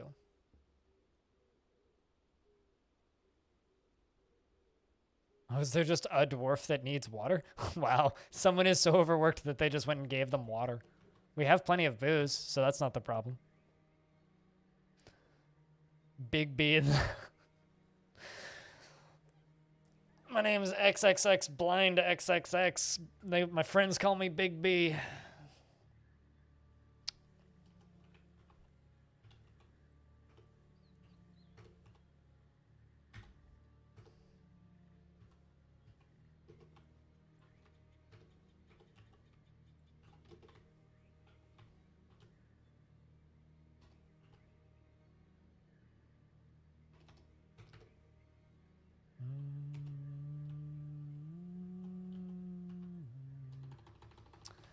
All right, let's give you furnace operating and blacksmithing. And let's give you furnace operating and blacksmithing and metal crafting. Also, chat, if anybody wants a name, I do have multiple names that could be dwarfed. Dwarves that could be dwarfed, if you'd like to be dwarfed. We could get that done.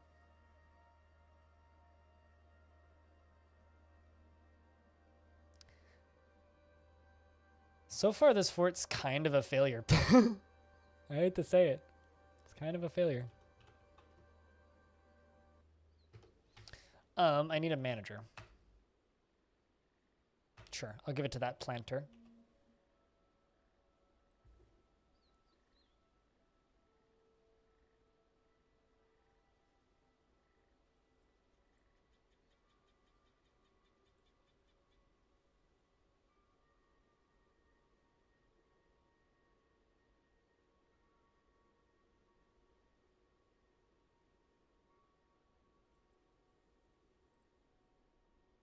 So chat, person that's buying a thing from me on Craigslist says he'll be here in 30 minutes. How much do you guys want to bet he's not going to have enough money? And I'm going to bring the thing back in. Place your bets, chat.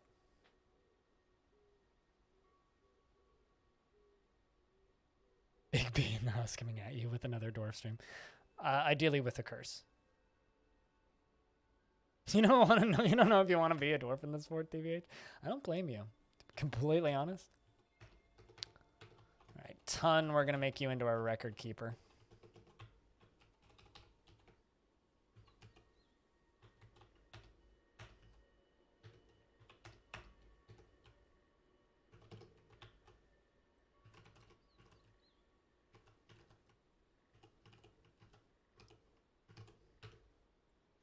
$3K channel points? I don't know how you bet. I guess I would have to make a prediction. I don't know. How much snow is outside? None. I'm in Vancouver, not Nunavut.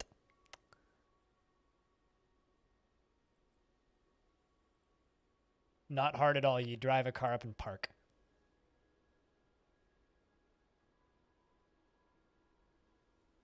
You accept card. I accept Bitcoin. Truly.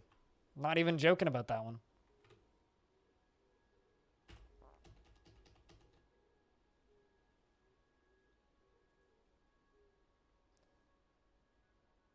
All right. We're going to start smelting tetrahedrite.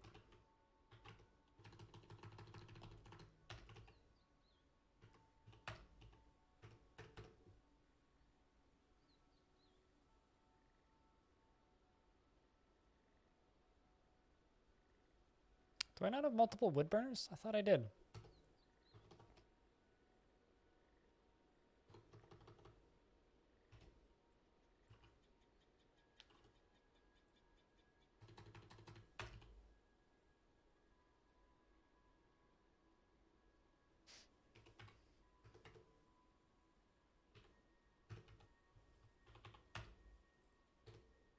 Settings, that's what I want.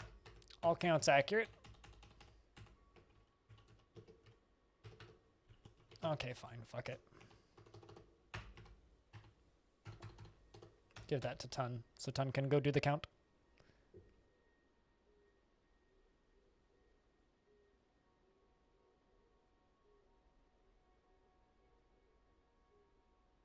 Also, you don't know people. People try real hard to negotiate. TLDR, I'm selling an item that sells on eBay frequently for around $300. I'm selling it at $200 to just sell it because I want to get rid of it. And I want it out of my apartment. I'm selling it at that price to sell it because I just want to sell it. So it's fucking worth it. But if you try and undercut that once I'm pricing it to sell it, fuck you. And I ain't selling it to you.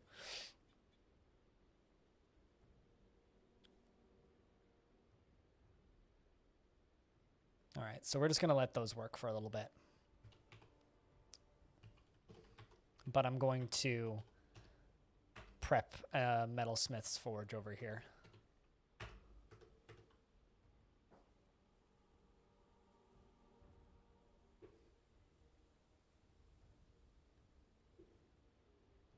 There was a person who offered me more money for it, but I would have had to bus halfway across the city to meet him halfway because he's actually quite far away from me and I don't want to do that, so it's not worth the extra money. I mean, he tried to. Yeah, like I'm selling it for 200, right, Zapdos? The guy offered me 140. He just texted me this morning. He's like, 140. I'm like, text me what time you can come pick it up tomorrow because he wasn't sure last night. And he texted me this morning and he's just like, 140? Question mark? I'm like, no. No. He's like, I'll bring 140. Is that okay? I'm like, no, I want 200. And then I just was like, I don't want to have this. I'm not going to negotiate. I don't want to have this discussion. And then I deleted the text and I was like about to go offer it to somebody else. And then he texts back like 3 minutes later with 155. I'm like, no one's not 155, not 170, not 130, not 140, 200. I'm like, I'm pricing this to sell. You're getting a deal. I'm like, I could just sell it to somebody else. He goes, okay, 150 is fine. He's like, okay, fine. I'll 200's fine. Just fucking bleh. Basically, quite literally. What's the things? The G27 racing wheel. Pawn Stars ruined haggling. Pawn Stars ruins a lot of things, but I unironically enjoy that show, so a deal.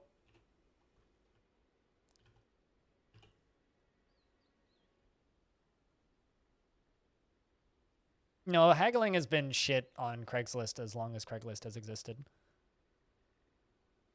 Yeah, I'm selling the racing wheel, the HOTAS, my TV, and the stand for my TV, and the speakers for my TV. Because I'm making room in that corner because I want to make a music studio. And I'm tired of storing the shit, and I'm never going to use it. I've just kind of accepted that. When I play Elite Dangerous again, I'm going to use a controller. And when I play Truck Simulator, I know I'm just going to use a controller. And it's rare that I do. So, it's useless for me to have it.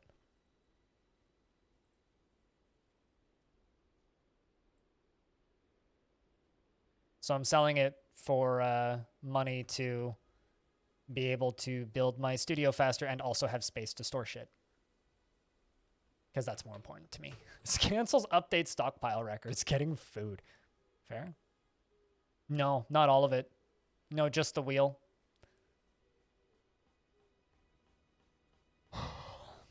We talked about this yesterday. It's more work than it's worth. Diamond. Literally, we had this. No, not yesterday. Day before yesterday. Thursday.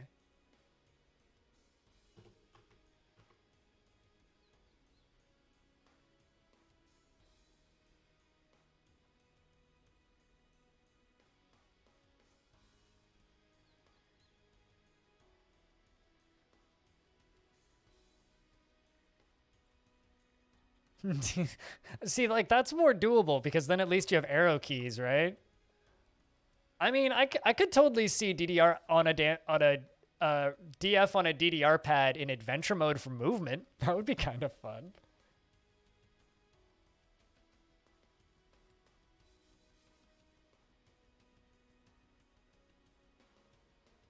But yeah, no, if he brings not enough money, he can go home. 1, 2, 3, 4, 5, 6, 7, 8, 9, 10. I need 10 of those.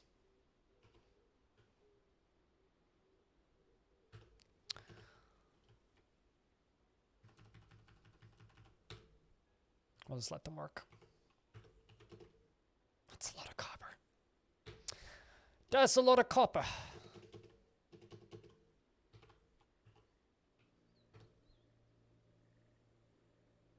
No tin yet. Nope. I mean, we're probably just going to go with copper. Silver warhammers and copper.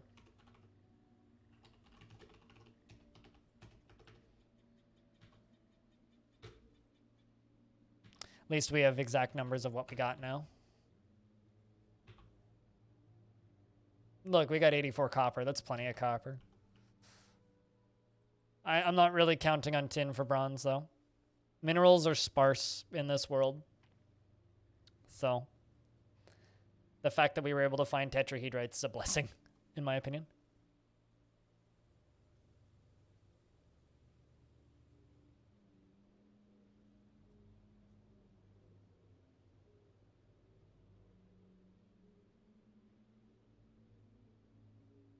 But yeah, DF on a dance pad. I don't know. That I'd consider. But again, I don't want to store a fucking dance pad. That's my problem is, like, I hate clutter. And I do this, like, every year, more or less. I'll just I'll get rid of a bunch of stuff around this time of year. Like, last year around this time of year, I got rid of a bunch of furniture. Ever since my ex left, I've just been downsizing stuff that I'm realizing I don't use / don't need. Like, I've used my TV a total of twice in the last year.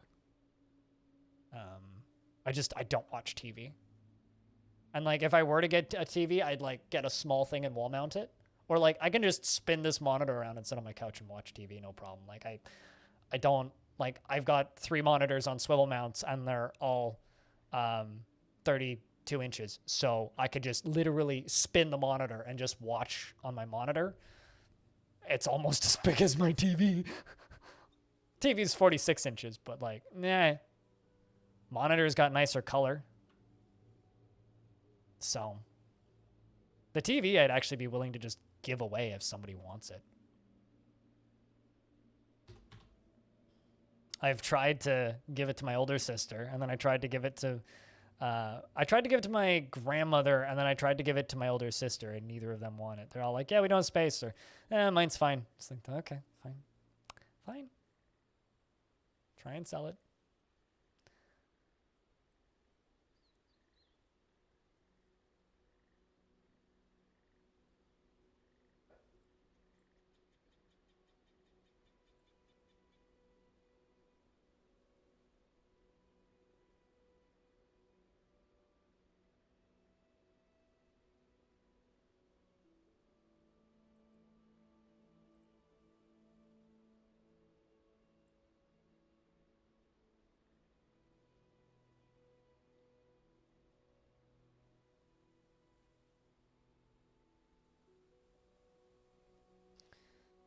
Although normally getting rid of stuff is much easier because I would just normally take it to the thrift shop. But the one that's close to me is permanently closed due to COVID. It was quite a small location, so it makes sense why it's permanently closed. So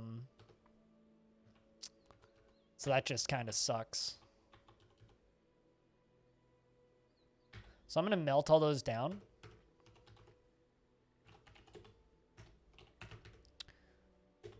I made 10 silver warhammers, and we're going to melt the 10 silver warhammers. We're going to make 10 more.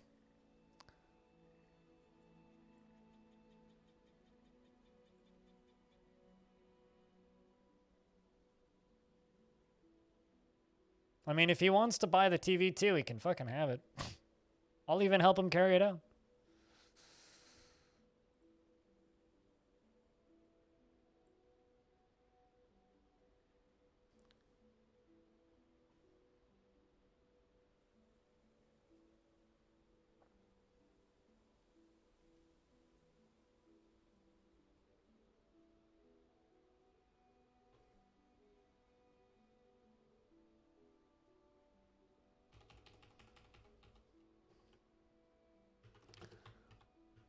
This is a weird fort. Let me tell you. This is a weird fort.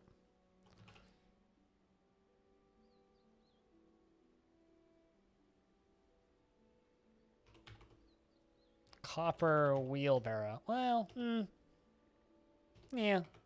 Why not? We'll allow 2 wheelbarrows for that one.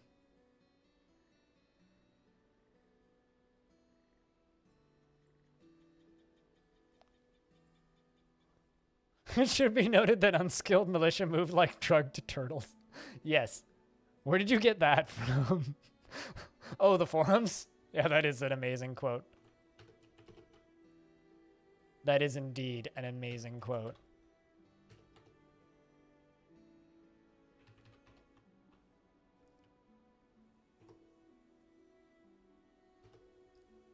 That is indeed an amazing quote.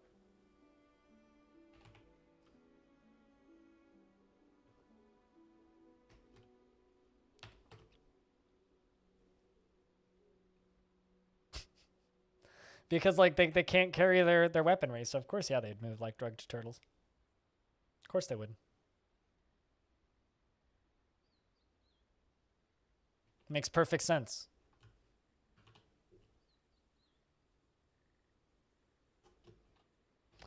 Well, we forged 2 copper wheelbarrows.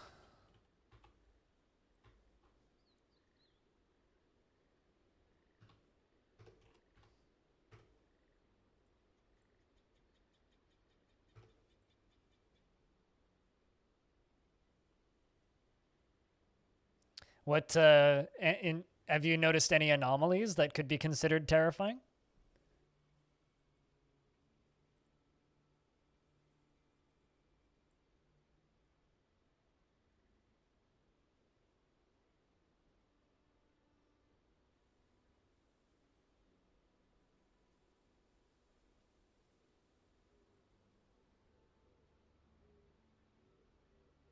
Yeah, no, I agree. It's like I'd rather have masterwork copper armor than no armor.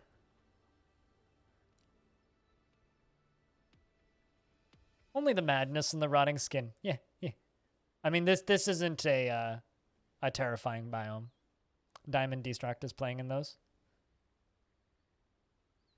Pets don't like the pool of goblin blood that rains every 4 days. I mean, you know.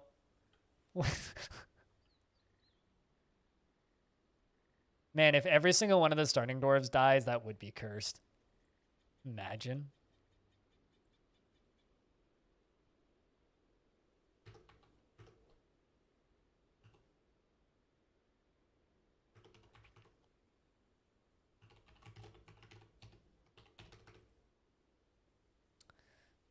I need melt designated item. Hoy, Patchwork, what up?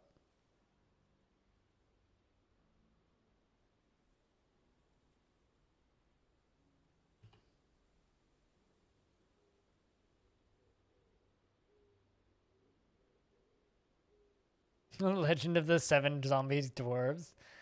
Man. Just relaxing. I'm waiting for some person to show up and buy my racing wheel. How goes the community? Community's fine, I think. Chat, how is we? I'm just trying to make some weapons so we can go invade some necromancer towers. And I've been streaming for almost 7 hours.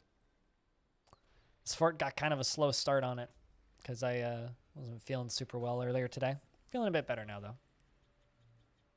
Still not ideal, but feeling better.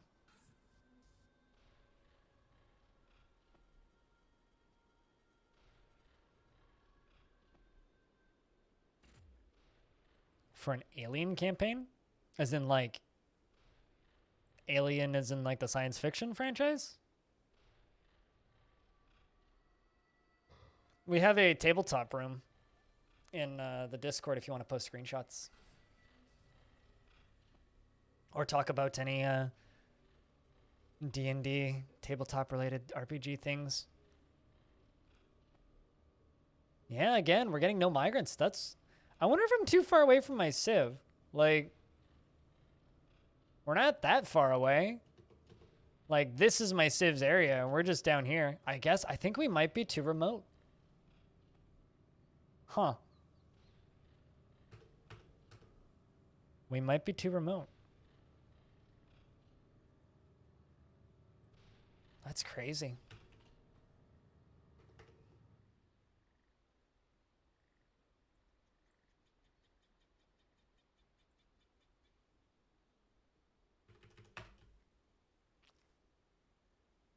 Yeah, we got 30 silver, 240 copper, 47 charcoal. We're keeping up on the charcoal, so that's good.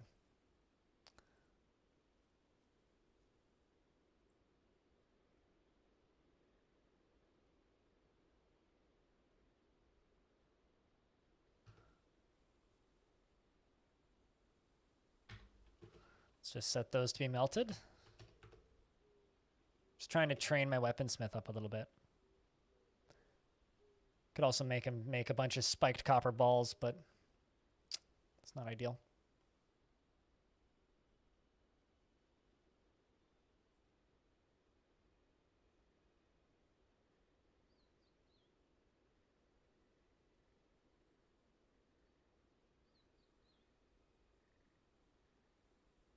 I don't think there's much for me to read, but I can try. A little bit's been added, it's fine. Supper tasted moist because of course it did. When Armok bathed with Shakira under the waterfall, they shook hands. Rapidly rotting planets are young, but older than me. Carnivorous cheese eats Mongolian grasses. I don't think that's what those two mean, but I wouldn't. Patchwork. The only people who do have only played one.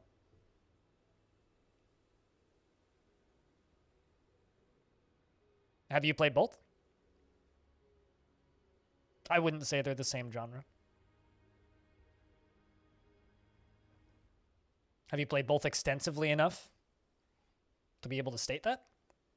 Because Dwarf Fortress is a world simulation that you can interact with.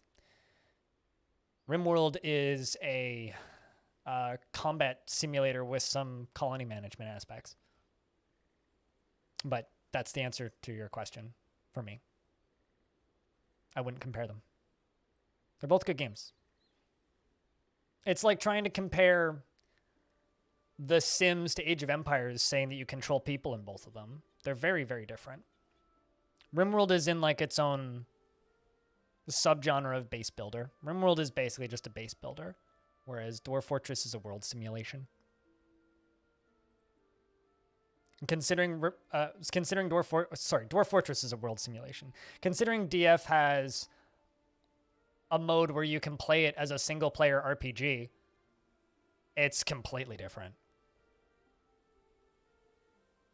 No, you can give squads orders to go stand in or patrol a certain area, but that's it. There is no direct control. If RimWorld had no direct control, I would consider them to be in the same genre. Whereas, like, No Moria is like DF, where there is no direct control, right? So No Moria and Dwarf Fortress are in the same genre. But the second you give them direct control, it just becomes a town builder or a colony builder, whatever you prefer. But like with the existence of like if you actually want to compare the two, RimWorld is a basic, boring husk of what Dwarf Fortress is. But both in a vacuum, they're both excellent games. DF is truly unique, and it's really hard to compare to anything else because there is really nothing like it. So it's like, how would I compare the two? I wouldn't. If you make me compare the two, Dwarf Fortress is so much more, it's not even a fair comparison. RimWorld is a really, really good game in a vacuum. But with it selling itself as a Dwarf Fortress-like game is borderline false advertising. And an even worse example of this is Space Haven. Space Haven is great. I really, really, really like Space Haven. I will show you the game on screen just for clarity's sake. This game. I really like this game. I think this game's really cool. I've got 18 hours in it. I played the Kickstarter demo extensively. I backed it. I really like this game. It's like The Sims in space with some light combat. It's got nothing to do with Dwarf Fortress. It's so far removed. And during their pre-release thing, they straight up had Dwarf Fortress mentioned in here, and I think it's still listed on their website as one of their lead inspirations. It's so far removed from what Dwarf Fortress is. It's not even funny. I mean, that's a closer average. It's like trying to compare Arma to Call of Duty or Arma to Quake, right? Like, Quake is a really, really good game. Arma's a really, really good game. But I wouldn't compare Arma and Quake, you know? They're just, it's like trying to compare Microsoft Flight Simulator and Ace Combat. They both have planes in it. Okay, so they're still not the same genre. Or like even further, it's like comparing what's the name of that? You would compare Doom and Quake, sure, but this isn't a Doom and Quake situation.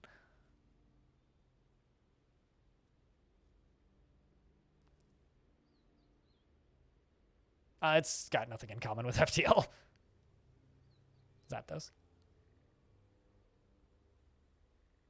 Which is kind of sad because, like, Tynan, the developer of RimWorld, has stated many times in interviews that... No, I wasn't going to say 1984. I was trying to think of the top-down game where you have the, like, World War II fighter jets. I want to say it was developed by Konami, and I can't remember the name of it. It's just it's a year, and I can't remember what it was. I never mentioned the Anno games. What? I'm thinking about the arcade game, and I was going to compare it to Ace Combat or Microsoft Flight Simulator. Okay, well, we're not talking about looks. We're talking about mechanics and gameplay. Zapdos.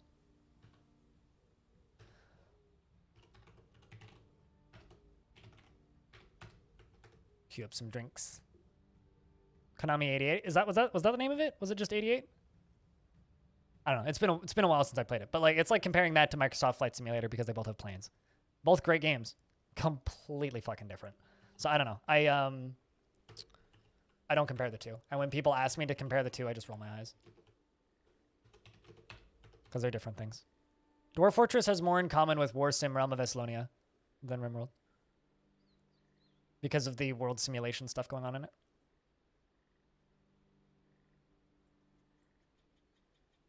Battlefield 1944.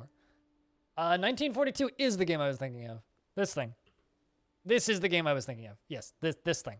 It's like comparing this to Microsoft Flight Simulator because they both have planes.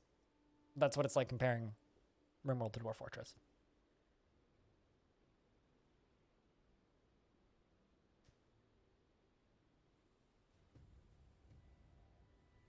Hyper Sports Special. No, not what I was thinking of. I was thinking of the arcade game with the planes. The arcade game with the planes. I realized I was being very descriptive. Sorry. Original Anno is a great game.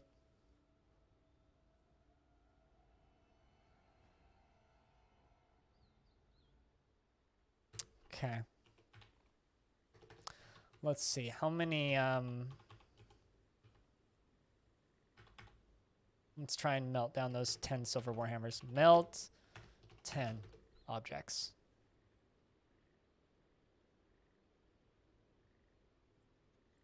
And silver warhammer. And the name is a year. I mean, it was the best I got. I couldn't remember if it was 1940. I couldn't remember if it was 1942, 1943, or 1944. I couldn't remember which one of the 3 years it was. It's a bullet hell top down shooter. Yeah, it's an old school arcade game. It was a game that I remember playing quite a bit of.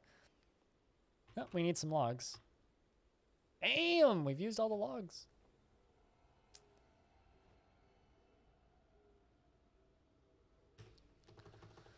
Let's give you carpentry. Go grab one of the axes, please.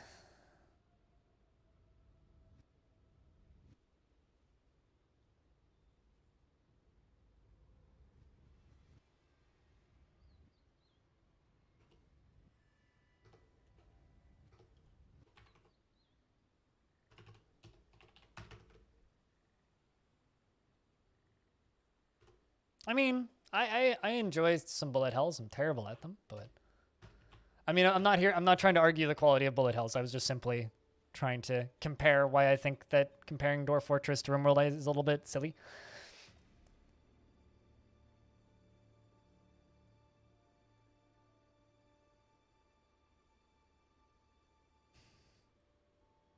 Yeah, fair. Cheers, Beelag. I mean, I played that game. There was a campground that we went to 2 years in a row up in a Soyuz, and right across the street from it, there was an arcade, and I played a shit ton of that game in that arcade. I loved that game. I loved it. It was so much fun. Very, very, very good memories.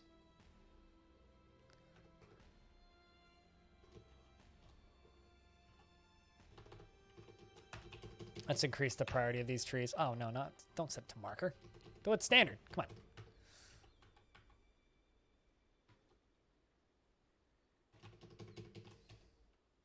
Just fucking clear cut the whole forest. Get it done.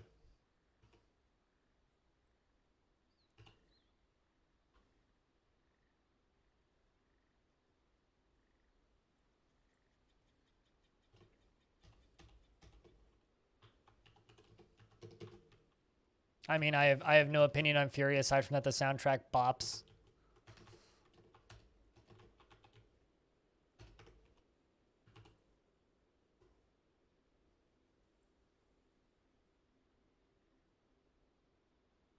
And the cutscenes made me sad. I'm gonna go check my blood sugar again, see if it's still coming down to where it needs to be. I'll be back in a moment.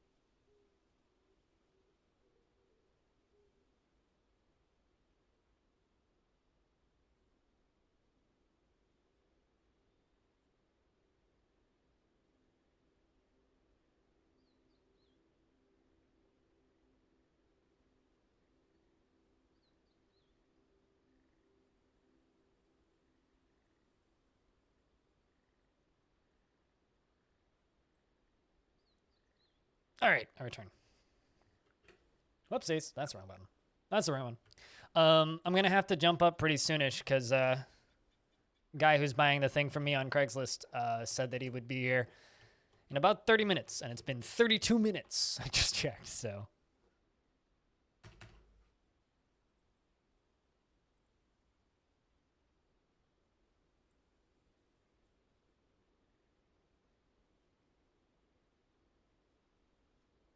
You missed the Crazy Taxi franchise? I wish the Steam port of Crazy Taxi was better. Headed to bed, Diamond? Starting soon? Yeah, stream's starting soon. I remember asking my dad for a quarter to play Crazy Taxi. And he gave me a quarter and came to watch because he wanted to know what game I was playing. And he watched it. And he just looked at me and said, until you can drive in this game, I'm never going to let you drive my car. Like, until you can drive this game without hitting anything.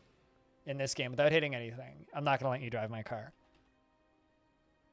He never did let me drive his car.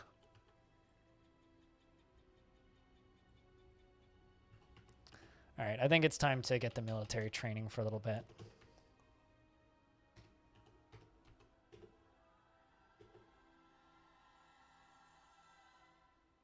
Hey, Lump, how we doing? It's good to see you, man. There we go. Hey, Diamond. Thanks for the raid. Cheers, man. I hope that your chill out session was good. What do I think of Factorio? Why are you just asking me about random games? I don't like factory management games. I'm not a big fan of conveyor belts. Not a mechanic I like. I find them just kind of obnoxious. Not particularly fun to play. Not my shtick. I get why people like it, but it's not for me. All right. Cool. Everybody got an axe, but everybody else has Warhammer's perfect.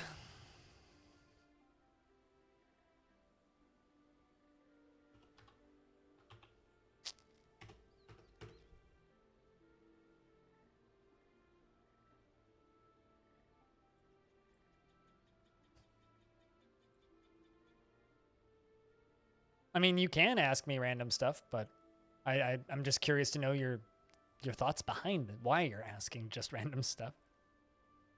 That was your arcade addiction? I remember spending about $60 with between me and 3 friends. Not the kind of management I'm interested in, though, Patrick. I like emergent management. I don't particularly care for conveyor belt management. I don't find that fun. I find that just kind of annoying and tedious. It's not for me. It's for plenty of people, not for me.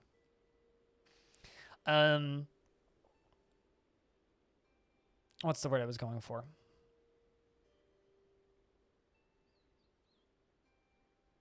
Hydro Thunder. I really liked Hydro Thunder. Hydro Thunder was a lot of fun.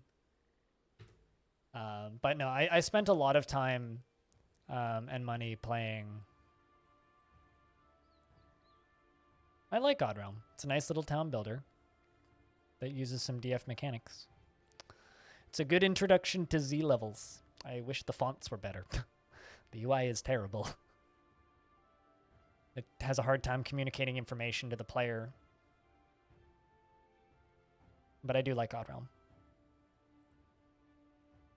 The dev lurks in my stream a lot. So I have to be nice about what I say to Odd Realm. I don't want to offend anybody.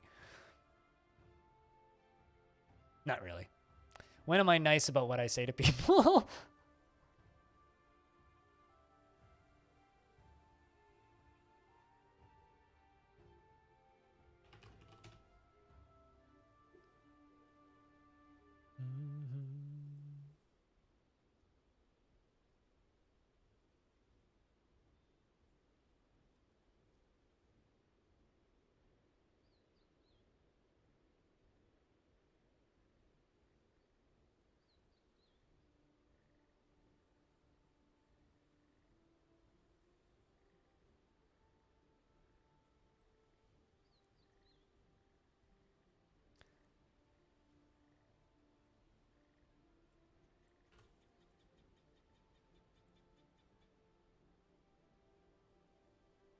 Just like its great-great-grandpappy. Here's the thing. I have an easier time gleaning information off of Dwarf Fortress than a lot of modern games, so... You know? I realize I'm the weird one here. But, it's definitely a problem.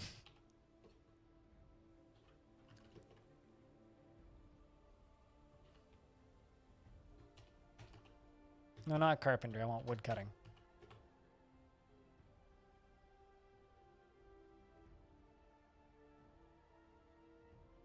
Yeah, no, I'm always down to try Odd Realm when a new update comes out. And when the new Odd Realm update comes out, I'll stream it once.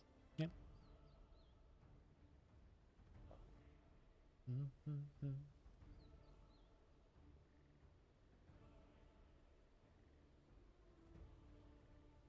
Yeah, DF's very unique, which is why it's important. How close is the Necromancer Tower? Not close enough to attack us, but close enough to be easy distance. There is a hard barrier of entry to people who think there is a hard barrier to entry. Dwarf Fortress is a very easy game to get into. You just have to read. But for a lot of people, that is too much effort. Which makes sense. I hate reading too. And it was too much effort for me for a really long time.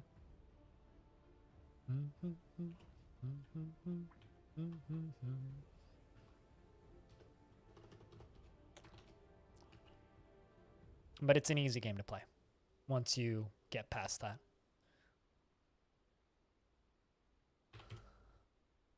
The biggest issue with people not getting into Dwarf Fortress is because they haven't paid for it. They don't feel like they lose anything by not playing it anymore. So you open it up, you don't read the wiki, you fuck around for 5 minutes, you get confused, you get frustrated, you exit out, and you never go back. Because it was free, so you didn't lose anything. The only thing you have to lose is your time. That's the biggest problem with Dwarf Fortress. It's the fact that it's free. Which sounds ridiculous, but much more complicated and harder games do incredibly well because you have to pay for them. Tarkov is a much harder game to get into than Dwarf Fortress. Much harder. Look how many people play Tarkov. Europa Universalis is a much harder game than DF. Look at how many people play Europa Universalis. Crusader Kings is a much harder game than DF. Look at how many people play Crusader Kings. It's the nothing lost, nothing gained, exactly. Non-cost fallacy. If that's even a thing.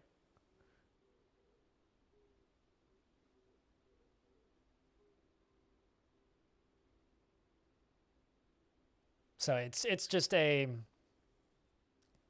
I don't even...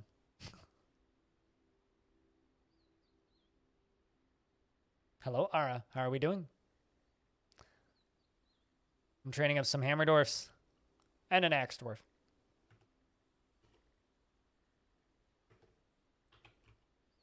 Pray to the healing net. The deity of the Cobalt Crypts most often takes the form of a female dwarf and is associated with laws. Aw.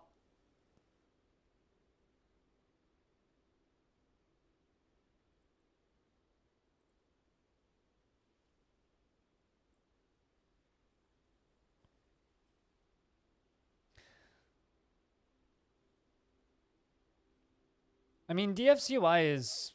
Yeah, see, we're fucked. We're not getting migrants. I'm not going to be able to achieve my goal proper. We're going to have to abandon this fortress. So basically, yeah, it's just going to be built... Train these dwarves as best I can and then send them off. That's crazy.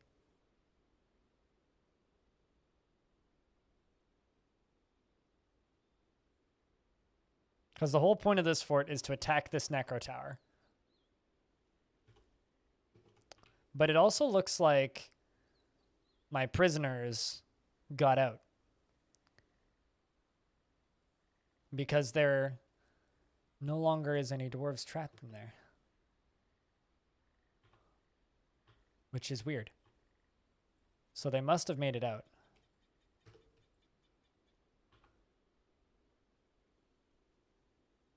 Hold on a second, what?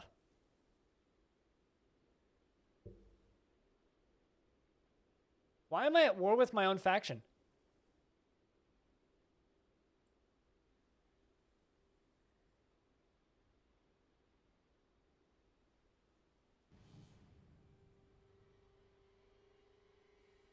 What?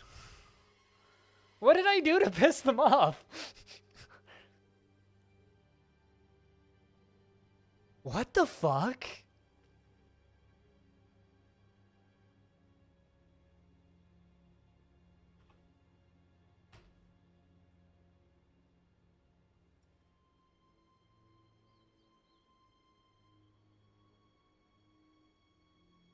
What bug?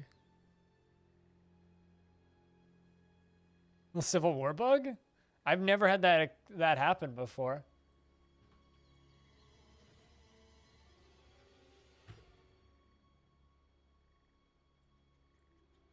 What causes that bug?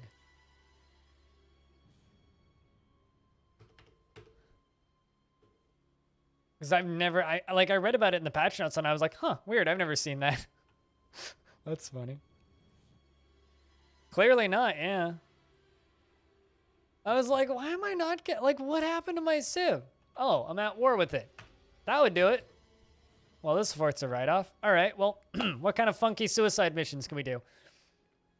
Maybe, how can I, like, justify this? Just for, like...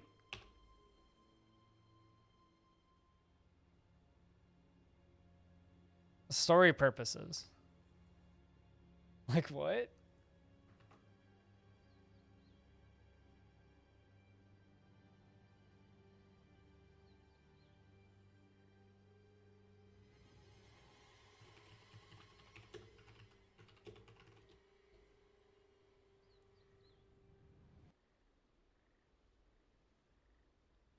I mean, I know loyalty cascades can cause them, but, like, I didn't do anything.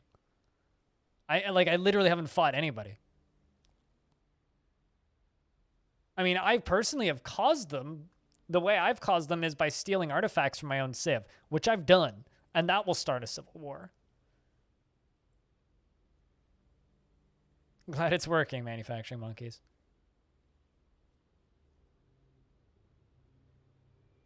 To escape the Dwarf Anglican Church? Maybe? I don't know.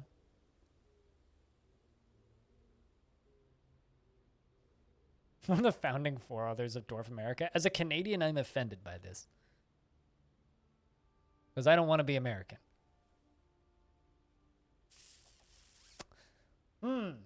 Fuck. I don't know, man. Well.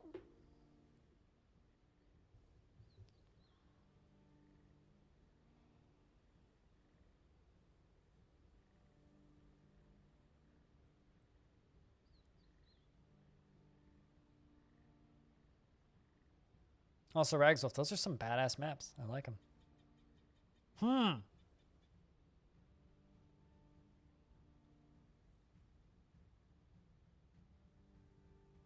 Yeah, no, I've certainly had that happen. I've certainly done that. But, like, I did nothing. That's the weird thing.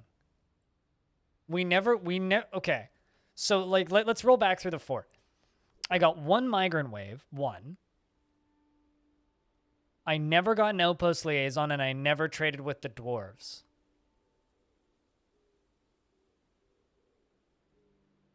We were the bad guys in the last fort? I mean, the last fort doesn't affect what we did in this fort, though, because the last fort isn't affected by this fort at all.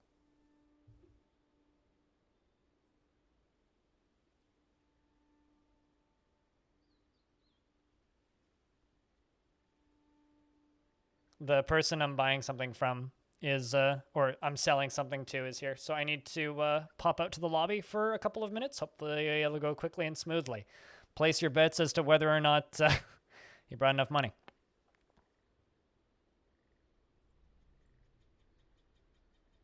All right. So I will be 5 minutes, hopefully. Hopefully this goes quick.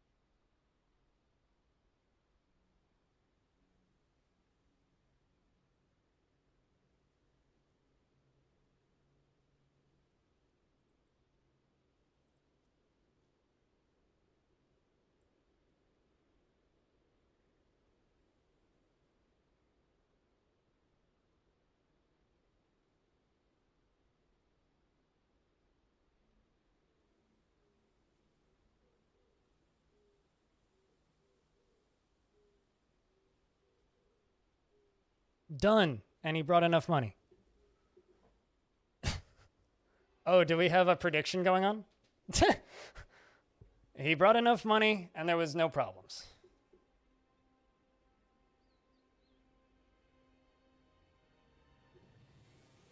I like how you guys have a prediction going on. That's funny. So, yeah, no, it was no issue. What's funny is he's just, I was explaining to him the force feedback, and he's just like, "Oh, is that mandatory?" I'm like, "No, you don't need to use it if you don't want to." I'm like, "Well, then don't plug that bit in." So, but yeah, I don't know who's. I'm assuming Hobo started it or B-Lug started it, one of the two. But whoever was running the prediction, he brought enough. So I need to get rid of the ad listing for it now. Huzzah! That's one of 3 things sold.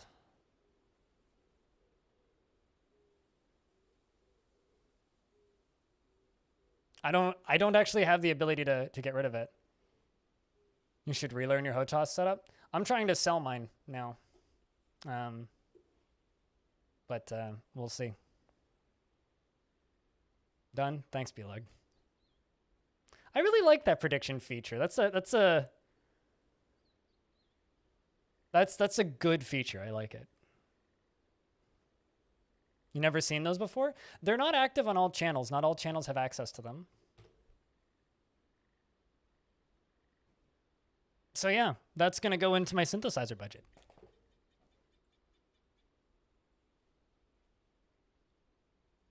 Yeah, it's hard to do stuff for it with DF. Yeah. There's definitely some styles of games where it works great, like PvP games, any kind of multiplayer stuff, it works great, or anything with like a lot of drops, but will the guy have brought enough money? Man, only 34% of you guys has voted yes. Wow. Damn. Well, shoutouts to those of you. Jeez. That's a good amount of channel points you just won.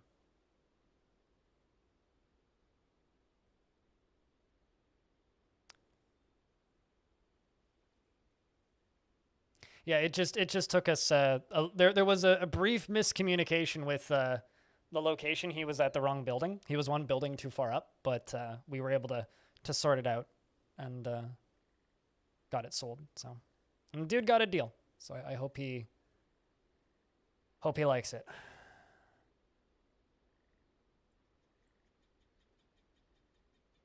A no pause online Dwarf Fortress. I mean, actually, it would work better in adventure mode. He just wanted to be contrarian.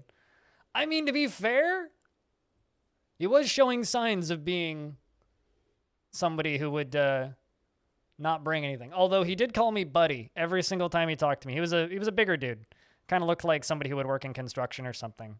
Like very well built, kind of large guy, and kept calling me buddy. And I'm just sitting there going like, fuck, you call me buddy one more time. I'm not going to say it's wheel. I hate being called buddy. Anybody who's watched my stream and tried to call me buddy will know that. Will I die? Will I die when I try and drink this water because it decides to freeze? As I always tell people, calling somebody buddy is very demeaning. Jesus. It's like, hey, little guy, fuck you, cunt. Christ. It's not your position to call me buddy. Anyway. It's the verbal equivalent of smile. Yes, actually. You're not too far off there. I need more coffee in me.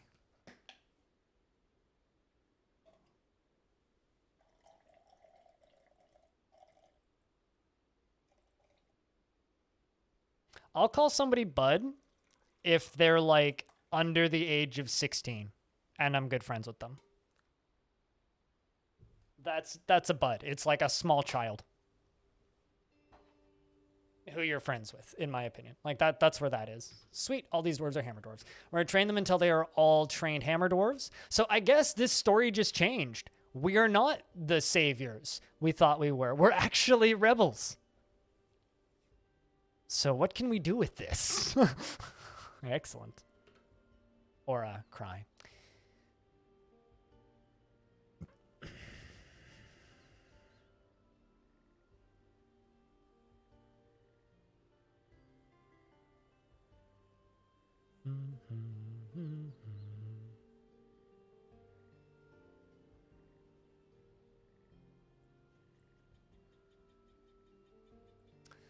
But yeah, no, Craigslist is like the antagonistic, terrible place you go when you need to sell stuff quickly.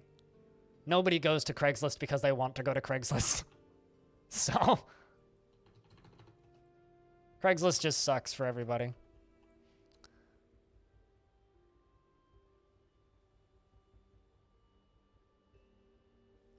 To the point where, like, I might just put my TV up for free. If any, just fucking come take it. I don't want it. Do you want a TV? Come get a fucking TV. But, you know. I'm gonna put another seed stockpile over here. I'm so perplexed by what caused this civil war. Like, they must have gotten it, like, they must have, the caravan must have died on the way to me, because there's what, 4 necro towers between me and my faction? Because this is my faction up here, right? The Cobalt Crypts. So they must have died on the way down and blamed me for it. That's my only logical...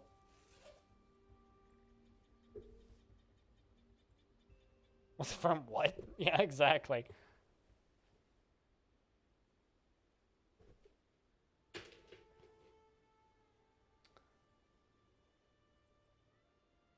I don't know. As a relatively skinny guy who doesn't have a super deep voice, I get called buddy a lot, and it drives me fucking nuts. It's always driven me fucking nuts.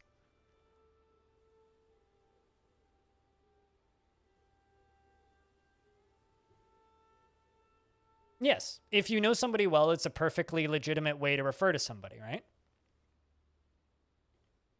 But can be taken in the "you're calling me small" fashion. It's very easy to take it like that. And that's often how it comes across to me. It's like the equivalent of saying, "Hey, little guy."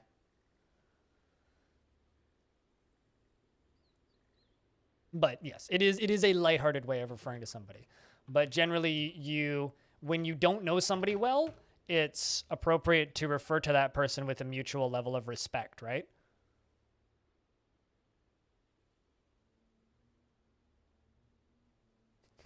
Are you Wolverine? Yeah, I mean, that's not too far off. It's like calling me kid. It's like, how the fuck do you know how old I am?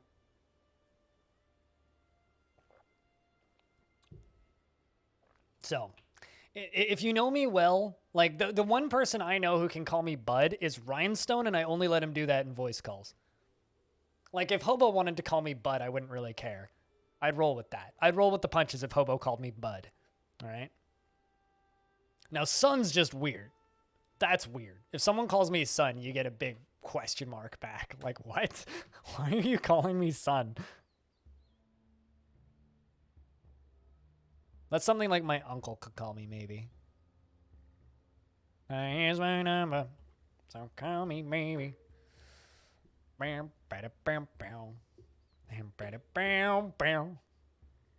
Classic. Son is extremely demeaning. Son is like something that like a teacher could call me. I used to have a manager that would call me sweetie, but she was also 65 years old. So, like, you kind of earned it at that point. She would also call the boys, like, Sonny and Pumpkin and shit like that. But, like, she was 65 years old. Like, she called everybody sweetie. Everybody. Yeah, exactly. The elderly get a pass. It's like, if you're 70, yeah, you can call me bud because everybody's a child to you. Sure, that's fine. Fucking whatever at that point. But this guy was like my age. I don't know. Oh, he brought the money, so got the wheel.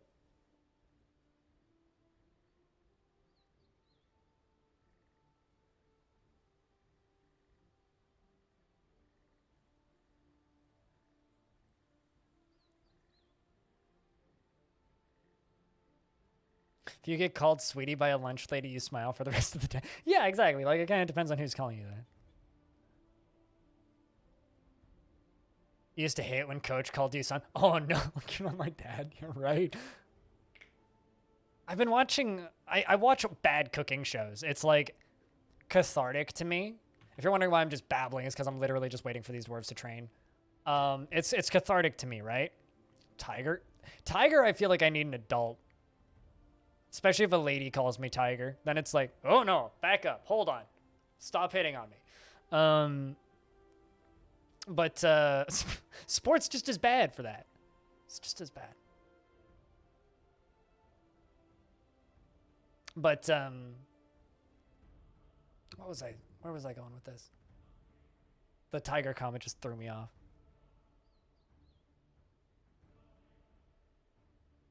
Right? I mean, we're rebels. So I don't know what else to say.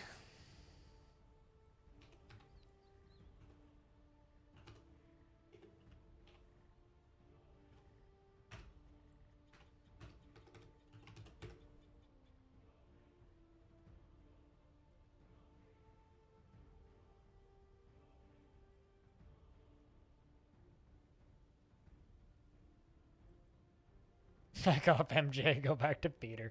Yeah, pretty much. Jesus. Also, thanks guys for the follows today. I do see them. I just don't have a notification for them.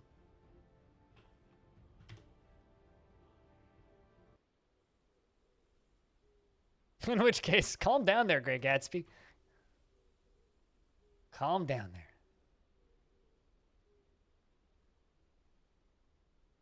The term sport is so strange, though. Like, it makes sense, but it kind of doesn't. Also, I got this problem where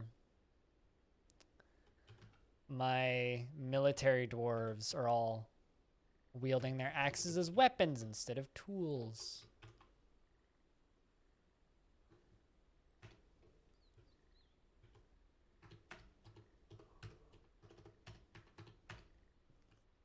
I guess I could queue up copper battle axe 10.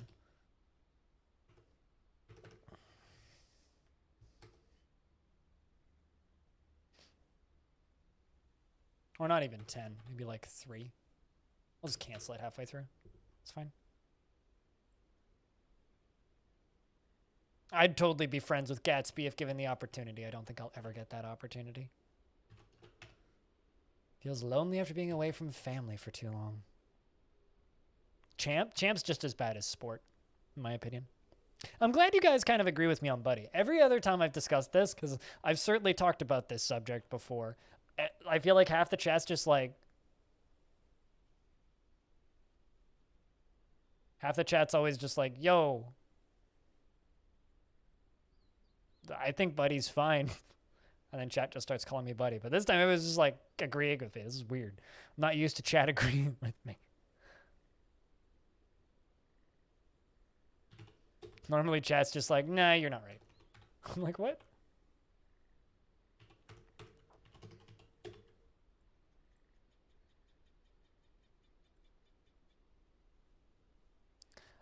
I mean, calling someone who is younger than you or smaller than you buddy, even if when you're both grown adults, is the equivalent of a grown adult calling an older person Gramps. Because I feel like, I don't know, I feel like there's a lot of mean things that people say to old people with like without thinking about it at all.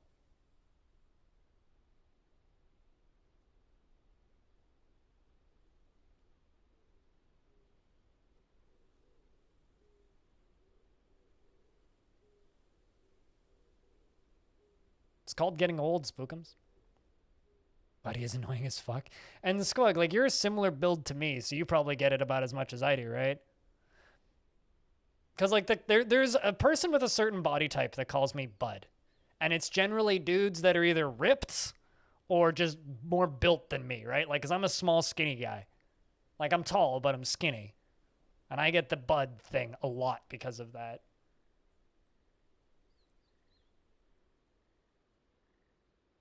And it bothers me deeply. Yeah, but you also know that I don't like that, Patchwork. It's subconscious generic disrespect. Yes. But the thing is, I think there's lots of people who don't realize that it's disrespect. Oh, my brain's starting to work again. It's so nice. Holy fuck. Most of like today, my brain's just been like off. I don't know how obvious it is on stream, but God, I've been in a weird place all day. What a mouth breather. Is it the same dumb fucker that gets offended by anything that might seem even remotely gay? Squug? Because I remember you referring to that dude as a mouth breather. Mouth breather is a good comeback. So it's not the old mechanic then. Gotcha.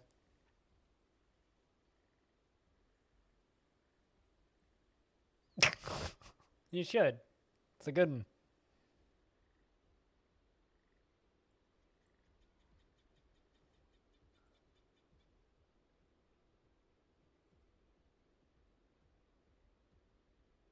You legitimately respect me, so it checks out. And you've known me for a while, Patchwork. Like, you know, like you've been following this stream how long? Since like 2018. Yeah, like that's a while. You've been around for a while. So, you kind of know how I operate.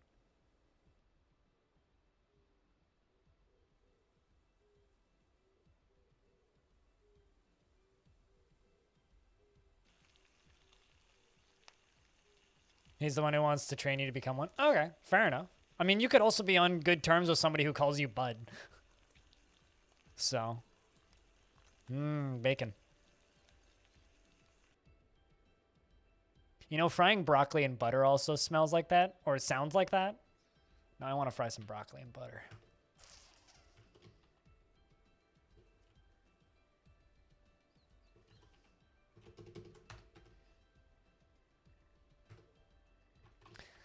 So the thing is, we're not going to get invaded by anybody. We're not even going to get were creatures because we only have 13 dwarves.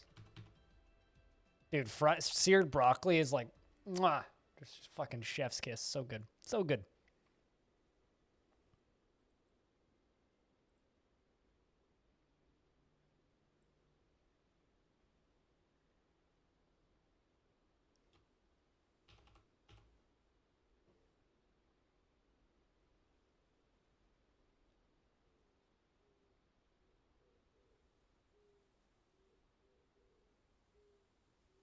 Followed up by peas. Chat, favorite vegetable.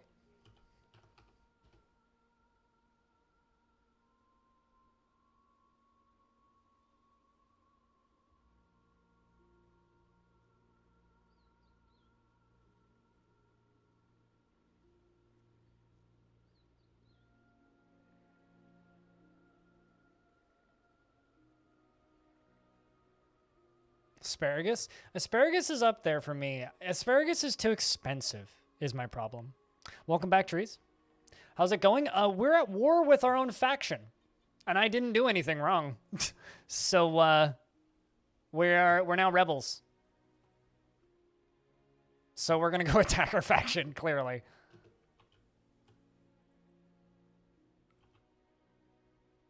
I'm looking actually to see...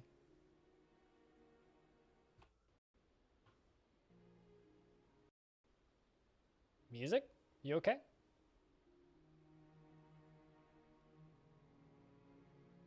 Dwarf Vader! Yeah, there you go. Fucking... I mean, I can't wait for Dwarf Maul. Get it? He's got a... Maul. I'll be here all day. Alright, I'm having some weird issues with that track. I'm just gonna skip it. I mean, mauls aren't wieldable by dwarves, so I'd have to edit the raws. You suck. Oh, you know it. I try.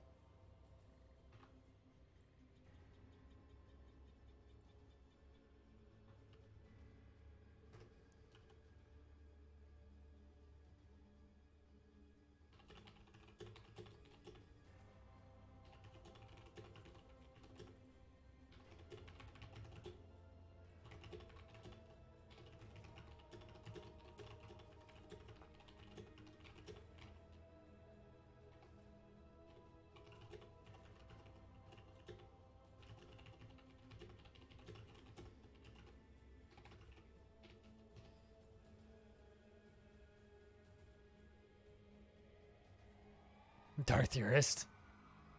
I mean, yeah, no, so my theory of what happened is that my assumption is probably the first trade caravan meant for us got caught up by undead somewhere. Or something. And it killed them. So we're just at war with our own faction. Which is strange.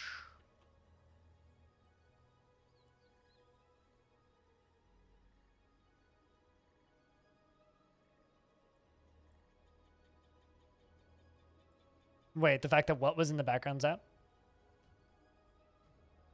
Petition to rename Necromancer Tower to Death Star. Okay, can someone just make a Star Wars overhaul mod for Dwarf Fortress? Thanks. Because I would totally play that at least once. We already have a Super Mario Brothers. What other fucking massive overhaul mod do we need? Like some other massive copyright infringing overhaul mod. We need something else.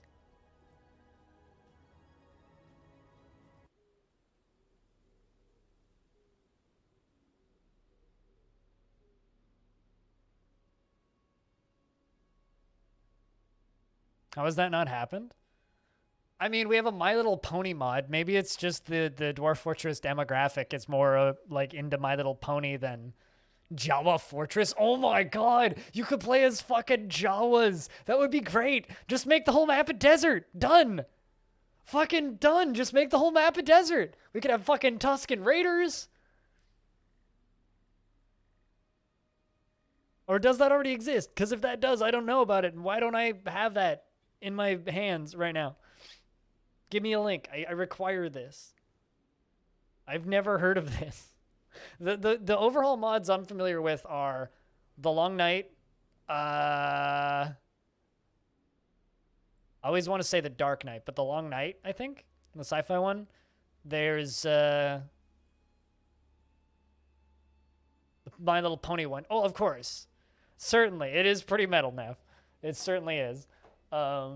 Then there's the Mario Brothers one. Jawa Fortress is a thing. Why didn't I know about what? Okay, so then it has happened then. All right. Well, if Jawa Fortress is a thing,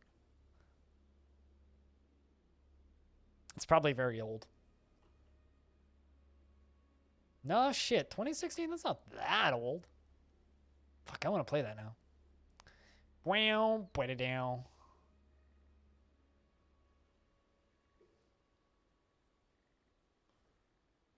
When was the last post in this thread?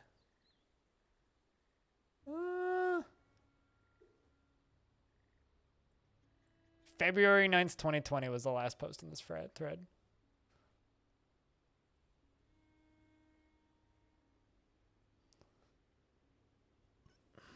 Which means it probably works. 2016 is relatively new, yeah.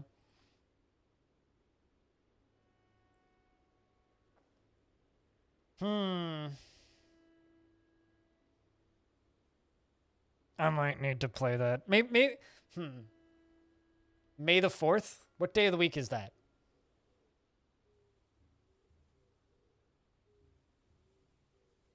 That's a Tuesday. I could do that. I could make that happen. Taurus, what up, dude?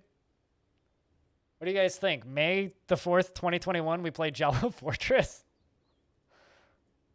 I'm down. I'll do it. I mean, I was thinking about playing the Super Mario Brothers overhaul mod for Mario Day. Madness. Food and meat scored. Yeet. Ooh. That was a chicken at one point, I think. That's good looking meats, man. So we are at war with our own civ, and I did nothing wrong. So we're suddenly the bad guys. So we're making weapons and training dwarves and eating a little bit of food. And we're gonna go murder some motherfuckers. Is what's happening.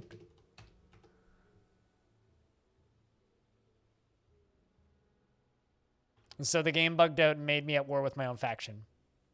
TLDR.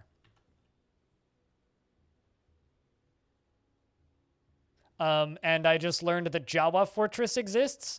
So May the 4th, yeah, of course, May the 4th and Revenge of the 5th, we're gonna play Jawa Fortress. God damn. I'm gonna make that happen. I didn't know that that existed until like 10 seconds ago, but now I do. Sure. Why not? Build a Jawa Fortress and then go on an adventure. Sounds good to me. I can make Cooler make me a Star Wars skin. It'll be great. Do Star Wars colors. I'm super down. I'm like I'm a tortured Star Wars fan. Like I kind of hate all of the current generation stuff, even like Mandalorian and everything. I can't get into any of that shit because Disney makes me so angry. But I'm totally down to just play a Star Wars themed DF mod. Super down for that.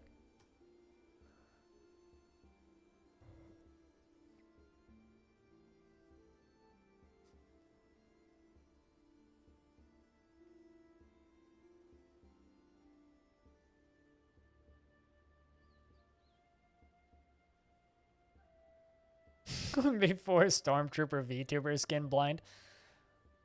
Nah.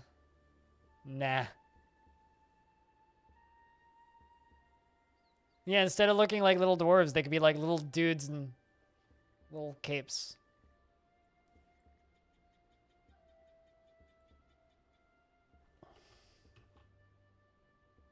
Nah, I'll probably wear a gray t-shirt because the odds are pretty good I'll wear a gray t-shirt. Because, like, 2/3 of my shirts are charcoal gray t-shirts.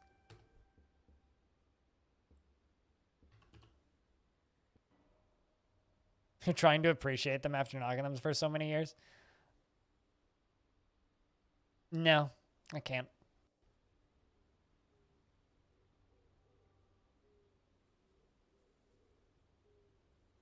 I can't. What I would do if I wanted to like appreciate old Star Wars shit again is I'd play through the original Dark Forces and Dark Forces 2 again. That's what I would do if I decided I wanted to appreciate old Star Wars stuff. Or maybe play some like Empire at War.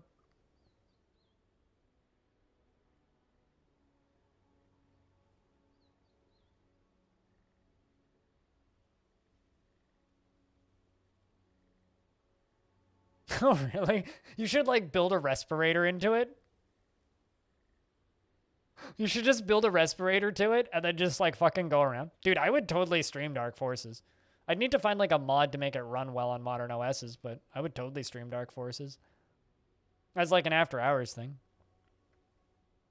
Dark Forces 2 was my shit when I was little. Because like Dark Forces was kind of like my Doom, I would say. Oh, it is. It's also on GOG. Dark Forces is kind of like my Doom because I wasn't allowed to play Doom. I wasn't allowed to play Halo. I wasn't allowed to play any of those games. I did end up playing Halo a couple of years after it was out. But Dark Forces was one of the few first-person shooters I was able to convince my parents to let me play. So it was one of the only opportunities for me to actually like get into FPS games as a genre.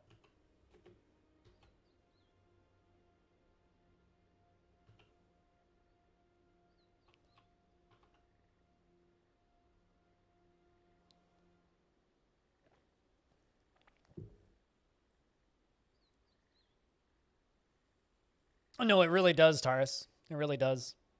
I don't know if I'd stream Empire at War, though. Empire at War, I think, is like a bit out of my realm of stream. Like, RTS games are a bit out of my realm of streaming.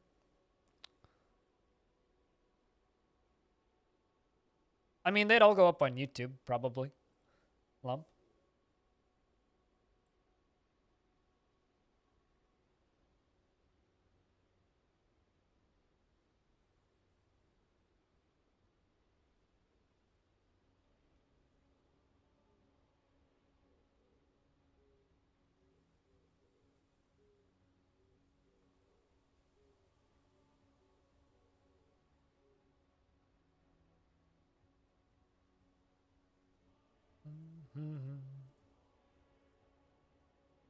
Also, I need to find out from Rhinestone if we're going to do late night with audio tapes tonight.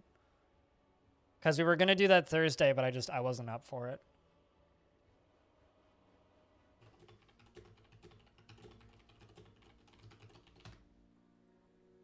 Just gotta confirm with him.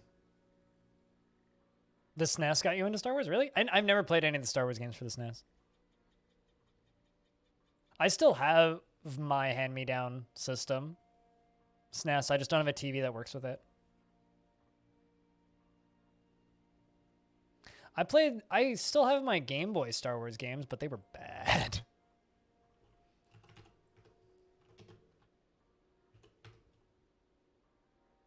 Time to train for a bit, dwarves.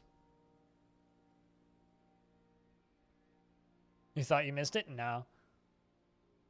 You want more kitchen nightmares? Yeah, me too. We'll probably watch, assuming we're doing that tonight. Otherwise, I'll just stream some records tonight.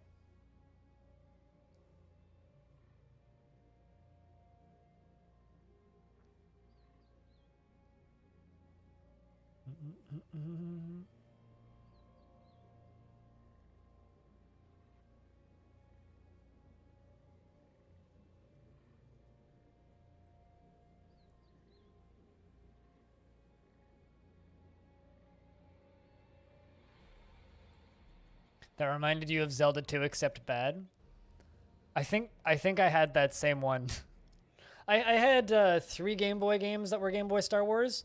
One that was like episodes 5, 6, well, 4, 5, and 6, which is I think the one you're talking about. I think it was just Star Wars Trilogy was the name of it. I had Star Wars Episode 2, the video game, which was awful. It was like this weird isometric, like, beat 'em up thing, which was awful. Which was given to me for Christmas or birthday. I can't remember. One of the two. And I had Star Wars Episode 3, the video game, which was like a 2D platformer, which was like kind of good. Hold on. Let me see if I can find it. Star Wars Episode 3 Game Boy. Is this the one that I'm thinking of? I played Bounty Hunter at a friend's of mine's. Yeah, this game. This one was actually not bad. Or I remember it not being bad. It might have been bad, but it was like a pretty solid, like, beat 'em up. Like a kind of a decent one. Like the combat had some fun upgrades. Like it followed the movie pretty well. But I lent it to a friend and he never gave it back. So, yeah, that's how that went. So yeah, a friend of mine stole it, but this game was okay. I remember it being okay. Bored to Beers, welcome back for a second month. Yay, fun stuff. Check, can we get a round of beers? It's been like 7 hours since we've had reason to get a round of beers. And the person with beers in his name makes that legitimate, so cheers. Thank you. The elves arrive once again to trade, but because we don't care, we're not going to trade with them. Thank you.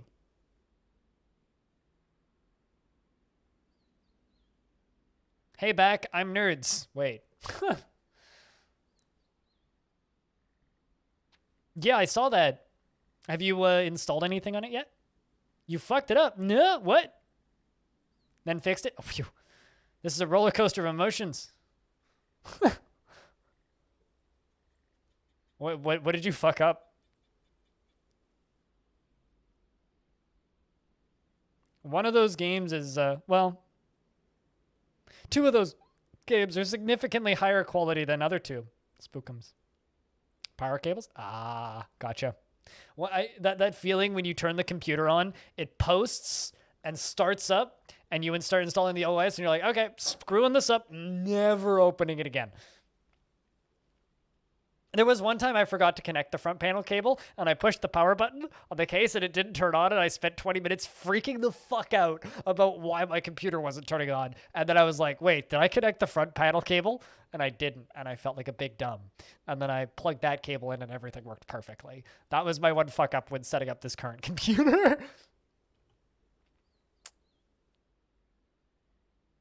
Which is excellent.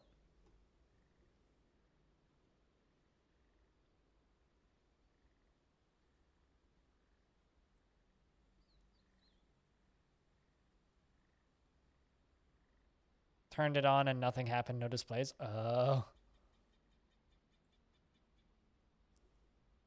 Do they all have shields? Yep, they all got their shields. Copper helm, 10. Copper breastplate, 10. Copper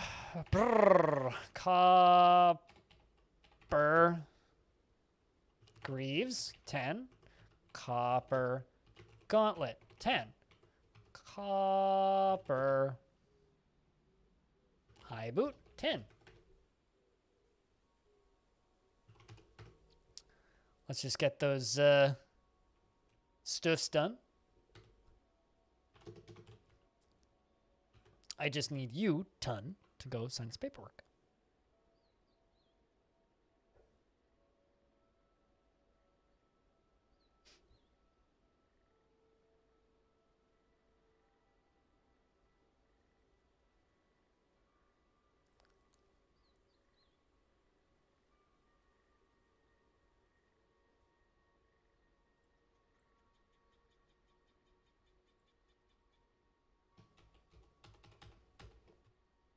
You know, it's something I did when I got back from selling the wheel on Craigslist, chat, to the guy from Craigslist. I I washed the money because Canadian money is all plastic, so I legit like had some soapy water in my sink and just like whoosh. So my money's like drying right now. Call me paranoid, but you can wash American money too. New American money, right?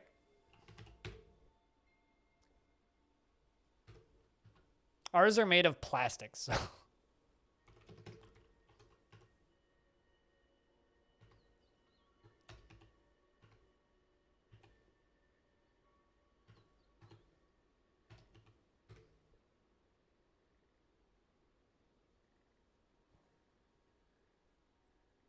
With Lysol? Okay. Yeah, ours are made of plastic. Just like Cyclone says, can confirm plastic. You have 5 CAD in your wallet? I have 2 50s and a 100 right now from that guy who bought my wheel. The 50s are cool. I haven't had cash in like a year. I have Tonys and loonies that I've had for like 50 years, it feels like, but I have some American pennies in my coins box, Melting Cake. Also, thanks for tuning into the stream, by the way. I saw you follow when I was offline. It's about the only cash you have. I usually keep cash around to buy coffee from my local coffee shop because I like to just have exact change for my coffee. But I haven't done that in a year and a half. Well, in a year. Since like December 2019, basically. Because that was around the time I started getting cautious. Sup, Novi? How we doing?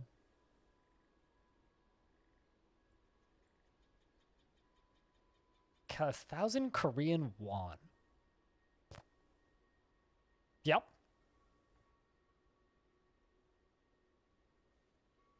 You keep cash around because Florida? Obviously to buy weed, right? Perfectly legitimate reason.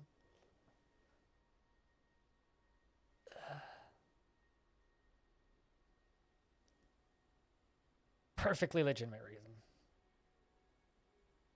You know, the thing is, I need to restock my weed stock, and I'm like, because I haven't bought weed since like November, I think, was the last time I stockpiled. No, not November. August was the last time I bought. So like kind of a while ago now.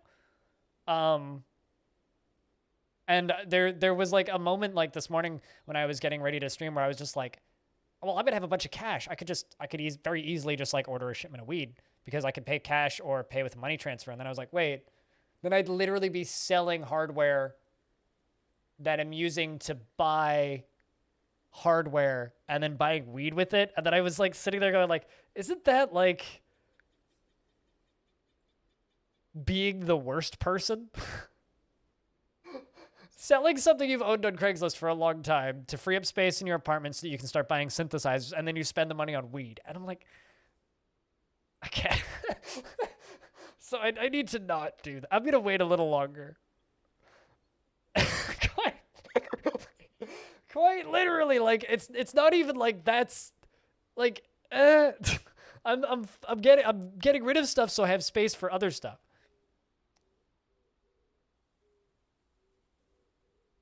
No, I own everything that I'm getting rid of. Like, I'm freeing up space so I can build a music studio. Quite literally, that's what I'm doing. Also, speaking of music studio.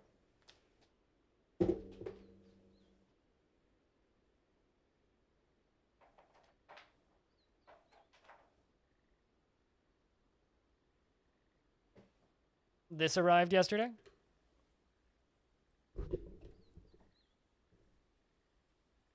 Got it used. It feels like new. They weren't joking when they said lightly used. Just a little MIDI controller.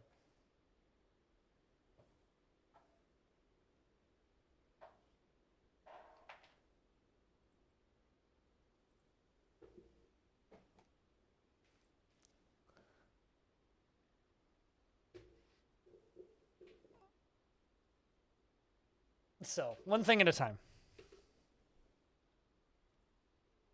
If someone wants to give me $200, I'll go buy a guitar pedal. And then we'll have reverb. Hobo spamming. Mods boost. Are dwarves brewing? A bunch of dwarves harvesting stuff. Let's get you on brewing. There we go. Cap.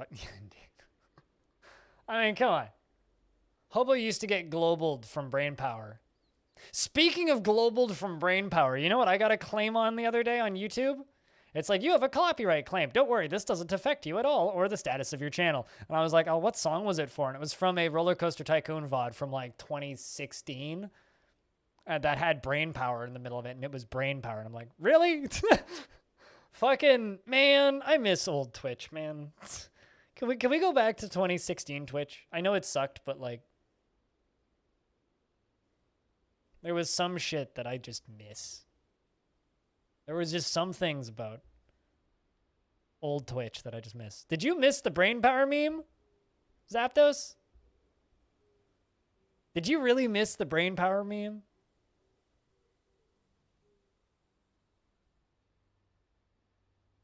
Are you that young? That's not even that old. When did you make your Twitch account? You made your account in 2015. You should know this. The hell?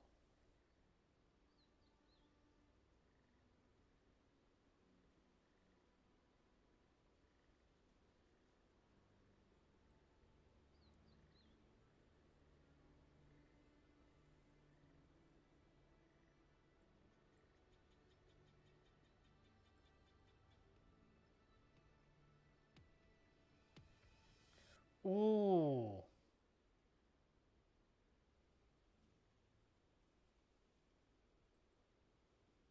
And as I say that, you know how I was literally talking about spending money or selling stuff so I can free up budget and space in my apartment for other things? Literally, as I say that, I get an email from Discogs with a good deal on a Soviet France LP that I want. Garista, which is one of their new ones from 2019, but their stuff sells out real fast generally. Not gonna buy it though, that's too expensive. Shipping's too expensive. I don't feel like shipping anything from Sweden. Multiple times in Cherno's chat spamming Miku. Yeah. Yeah. All right. Let's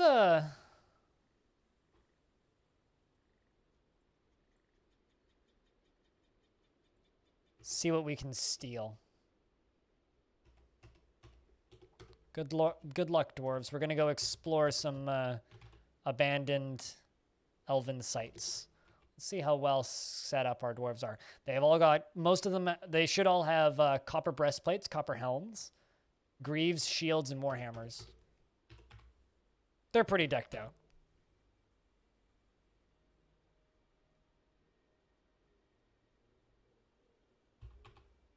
You know, it's really funny, Zap.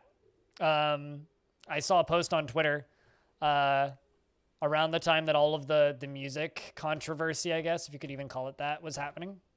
Are you okay there, Dwarf? Why are you moving so slowly? She is very weak. No kidding. You're moving very slow.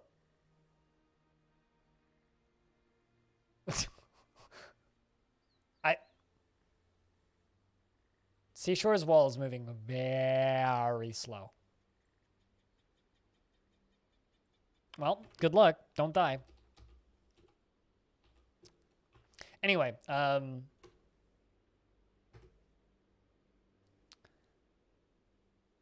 was playing the Miku game. Yeah, but anyway, the comment basically was people are all freaking out about companies claiming music.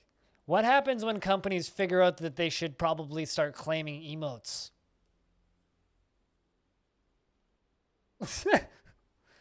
Like, oh, but do you remember when Ludicolo put up all of his emotes as stickers on DBH, and they just immediately got claimed by the Pokemon company / Nintendo?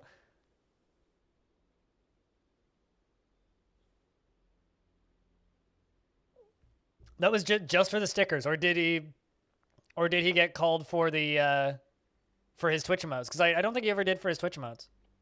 I actually don't follow him anymore. I unfollowed him recently. Oh no. That dude freaks me out now.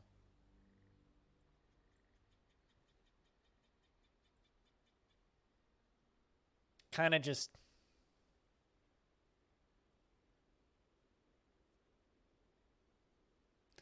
It was just cause stickers? He does still have Pokemon emotes? Yeah. Yeah. It's not the most used I've ever felt on Twitch, but it's up there. Holy crap. This Hammer Dwarf is taking forever to get out of here. Good luck.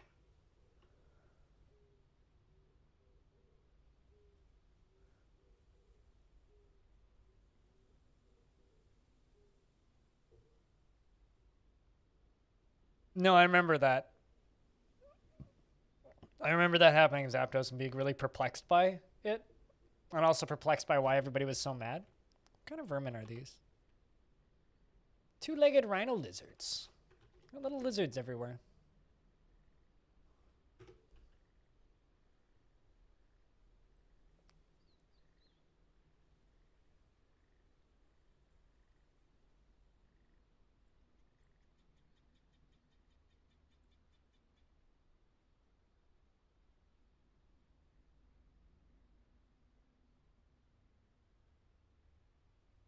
Pokemon card thing is weird. That's not why I backed away from his community. I backed away from his community because I felt not betrayed. I felt like he just got cooler friends. And that's like when you work in any competitive industry, any kind of like the music industry, acting, streaming, any kind of popularity-based industry, when you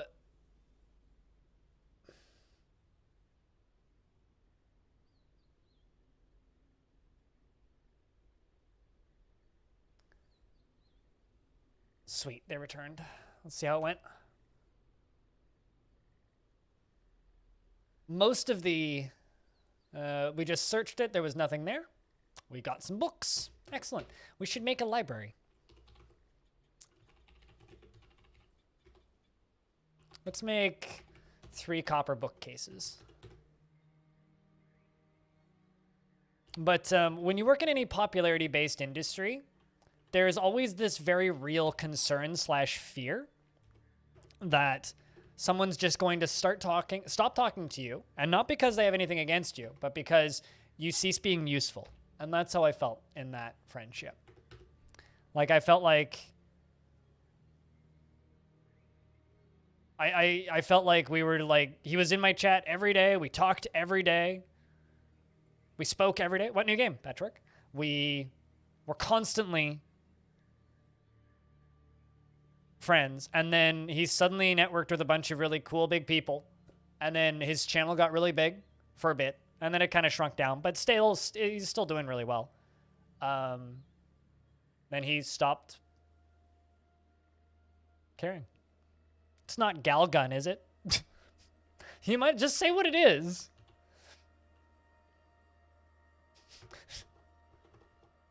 I'm expecting it to be Galgun, because that's the only game that I can think of that Twitch banned.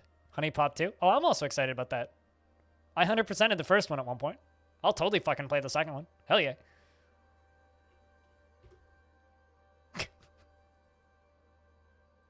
I ain't streaming it, though. I'm not suicidal. It's literally the best match 3 ever made, IMO. It's the second best match 3. I thought there's one DLC for Galgun that is banned. The $99 DLC that makes them take their pants off, that one's banned. Honey Pop is wonderful.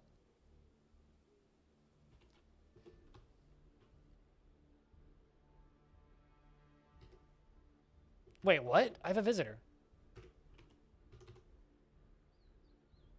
You know, I'm going to do a thing. I made a library and immediately got a visitor. I'm going to open my fort up to visitors. Let's see what we get. I'm suddenly really curious.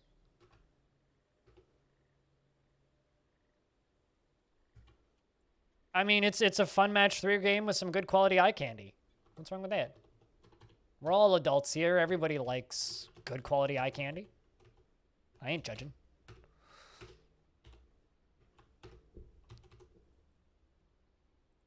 Is Honey Pop worth getting? If you like match 3s, yeah.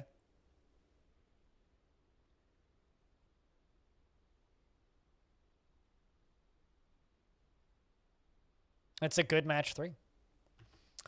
All right, well, let's send the squad out and go loot some more stuff. A goblin hamlet? Oh, really? A lot of these human towns have been taken over by goblins. And we're at war with this human hamlet.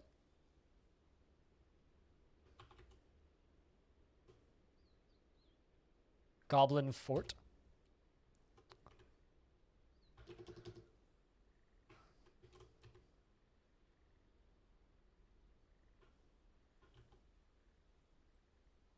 The Hillocks of Rootquake. Looking for something that's empty that we could go after.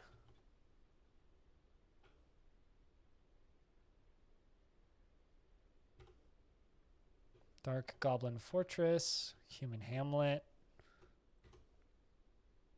Human Fort, the Tower of Galley Ceilings.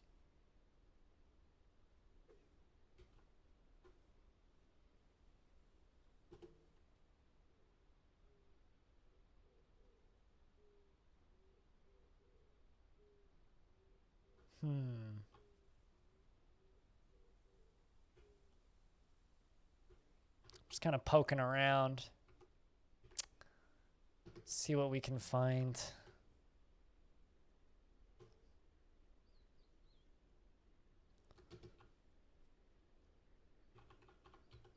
A lot of forts. There's a tomb. I always get confused when it's like tomb, population. It's like, why is there a population for a tomb? Excuse me? Let's go explore that. That, what's it called? Not tomb. We're rather tomb. Yeah, we're going to go explore a tomb. Good luck, dwarves.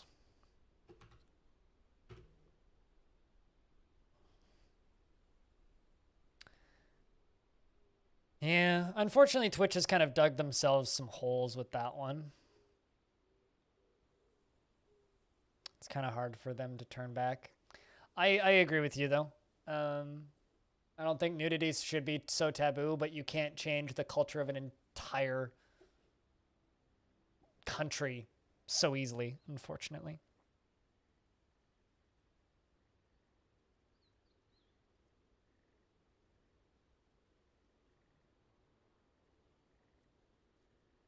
Someone is streaming Space Engineers in the Dwarf Fortress directory. Good stuff. Good stuff. You know, like, I think, like, if we could snap our fingers and change the culture of an entire country very quickly, there's a lot of things that I would change about my country. And there's a lot of things I would change about a lot of countries. But my ideals aren't identical to everybody's ideals. There's plenty of people that disagree with us on these issues, right? Like, there's plenty of people in Canada and the US that very much feel that, no, it's not an issue. And yeah, it is exactly as it should be. So it doesn't matter how we feel. It matters how everybody feels, and that's comes with culture. So it doesn't matter if it's a civil rights issue. If some people feel that it's acceptable to do things the way they are, then they will keep doing it until the majority says no. And unfortunately, the majority don't say no.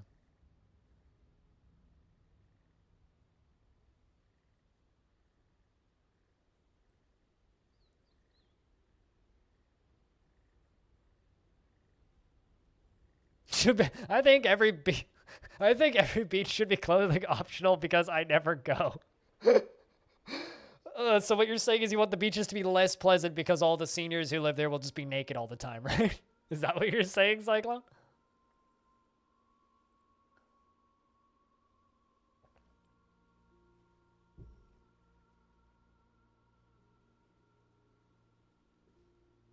I think the human race is a failure of the human race.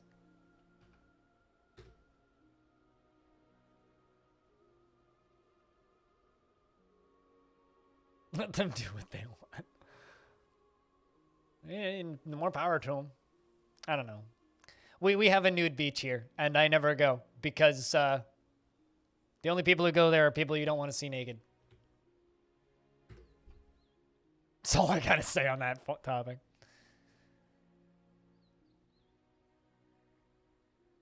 Like the guy in Ozark, season 1 and 2.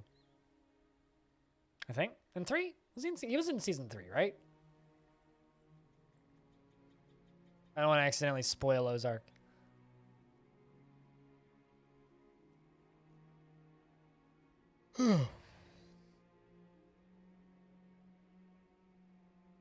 Florida's wild. What kind of rockets are we talking? Anybody want to look up trumpet wanders? Actually, you know what? I'm going to write it down.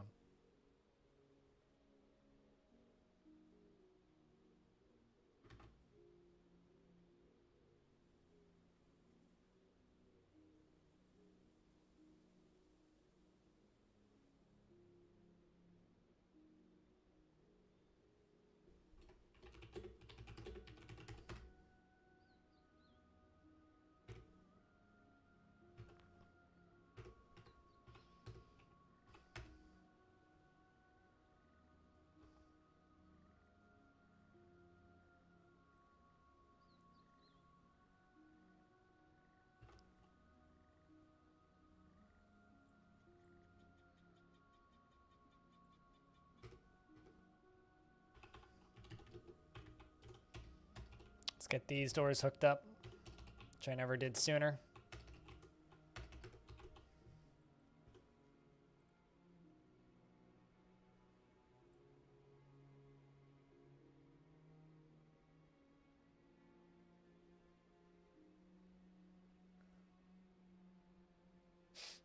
You inherently are against the whole point of nude beaches, which is why I don't go to nude beaches.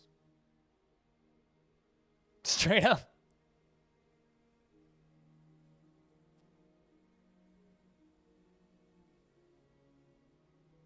There's an elf. And a goblin. We have a goblin poet visiting. Just look at that.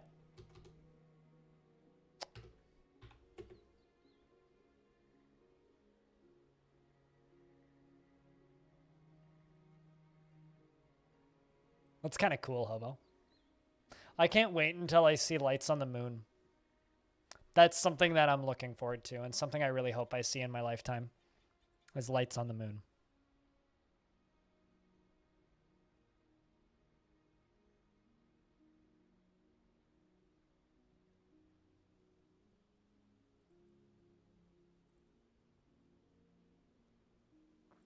I don't know why we're talking about this, but yeah, comfort.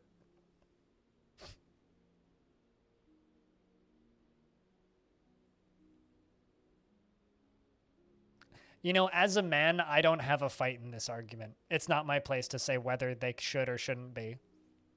So I don't know why we're talking about this. Like, I don't see the point.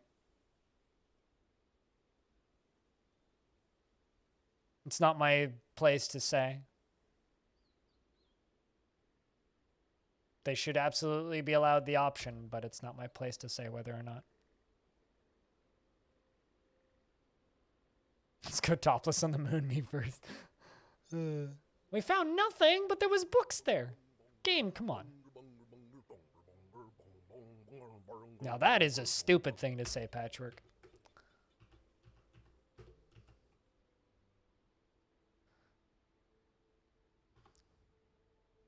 Finger Lancer. That's a funny name for a fort. Ooh. The town of Asaur. No civilized population. What the hell happened there? Let's go explore it.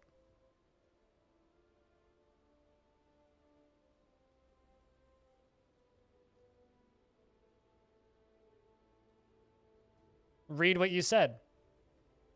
I'll never affect politics. That's a stupid thing to say. And if you can't see the stupidity in that statement, then I can't help you. That's a problem you need to sort out for yourself. But I still don't understand why we're talking about this in the first place.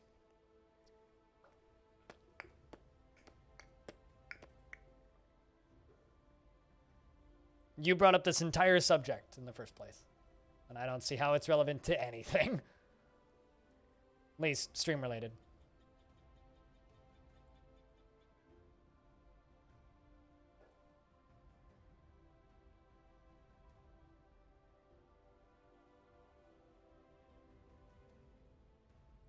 All right. Rather than dreading it? I mean, in the future, the world we currently live in is just going to continue, and it'll continue to be a tough existence. However, hopefully, in the future, we will get to a point where things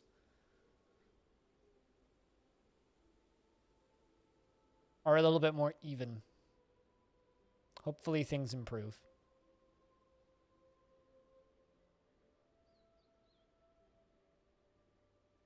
And they will only improve if you do not believe what Patchwork believes, which is he'll never never affect politics. So if you believe what Patchwork believes, things will never get better. Things will only continue to get worse. And things will never improve. If you believe that you can affect politics, things will get better and things will improve.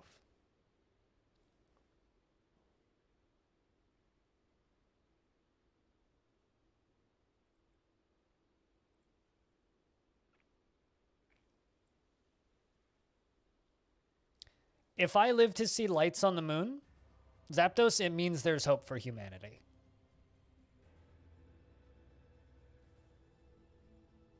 How do you make an impact? What are you doing right now?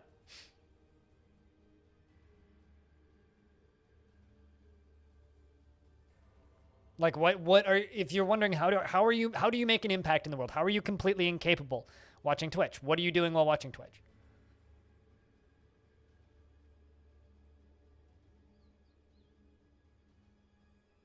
You're talking. You're typing in Twitch chat. There's 85 people in Twitch chat. You made us talk about how women should be allowed to go topless, which they should be. But it's also not my place to say. Because I'm a man who already has the right to go topless. If given the option to vote for that, I will vote for that because I think they should have the right to go topless. All right? But just by stating that, you're making 85 people who are watching this stream, even if they're even paying basic attention. Good morning, Arch. Even if they're paying the minimum amount of attention to this stream, you're making them think about that. That's making an impact. By existing and bringing up the topic, you are making an impact. So if you genuinely believe you have no impact and you have no ability to affect change, you're fucking delusional. Get my nips out? All right, man. Are we happy? Can I put my shirt down now? Please? Okay, there we go. Also, sup, Ryan? How we do? Also, congratulations, number 3 highest cheerer in the channel. What did you come back to? Nothing of it. I mean, you can clip whatever the fuck you want, my dude. You can clip whatever the fuck you want.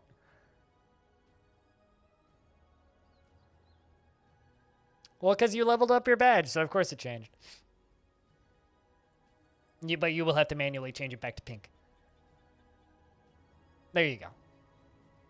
Yeah, Rhinestone just passed a guy named Smiffles, who cheered, I think it was $600 in bits in one sitting, in one day, which was a very weird day.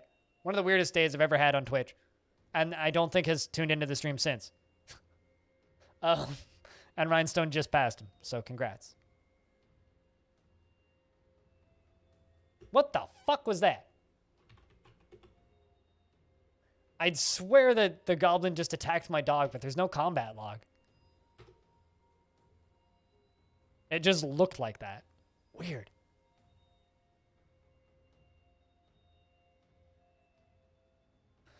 Strange. Let's try and make this hole in the ground a little nicer.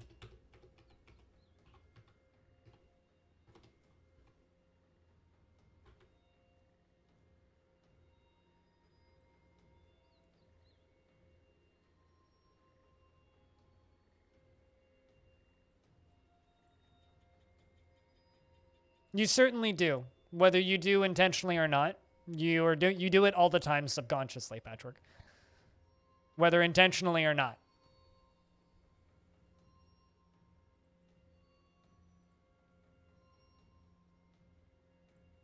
Yeah, well, not instantly, Zapdos. I also didn't show anything.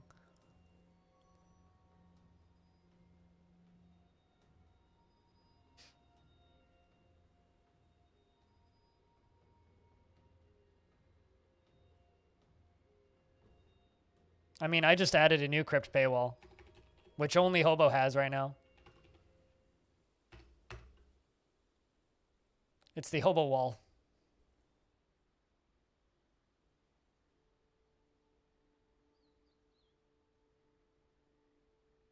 But, you know, it's very much a thing that we do subconsciously. You know, we are our beliefs, right? Our beliefs are what make us us, essentially. It's part of what makes us unique. So it's very hard to have a conversation, especially around serious topics, and not let your beliefs show a little bit. So that's fine. Obok has a daughter, a son, and a second wife.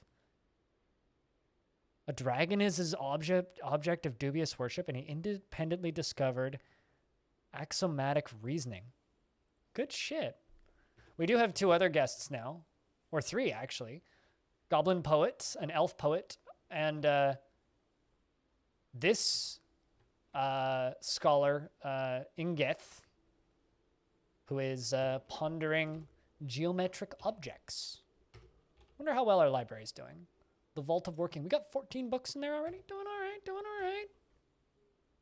We just went and explored a abandoned human town, which I think we're going to keep exploring. Like, there's a lot of books in there. It's an abandoned human town. It must have been a very large population, too, because it's full of books.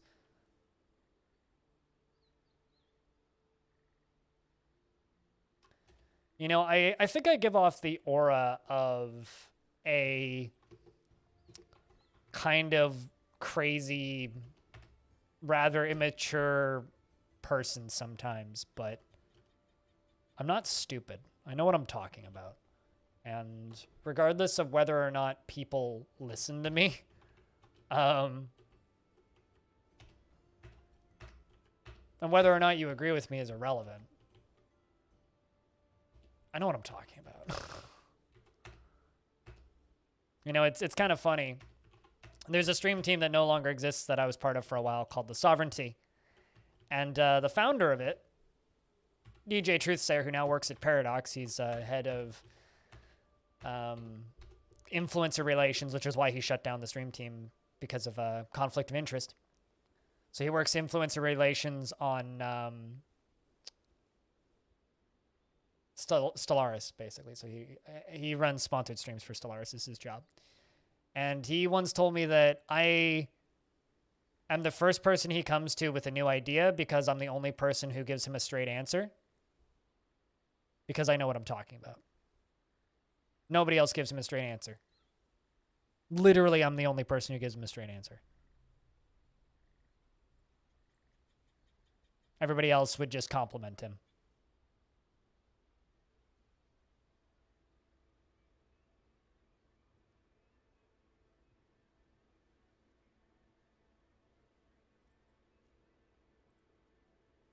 But no, literally, like, you are having impact right now, I guess is the point I'm trying to make. You're having impact on my day, which is making me talk about a subject, which is having impact on all of the people watching this and who will watch this in the future on YouTube or on VODs or whatever.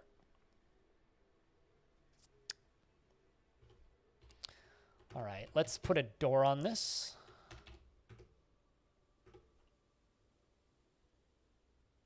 And give you masonry, I think.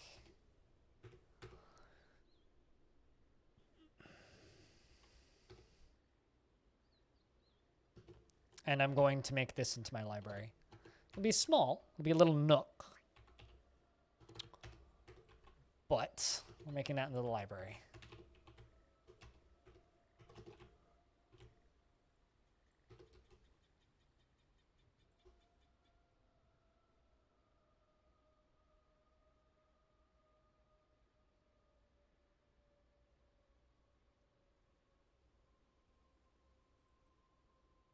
Yeah, you know, like what you're talking about right now in this chat might impact somebody. And maybe that person is studying politics at university right now and is planning on running one day for some form of office.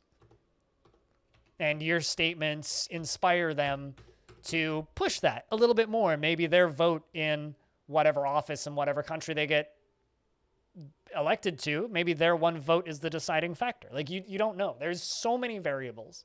Just by existing on Earth and going about your day-to-day life, posting on the internet, talking to people,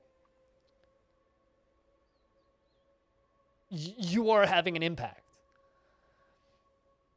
I knew somebody in the Scouts growing up, Ryan, who wanted to run for office. That was like his whole goal in life. And he was a younger dude, and now he's part of the Liberal Party of Canada. He's not in office yet, but he's working for them. So it's like, he's achieving that goal. He lives in Ottawa. He works in Parliament. He plans to run for office one day. We're just going to loot this place dry, I think. Seasons and the Moon. A truth was looted. Turns out, moon is flat. Does he speak French fluently? Yeah, he has to.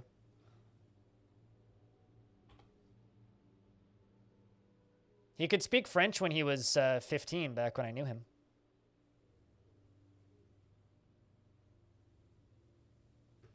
He's now in federal politics. Yeah.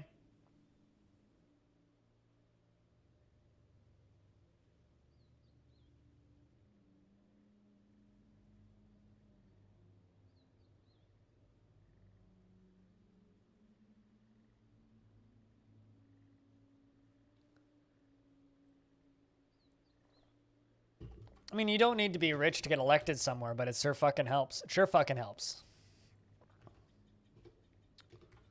Helps with a lot of things. I'm gonna go after this one again. I'm gonna keep exploring it until we're done.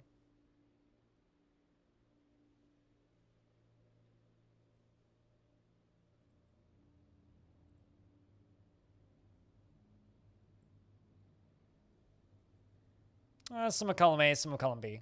Patchwork.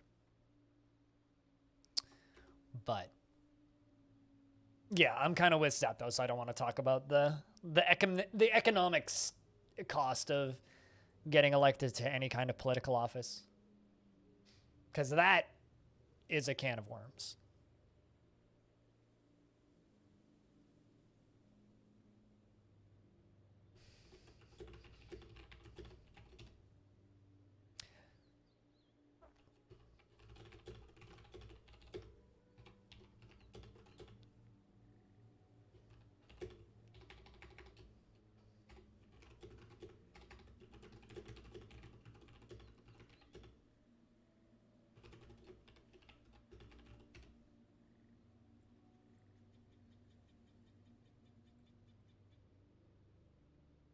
But yeah, chat, the plan for tonight is I'm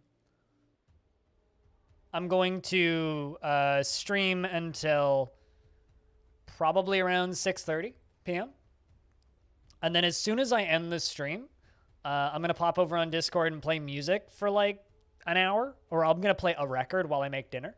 And then when my dinner's done and I have dinner, then we're going to... Then me and Rhinestone are going to do another late night with audio tapes. So me and Rhinestone are going to sit and voice for a bit and hang out and chat over some YouTube stuff that Rhinestone's going to stream. And then maybe we'll do some Kitchen Nightmares. We'll see. But we'll definitely... me and Rhinestone are going to talk over stuff. So the way that works is me and Rhinestone are the only people that are unmuted and everybody else is muted. And we can just chill and listen to stuff and watch stuff.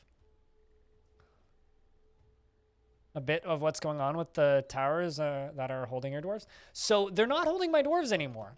I guess between the last embark and this one, they either got out or escaped. So I'm not entirely certain what happened to them, but they're not in there anymore. Because this is the fortress that they were in. They're not there anymore. They're not there anymore. And then we got this curveball where we embarked. Currently we have 4 dwarves, but we actually have 13. Just 4 of them are currently out and exploring an abandoned human town. We got here, and we didn't get a trade caravan the first year. And I was like, weird.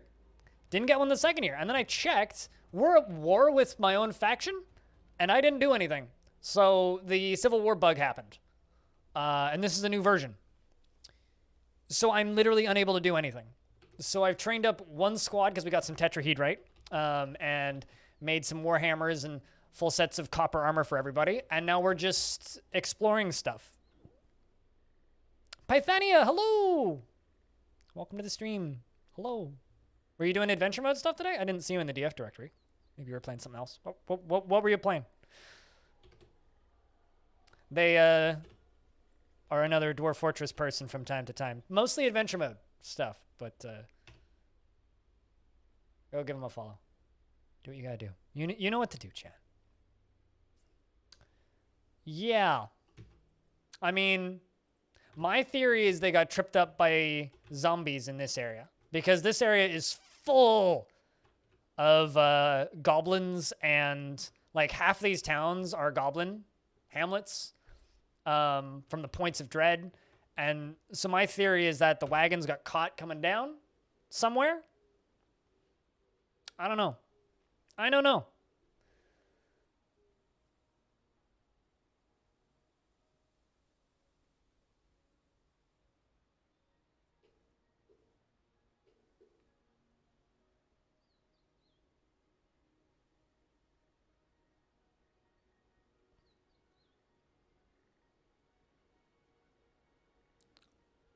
But yeah. Also, Rhinestone, I don't think you were here for it, but I got me a Keystep Mini. So I actually have a small keyboard now.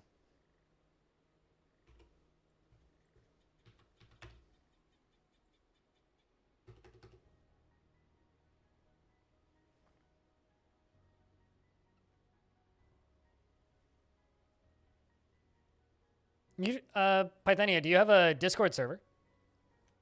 Do you have a Discord server you could have like a room where you put your Discord stuff? Or make a Patreon where people could get it for $1 or something? Or coffee where people could get it for $1 or $3, I think, for coffee? Because your art's really good. Are you asking me that, Patrick? Twitch. Is that cheating?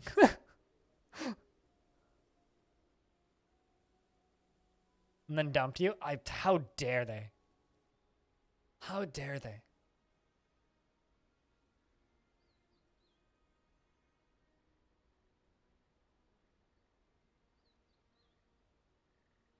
But there you go. Discord counts as social media. You're hesitant to advertise your coffee? I mean, it's not directly advertising, but that's fair. But I hate Twitter. I have Twitter because I need it. I deleted my Facebook last year after not using it for about 5. I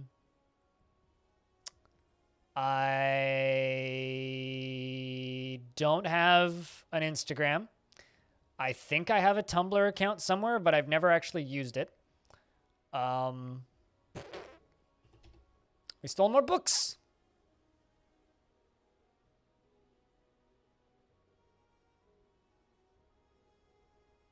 Good stuff. Look at all those books we're getting. Interesting. We're stealing books about that tower that kidnapped our dwarves. I mean, I've been live for, what, 8 hours and 18 minutes? So about the same amount of time. I'm going a little bit later, though.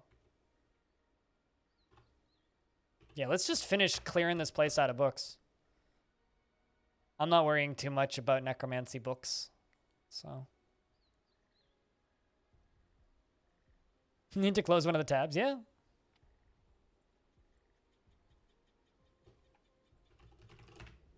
I use Podbean for the main one. The second one was put up on sounder.fm just because it was free. The second one is kind of on hiatus right now, though. I just don't have time to produce more shows. And I technically have a third one, which I would probably put on Anchor if I ever bring it back, which I might someday. I don't know. I had a podcast that was just a... what's it called? It was like a book club for video games. So we'd play a game. If you listen on Podbean, doesn't matter. The stats are all the same. It doesn't matter. As long as you take the RSS feed and plug it into a podcast player, it doesn't matter. The stats are all the same to me. But, like, here's the thing that you need to know about the podcast. The podcast is never going to be big. Like, it's literally a podcast about very niche music, alcohol, and drugs. We're never going to be big. We're a very small podcast. So just, like, if you want to listen to the podcast, listen to the podcast. Because, like, I don't care. As long as someone's listening to it, I'm happy. And it's, you know, the long-term dream goal for that podcast is that I make enough money doing streaming stuff that I can pay Rhinestone to show up for recording shit. And we're shit at keeping it up. Yeah, that's also a thing. But, like, I can record tomorrow if you want. I'll be up late. I have a meeting at 10 p.m., so. But yeah, no, it's very much a... It doesn't matter. If you listen to it, that's awesome. And if you enjoy it, that's cooler.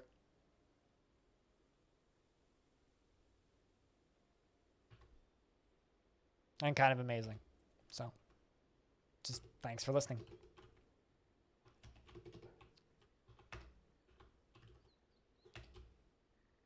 I'm going to give my dwarves that are left at home something to do.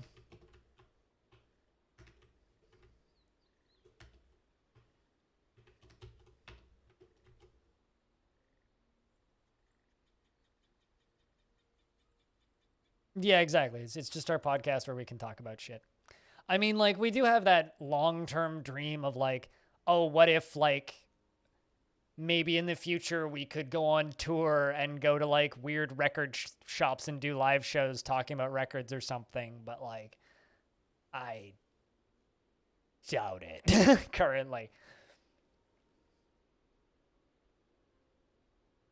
Maybe like at some point if this channel ever gets big and my YouTube channel gets big, and by big I mean like if my YouTube channel has like 100,000 subs or something crazy like that, then I'll make a video basically stating, hey, this is another thing I do. Because I've basically never shouted it out directly on my YouTube channel. I use podcasts as background noise. We just need sponsors or a Patreon for it. One of the two. Then we can talk about Manscaped. Aren't you excited, Ryan? They offered me money the other day and I didn't know how to feel about it.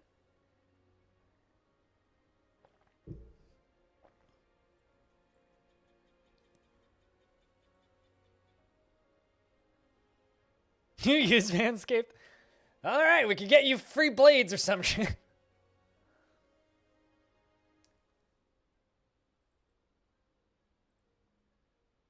Most of the podcasts that I listen to right now are sponsored by Manscaped and Viagra equivalents. like hair fixing places that'll make the hair grow on your head. I'm starting to sense the demographic of the podcasts I listen to.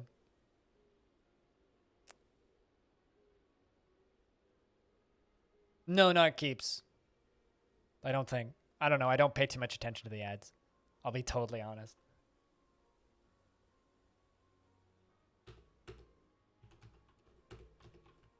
Let's see. Was that all their books?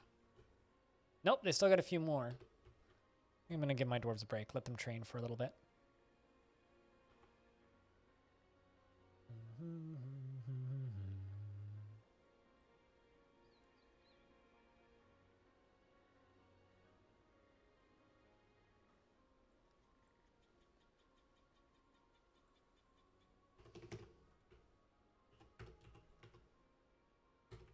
Let's just let them be inactive for a bit and chill.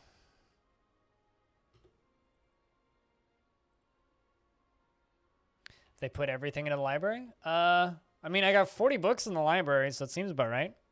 How many times did we raid?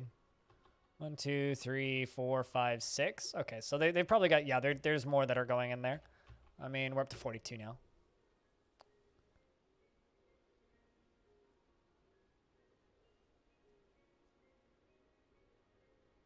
I just use a manual razor.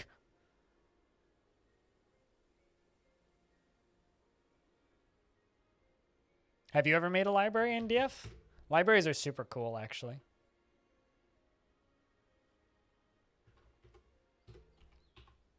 To 43 books.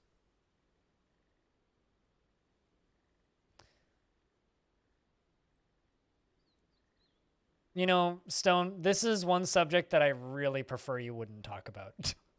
You know, this is the second time you've brought it up, and I asked you not to do it the first time. If people want to remove hair from their bodies, for whatever reason, you do not need to judge, disapprove, or say anything. People want to remove hair, let them remove hair. It's not your place to say anything. All right? I would also get annoyed with people who say otherwise, right? Good night. Bye. You have a good night. We'll see you when we see you, man.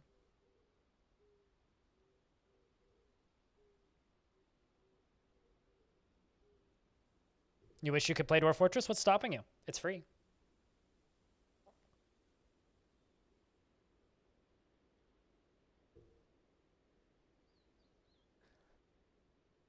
And leave it at that, Stone.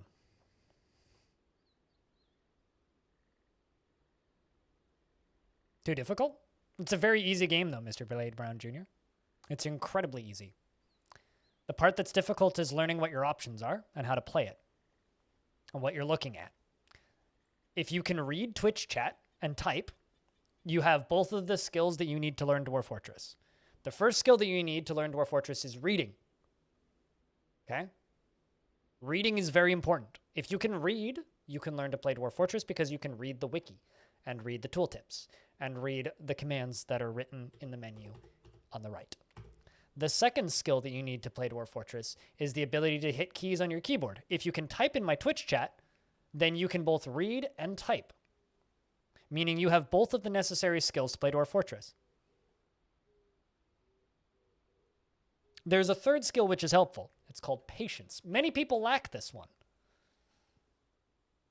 Dwarf Fortress is just as complicated as learning D&D. You sit down and you read the fucking manual. Except in Dwarf Fortress's case, you sit down and you read the fucking wiki. And then ask questions with your friends. Or ask questions on a Discord. I don't understand this rule or this trait. What does this do? Friend explains it. Dwarf Fortress is just as easy as learning any tabletop RPG or board game. You sit down, you read the manual. The game itself is extremely easy, and anybody who plays Dwarf Fortress actively will say that to you. The game is extremely easy. Actually, the question that should be asked their board is, the fuck's a rock nut? Totally. D&D has a lot of learning. Like, it's not an easy game to learn, but it's a game that you learn with friends. The best way to learn Dwarf Fortress is to convince your bud to play Dwarf Fortress with you. And then you and your friend sit down and talk over Discord and yell at each other when they can't figure shit out. You need a friends list? Join my Discord. And I know that that's what every single fucking streamer on Earth says. Join my Discord and join the KitFox Discord. Go to the DF rooms. Ask questions. We'll help. Hang out in Twitch chat. Ask questions. We'll help. We'll give you pages from the wiki if you want the wiki. We'll just answer your questions, or I can give you live demonstrations, whatever you want. This game is super easy. Super easy. Super easy. And I can't stress that enough. You want to make a self-sustaining, infinitely money-generating, great advanced fortress that no one ever gets even remotely upset in, that can automatically repel any force of evil with simply a half dozen drawbridges, you could do that. Super easy. No dwarves will ever die. You'll never need to do combat. You'll never even need to clean up corpses. Your dwarves can live in a happy underground utopia and never run into a problem. The game is extremely easy. The only barrier is yourself and whether or not you're willing to pass that barrier. And if you're not, it's fine. Don't. But don't complain. It's just you.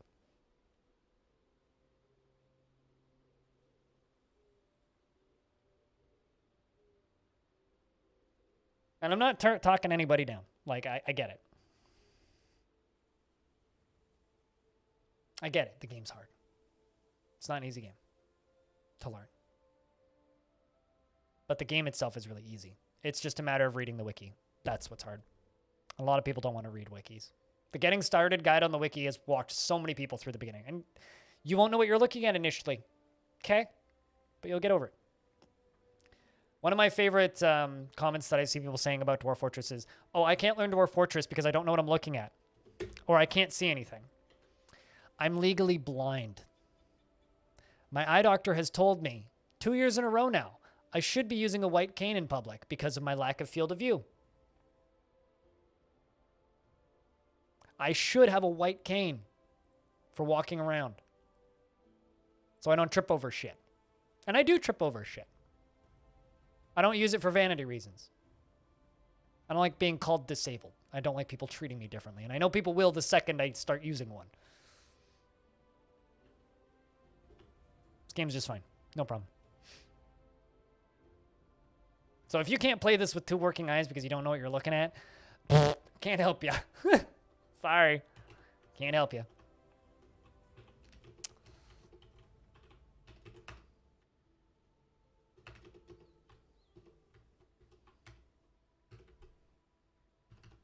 Let's go raid some stuff again. Go get him, squad.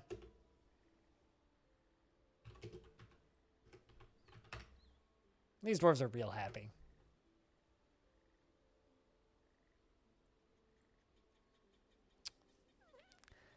Man, I hate it when people say that, Patchwork. I really, really, really hate it when people say that. The vast majority of people who wear glasses are legally blind without their glasses. But if your blindness is fixed by glasses, you're not legally blind.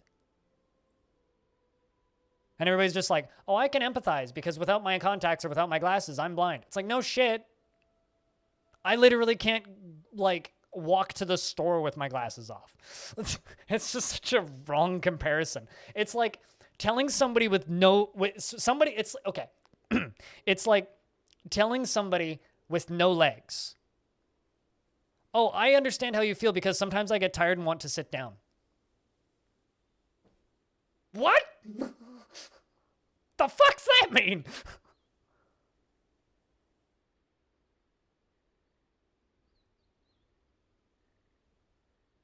No shit. Everybody with glasses, without glasses, you can't see. That's the point of glasses. That's not blindness. That's not even remotely close. I'm legally blind with my glasses on. I just can function with my glasses on.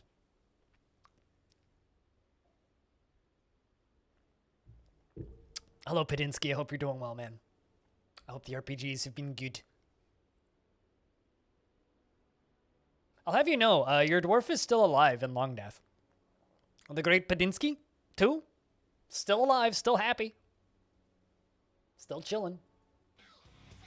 Thanks for the 8th month. Welcome back. Cheers.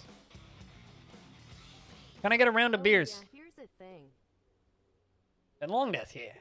Chat, can I get a round of beers for Padinsky keeping that sub alive for an 8th month?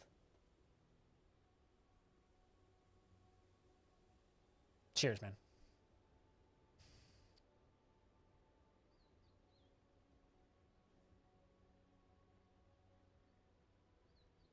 The worry is that you don't have your contacts or glasses. Oh, boo-boo. I'm sure you'll always have your contacts, and you'll be fine.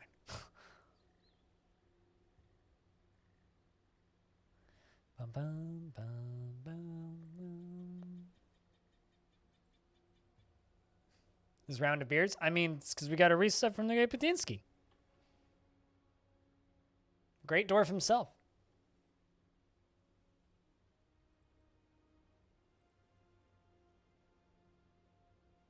Because winter is like that?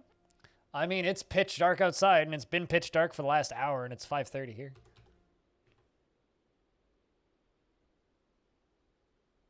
You need to replace them? Then you should replace them. I mean, that's on you, not... Okay, well, whatever. You should do that, Ryan. Yeah. So, chat... This fort's become weirdly successful in a way, and I don't really know what else to do with it. We've searched out that area. We have 13 dwarves. Maybe this is just a fort we check back in with. I'm just going to throw this out there. This is why you don't get contacts. As somebody who has 2 pairs of glasses, this is why you don't get contacts. Don't use contacts. Contacts bad. That's on you for choosing to get contacts and not using glasses, which don't have this problem.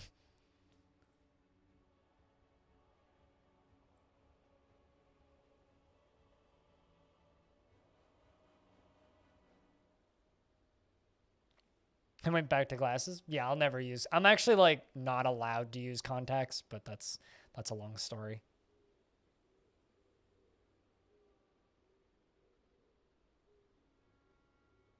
I can't do the thing that I wanted to do because of this bloody civil war.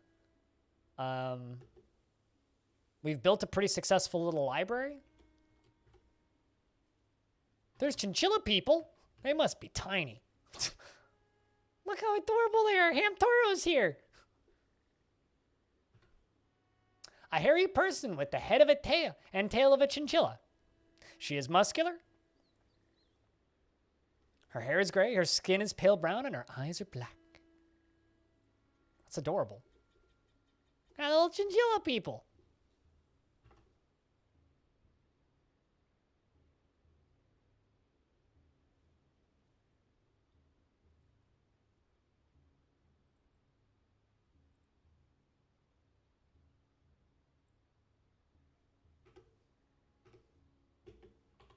I actually hate... I've worn glasses for so long, I hate the way I look without glasses. Also, for those of you who haven't followed along, if you type in !Dayfort in the chat, you'll get a link to this document.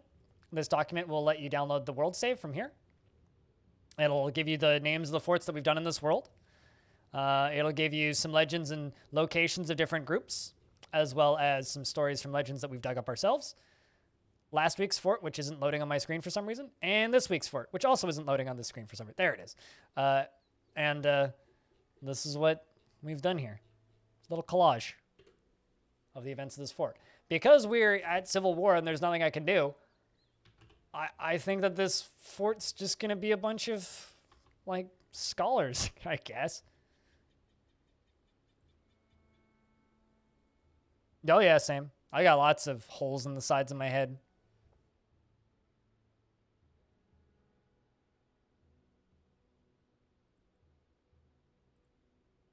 Yeah, hobo.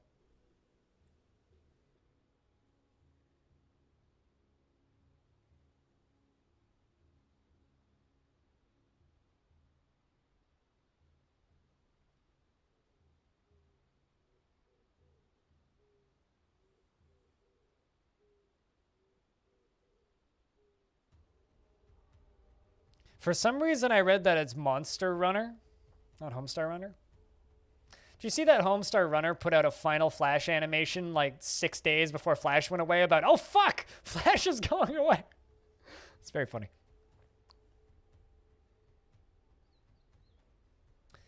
But I think I'm just going to retire this fortress. It kind of sucks. Because I really wanted to, like, go save those dwarves, but those dwarves aren't in that tower anymore. So either they got rescued or bad things happened. So I think I'm going to just retire this fort. But overall, this was a fun little test. I really, yeah, converted. We could indeed, and that's, I think, what I'm going to do.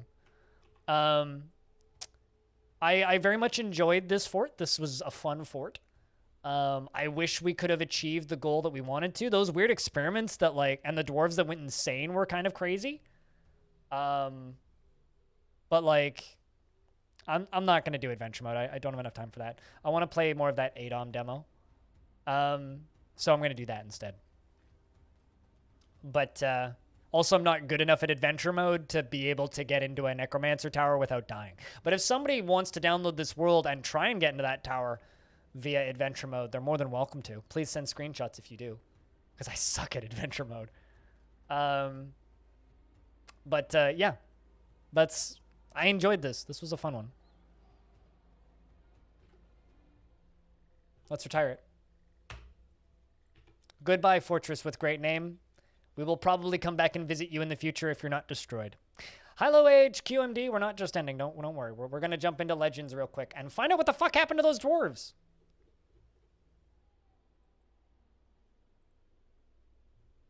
Let's find out.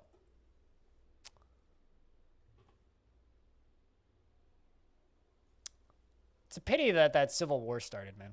Such a pity.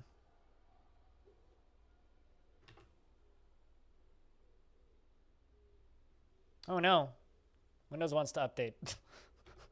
So if everything's broken tomorrow, I'm sorry. We were trying to rescue the dwarves from last week, but they were already gone by the time I made a new fort. And we want to find out what happened to them.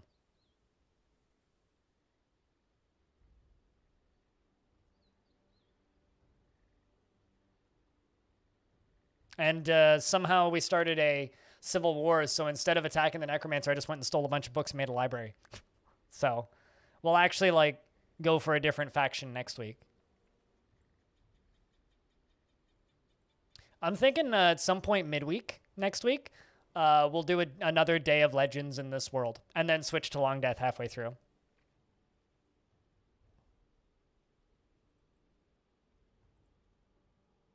Yeah, exactly. This technically we didn't achieve anything that we wanted to achieve today.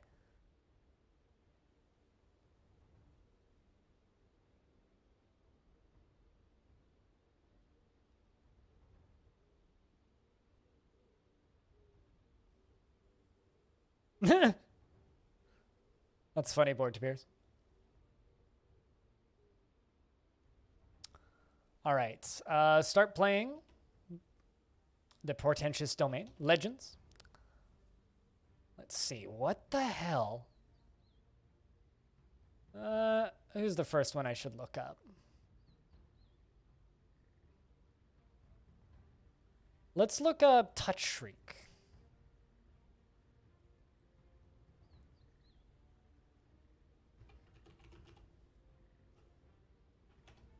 Still alive.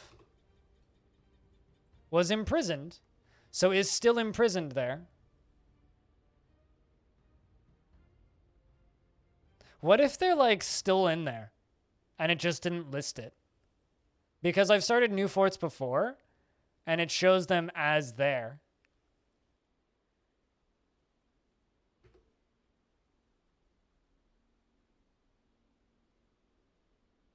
Staff lynched. Let's check out staff lynched.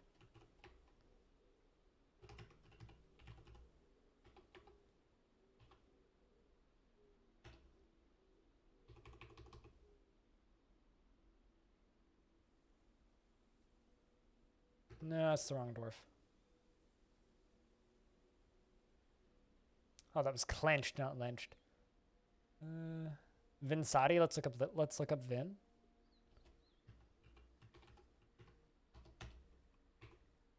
Yeah, they're still there. Oh, maybe.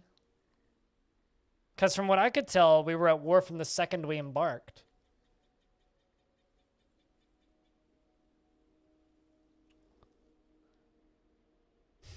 Let's look up the name of our group.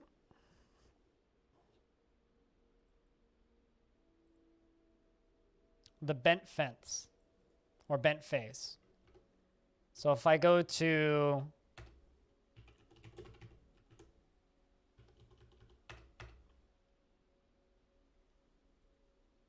What point? Because, like...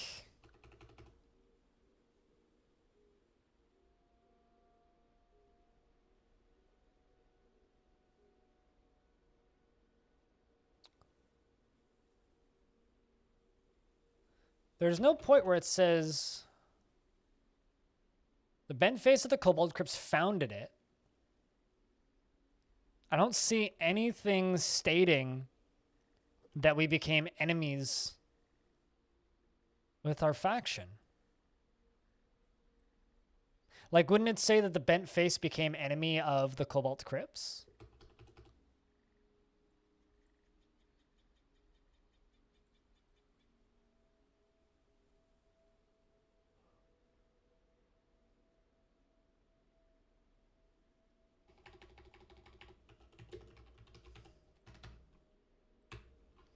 I have to hold this down arrow for a little bit.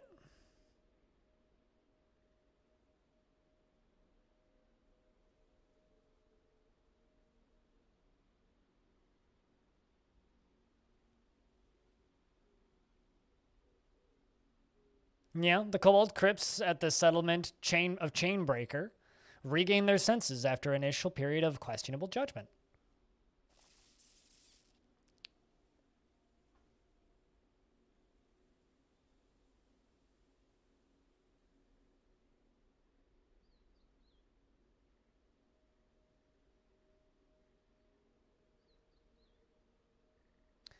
The Cobalt Crypts attacked the imprisoned merchants of the Cobalt Crypts.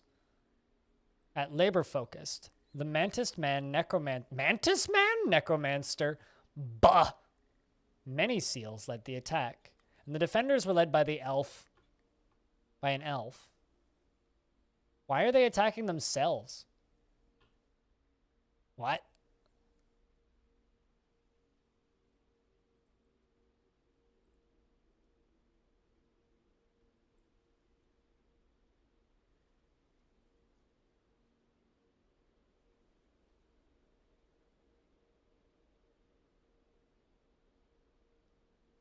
Look, I mean, it's like...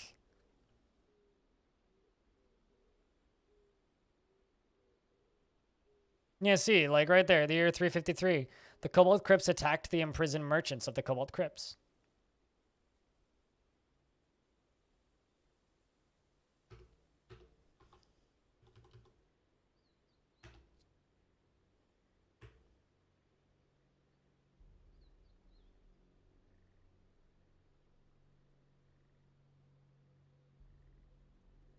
Gotta scroll through a little bit of stuff.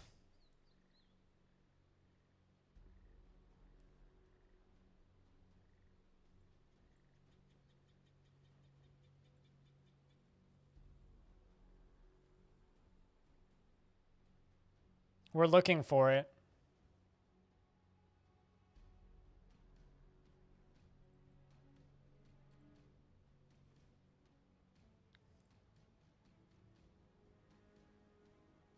I'm curious about who the innocent merchants were. That sounds like a faction I would name. And this is why Dwarf Fortress is unrivaled by any other game.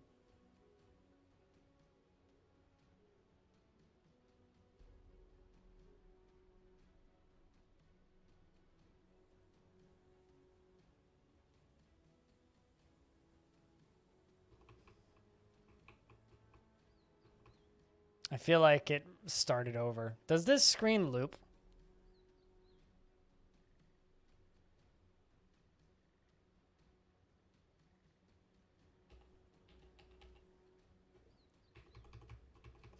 Okay, well that's probably my problem then.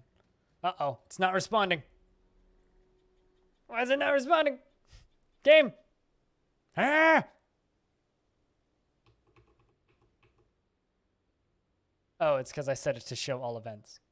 Show only important events, please. You saw when it ended? Oh, I didn't. Okay. I'll go a little slower this time. By that I mean I'm going to stop occasionally.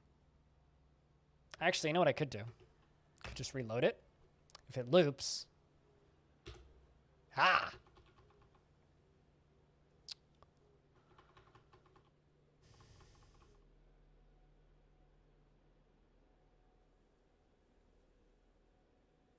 It was 3:53, I think.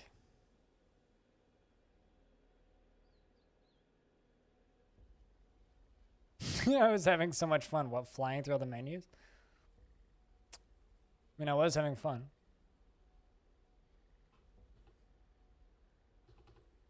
$355 is a busy fucking year.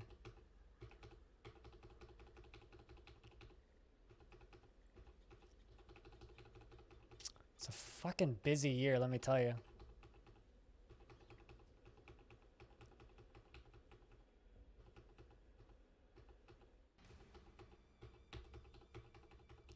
I need to be able to search through this screen by year so badly.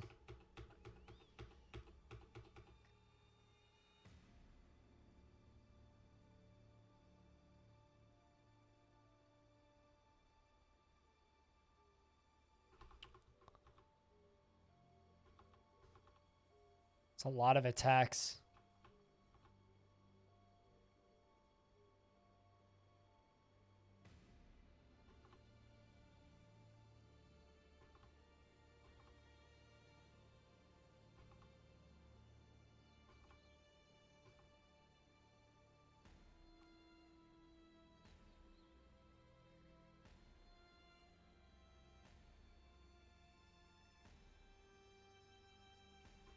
The Coalition of Tremeling attacked the Colorless Fiend. Just good names.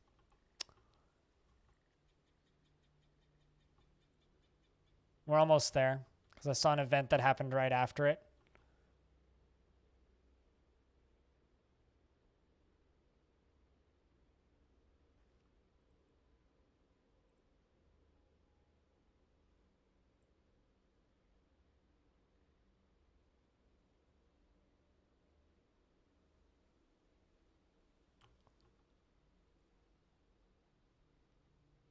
The Griffins of Style. That is a really good name. Attacked the Strifeful Oblivions. Fuck yes. The Griffins of Style are my new power metal band. I'm taking that name.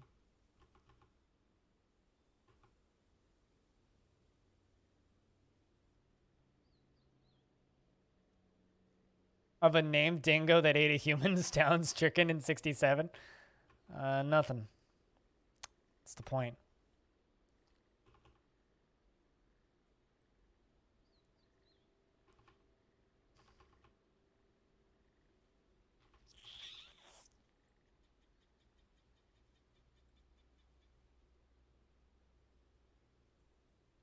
was a busy year. It was a really busy year.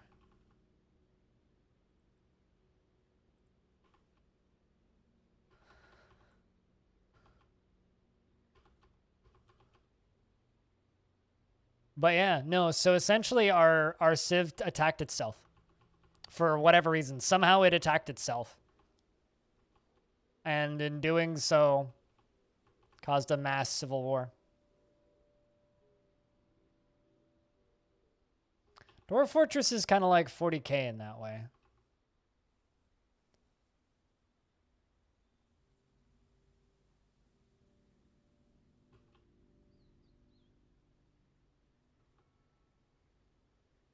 Yeah, I'm not seeing it yet, or I might have gone past it, so. But we did find it in the other screen. I mean, there's enough things alive that, of course. The Barbarity of Balance does a lot of murder. They attack a lot of people.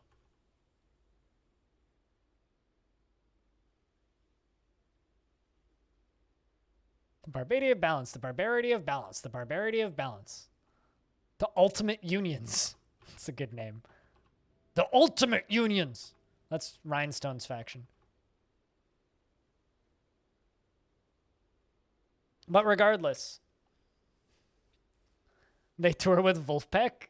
Yeah, probably. What, the Griffins of Style tour with Wolfpack? Could see it.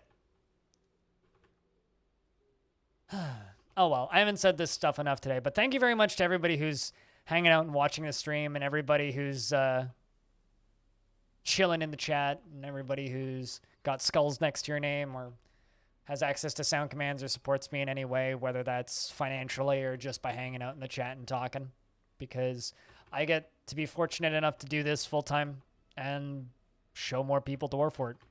So thanks for hanging out and spending time watching this stream, because I wouldn't be here if it wasn't for you. Everything that's good from it, the seeds, the vitamins, the nutrients, everything that's good about it, and just jam it full of shit garbage shit sugar and put it in a shit bottle that sounds like shit when you put it on your shit. It's shit. Stop eating ketchup. Yeah, Wolfpack full improv set opened up by the Griffins of Style, an improv 4-piece jazz hip-hop group. I'm in.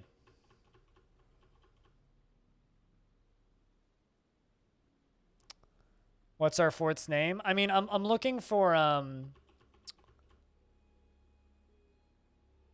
looking for our faction, which is the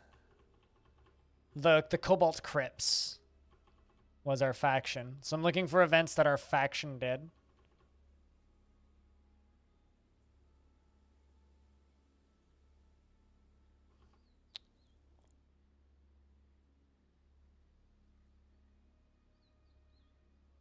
It was like the literal year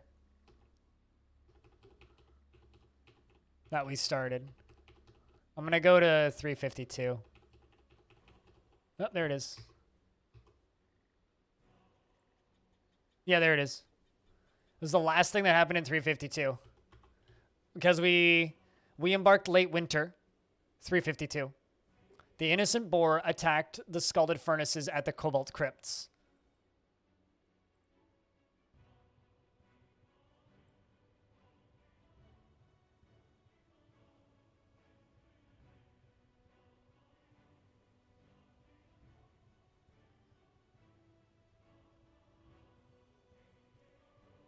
Who are the Innocent Boar?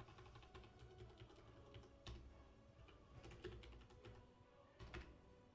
was an elven civilization of the Pretentious Domain. But why did you guys attacking cause that to happen?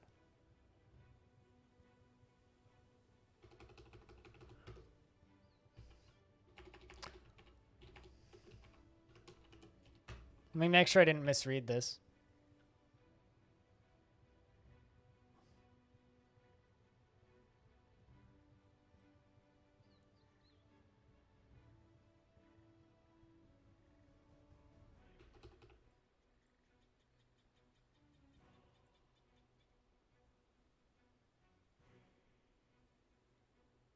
No, it was merchants from the Kobold Crypts visited the Barricade of Bronze at Chapel Stakes and suffered great hardships.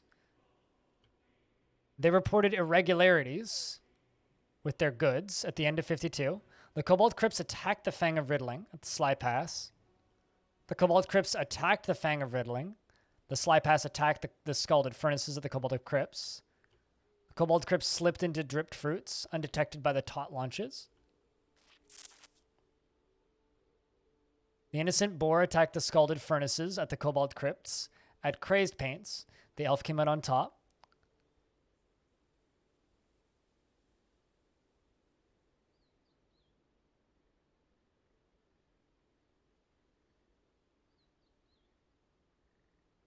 And then at the very beginning,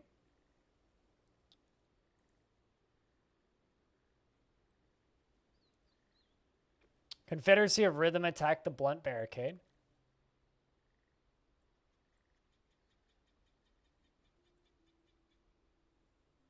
Yeah.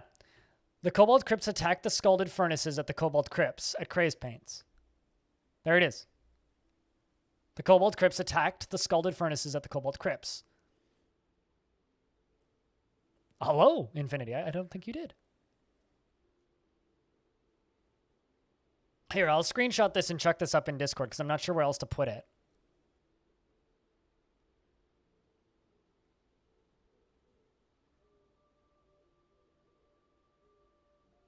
But we can explore this more midweek. But yeah, they suffered great hardships.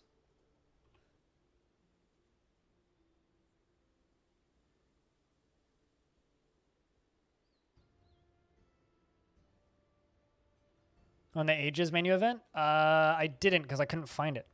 Or rather, I didn't find it, so no. But now that I've screenshotted, I can do it. Let's find it.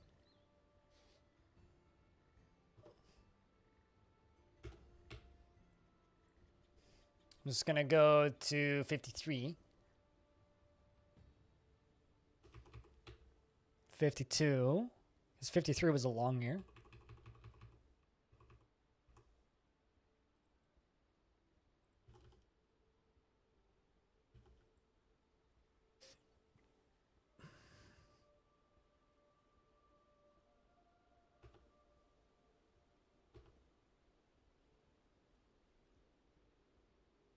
So it would be they attacked the Scalding Furnaces. Cobalt Crypts attacked the Scalding Furnaces.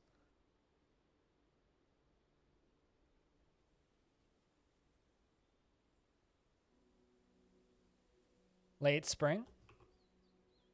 Early spring, mid-spring, mid-spring, mid-spring, mid-spring, late spring.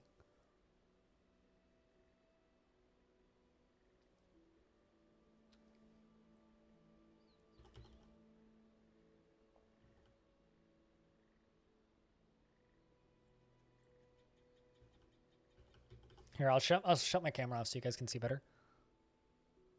There we go. Wait, no. Because there's the Cobalt Crypts. Cobalt Crypts. There it is. There it is, right there.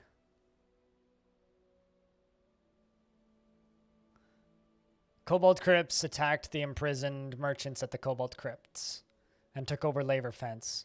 The Mantis Men, Necromancer, many seals led the attack.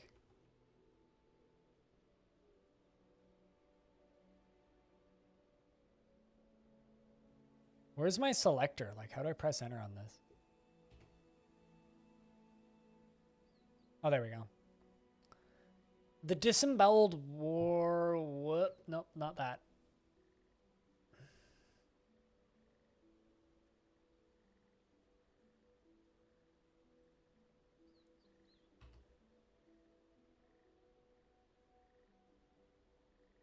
Yeah, it's taking me to the... Hopper, that's fair.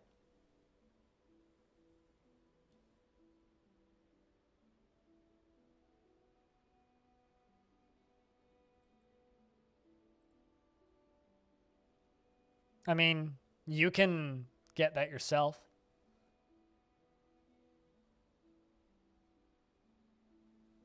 says above that they attacked the Guild of Maw of the Cobalt Crypts. Hold on, what? Oh, wow. You're not wrong.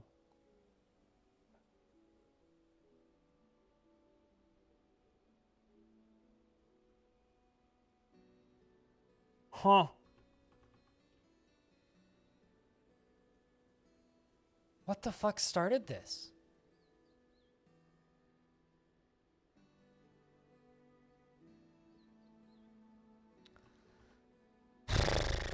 Damn.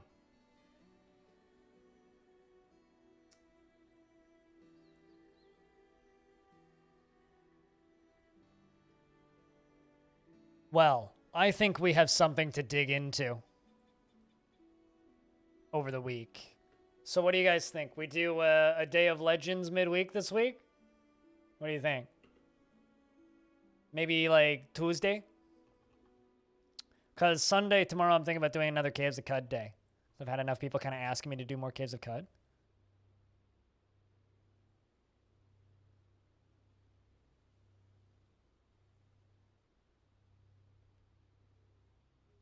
Not until after I realized we were at war.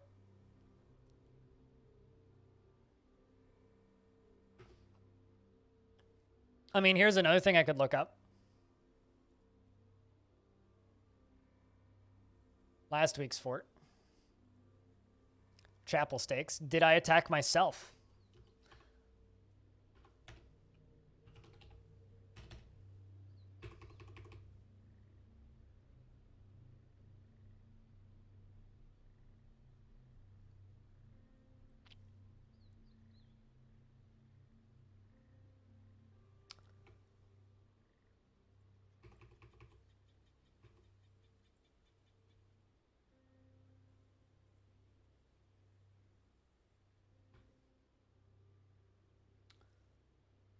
The barricade of bronze of the Cobalt Crypts at the settlement of Chapel Stakes regained. Okay.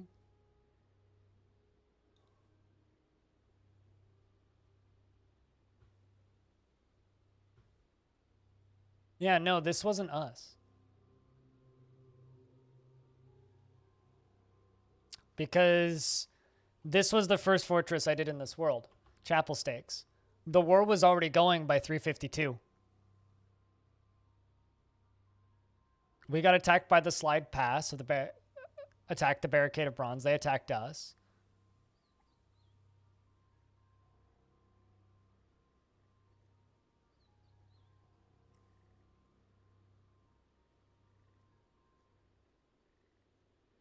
The Gilded Bones attacked us. The Golden Joys attacked us.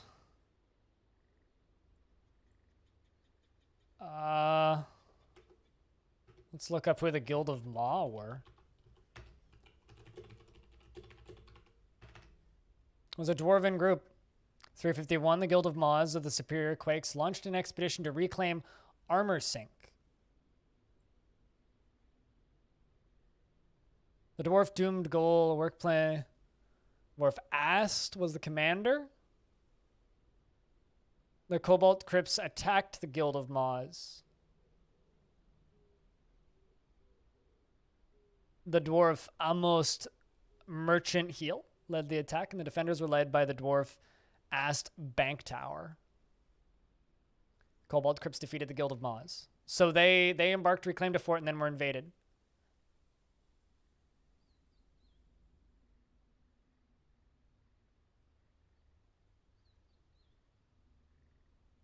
This might have happened when I reclaimed my capital. I don't see what it has to do with me reclaiming my capital.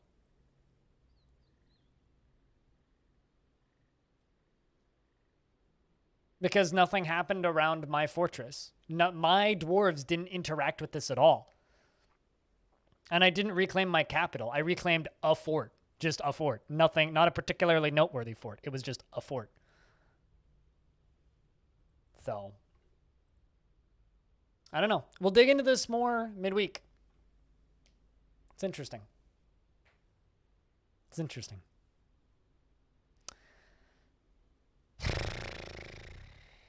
All right, guys. So in about a little over an hour,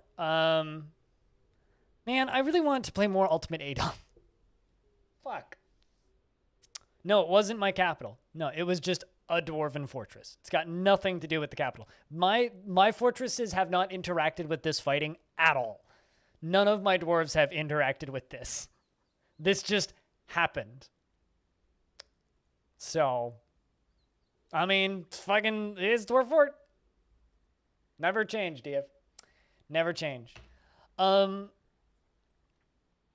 So, I really want to play some more of that Ultimate Adon demo. But tonight is after hours with me and Rhinestone. And I have 40 minutes until then. 50 minutes. I don't know what to do. Because I don't want to be late for Ryan, who's making dinner.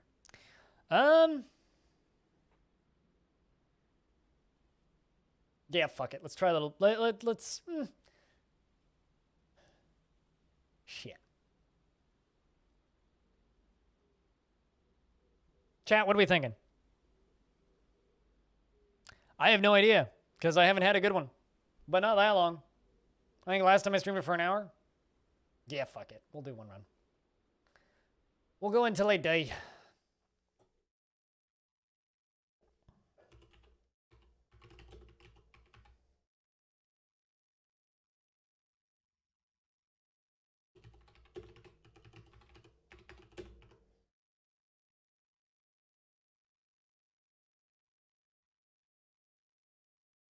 So we are done with the F for the day.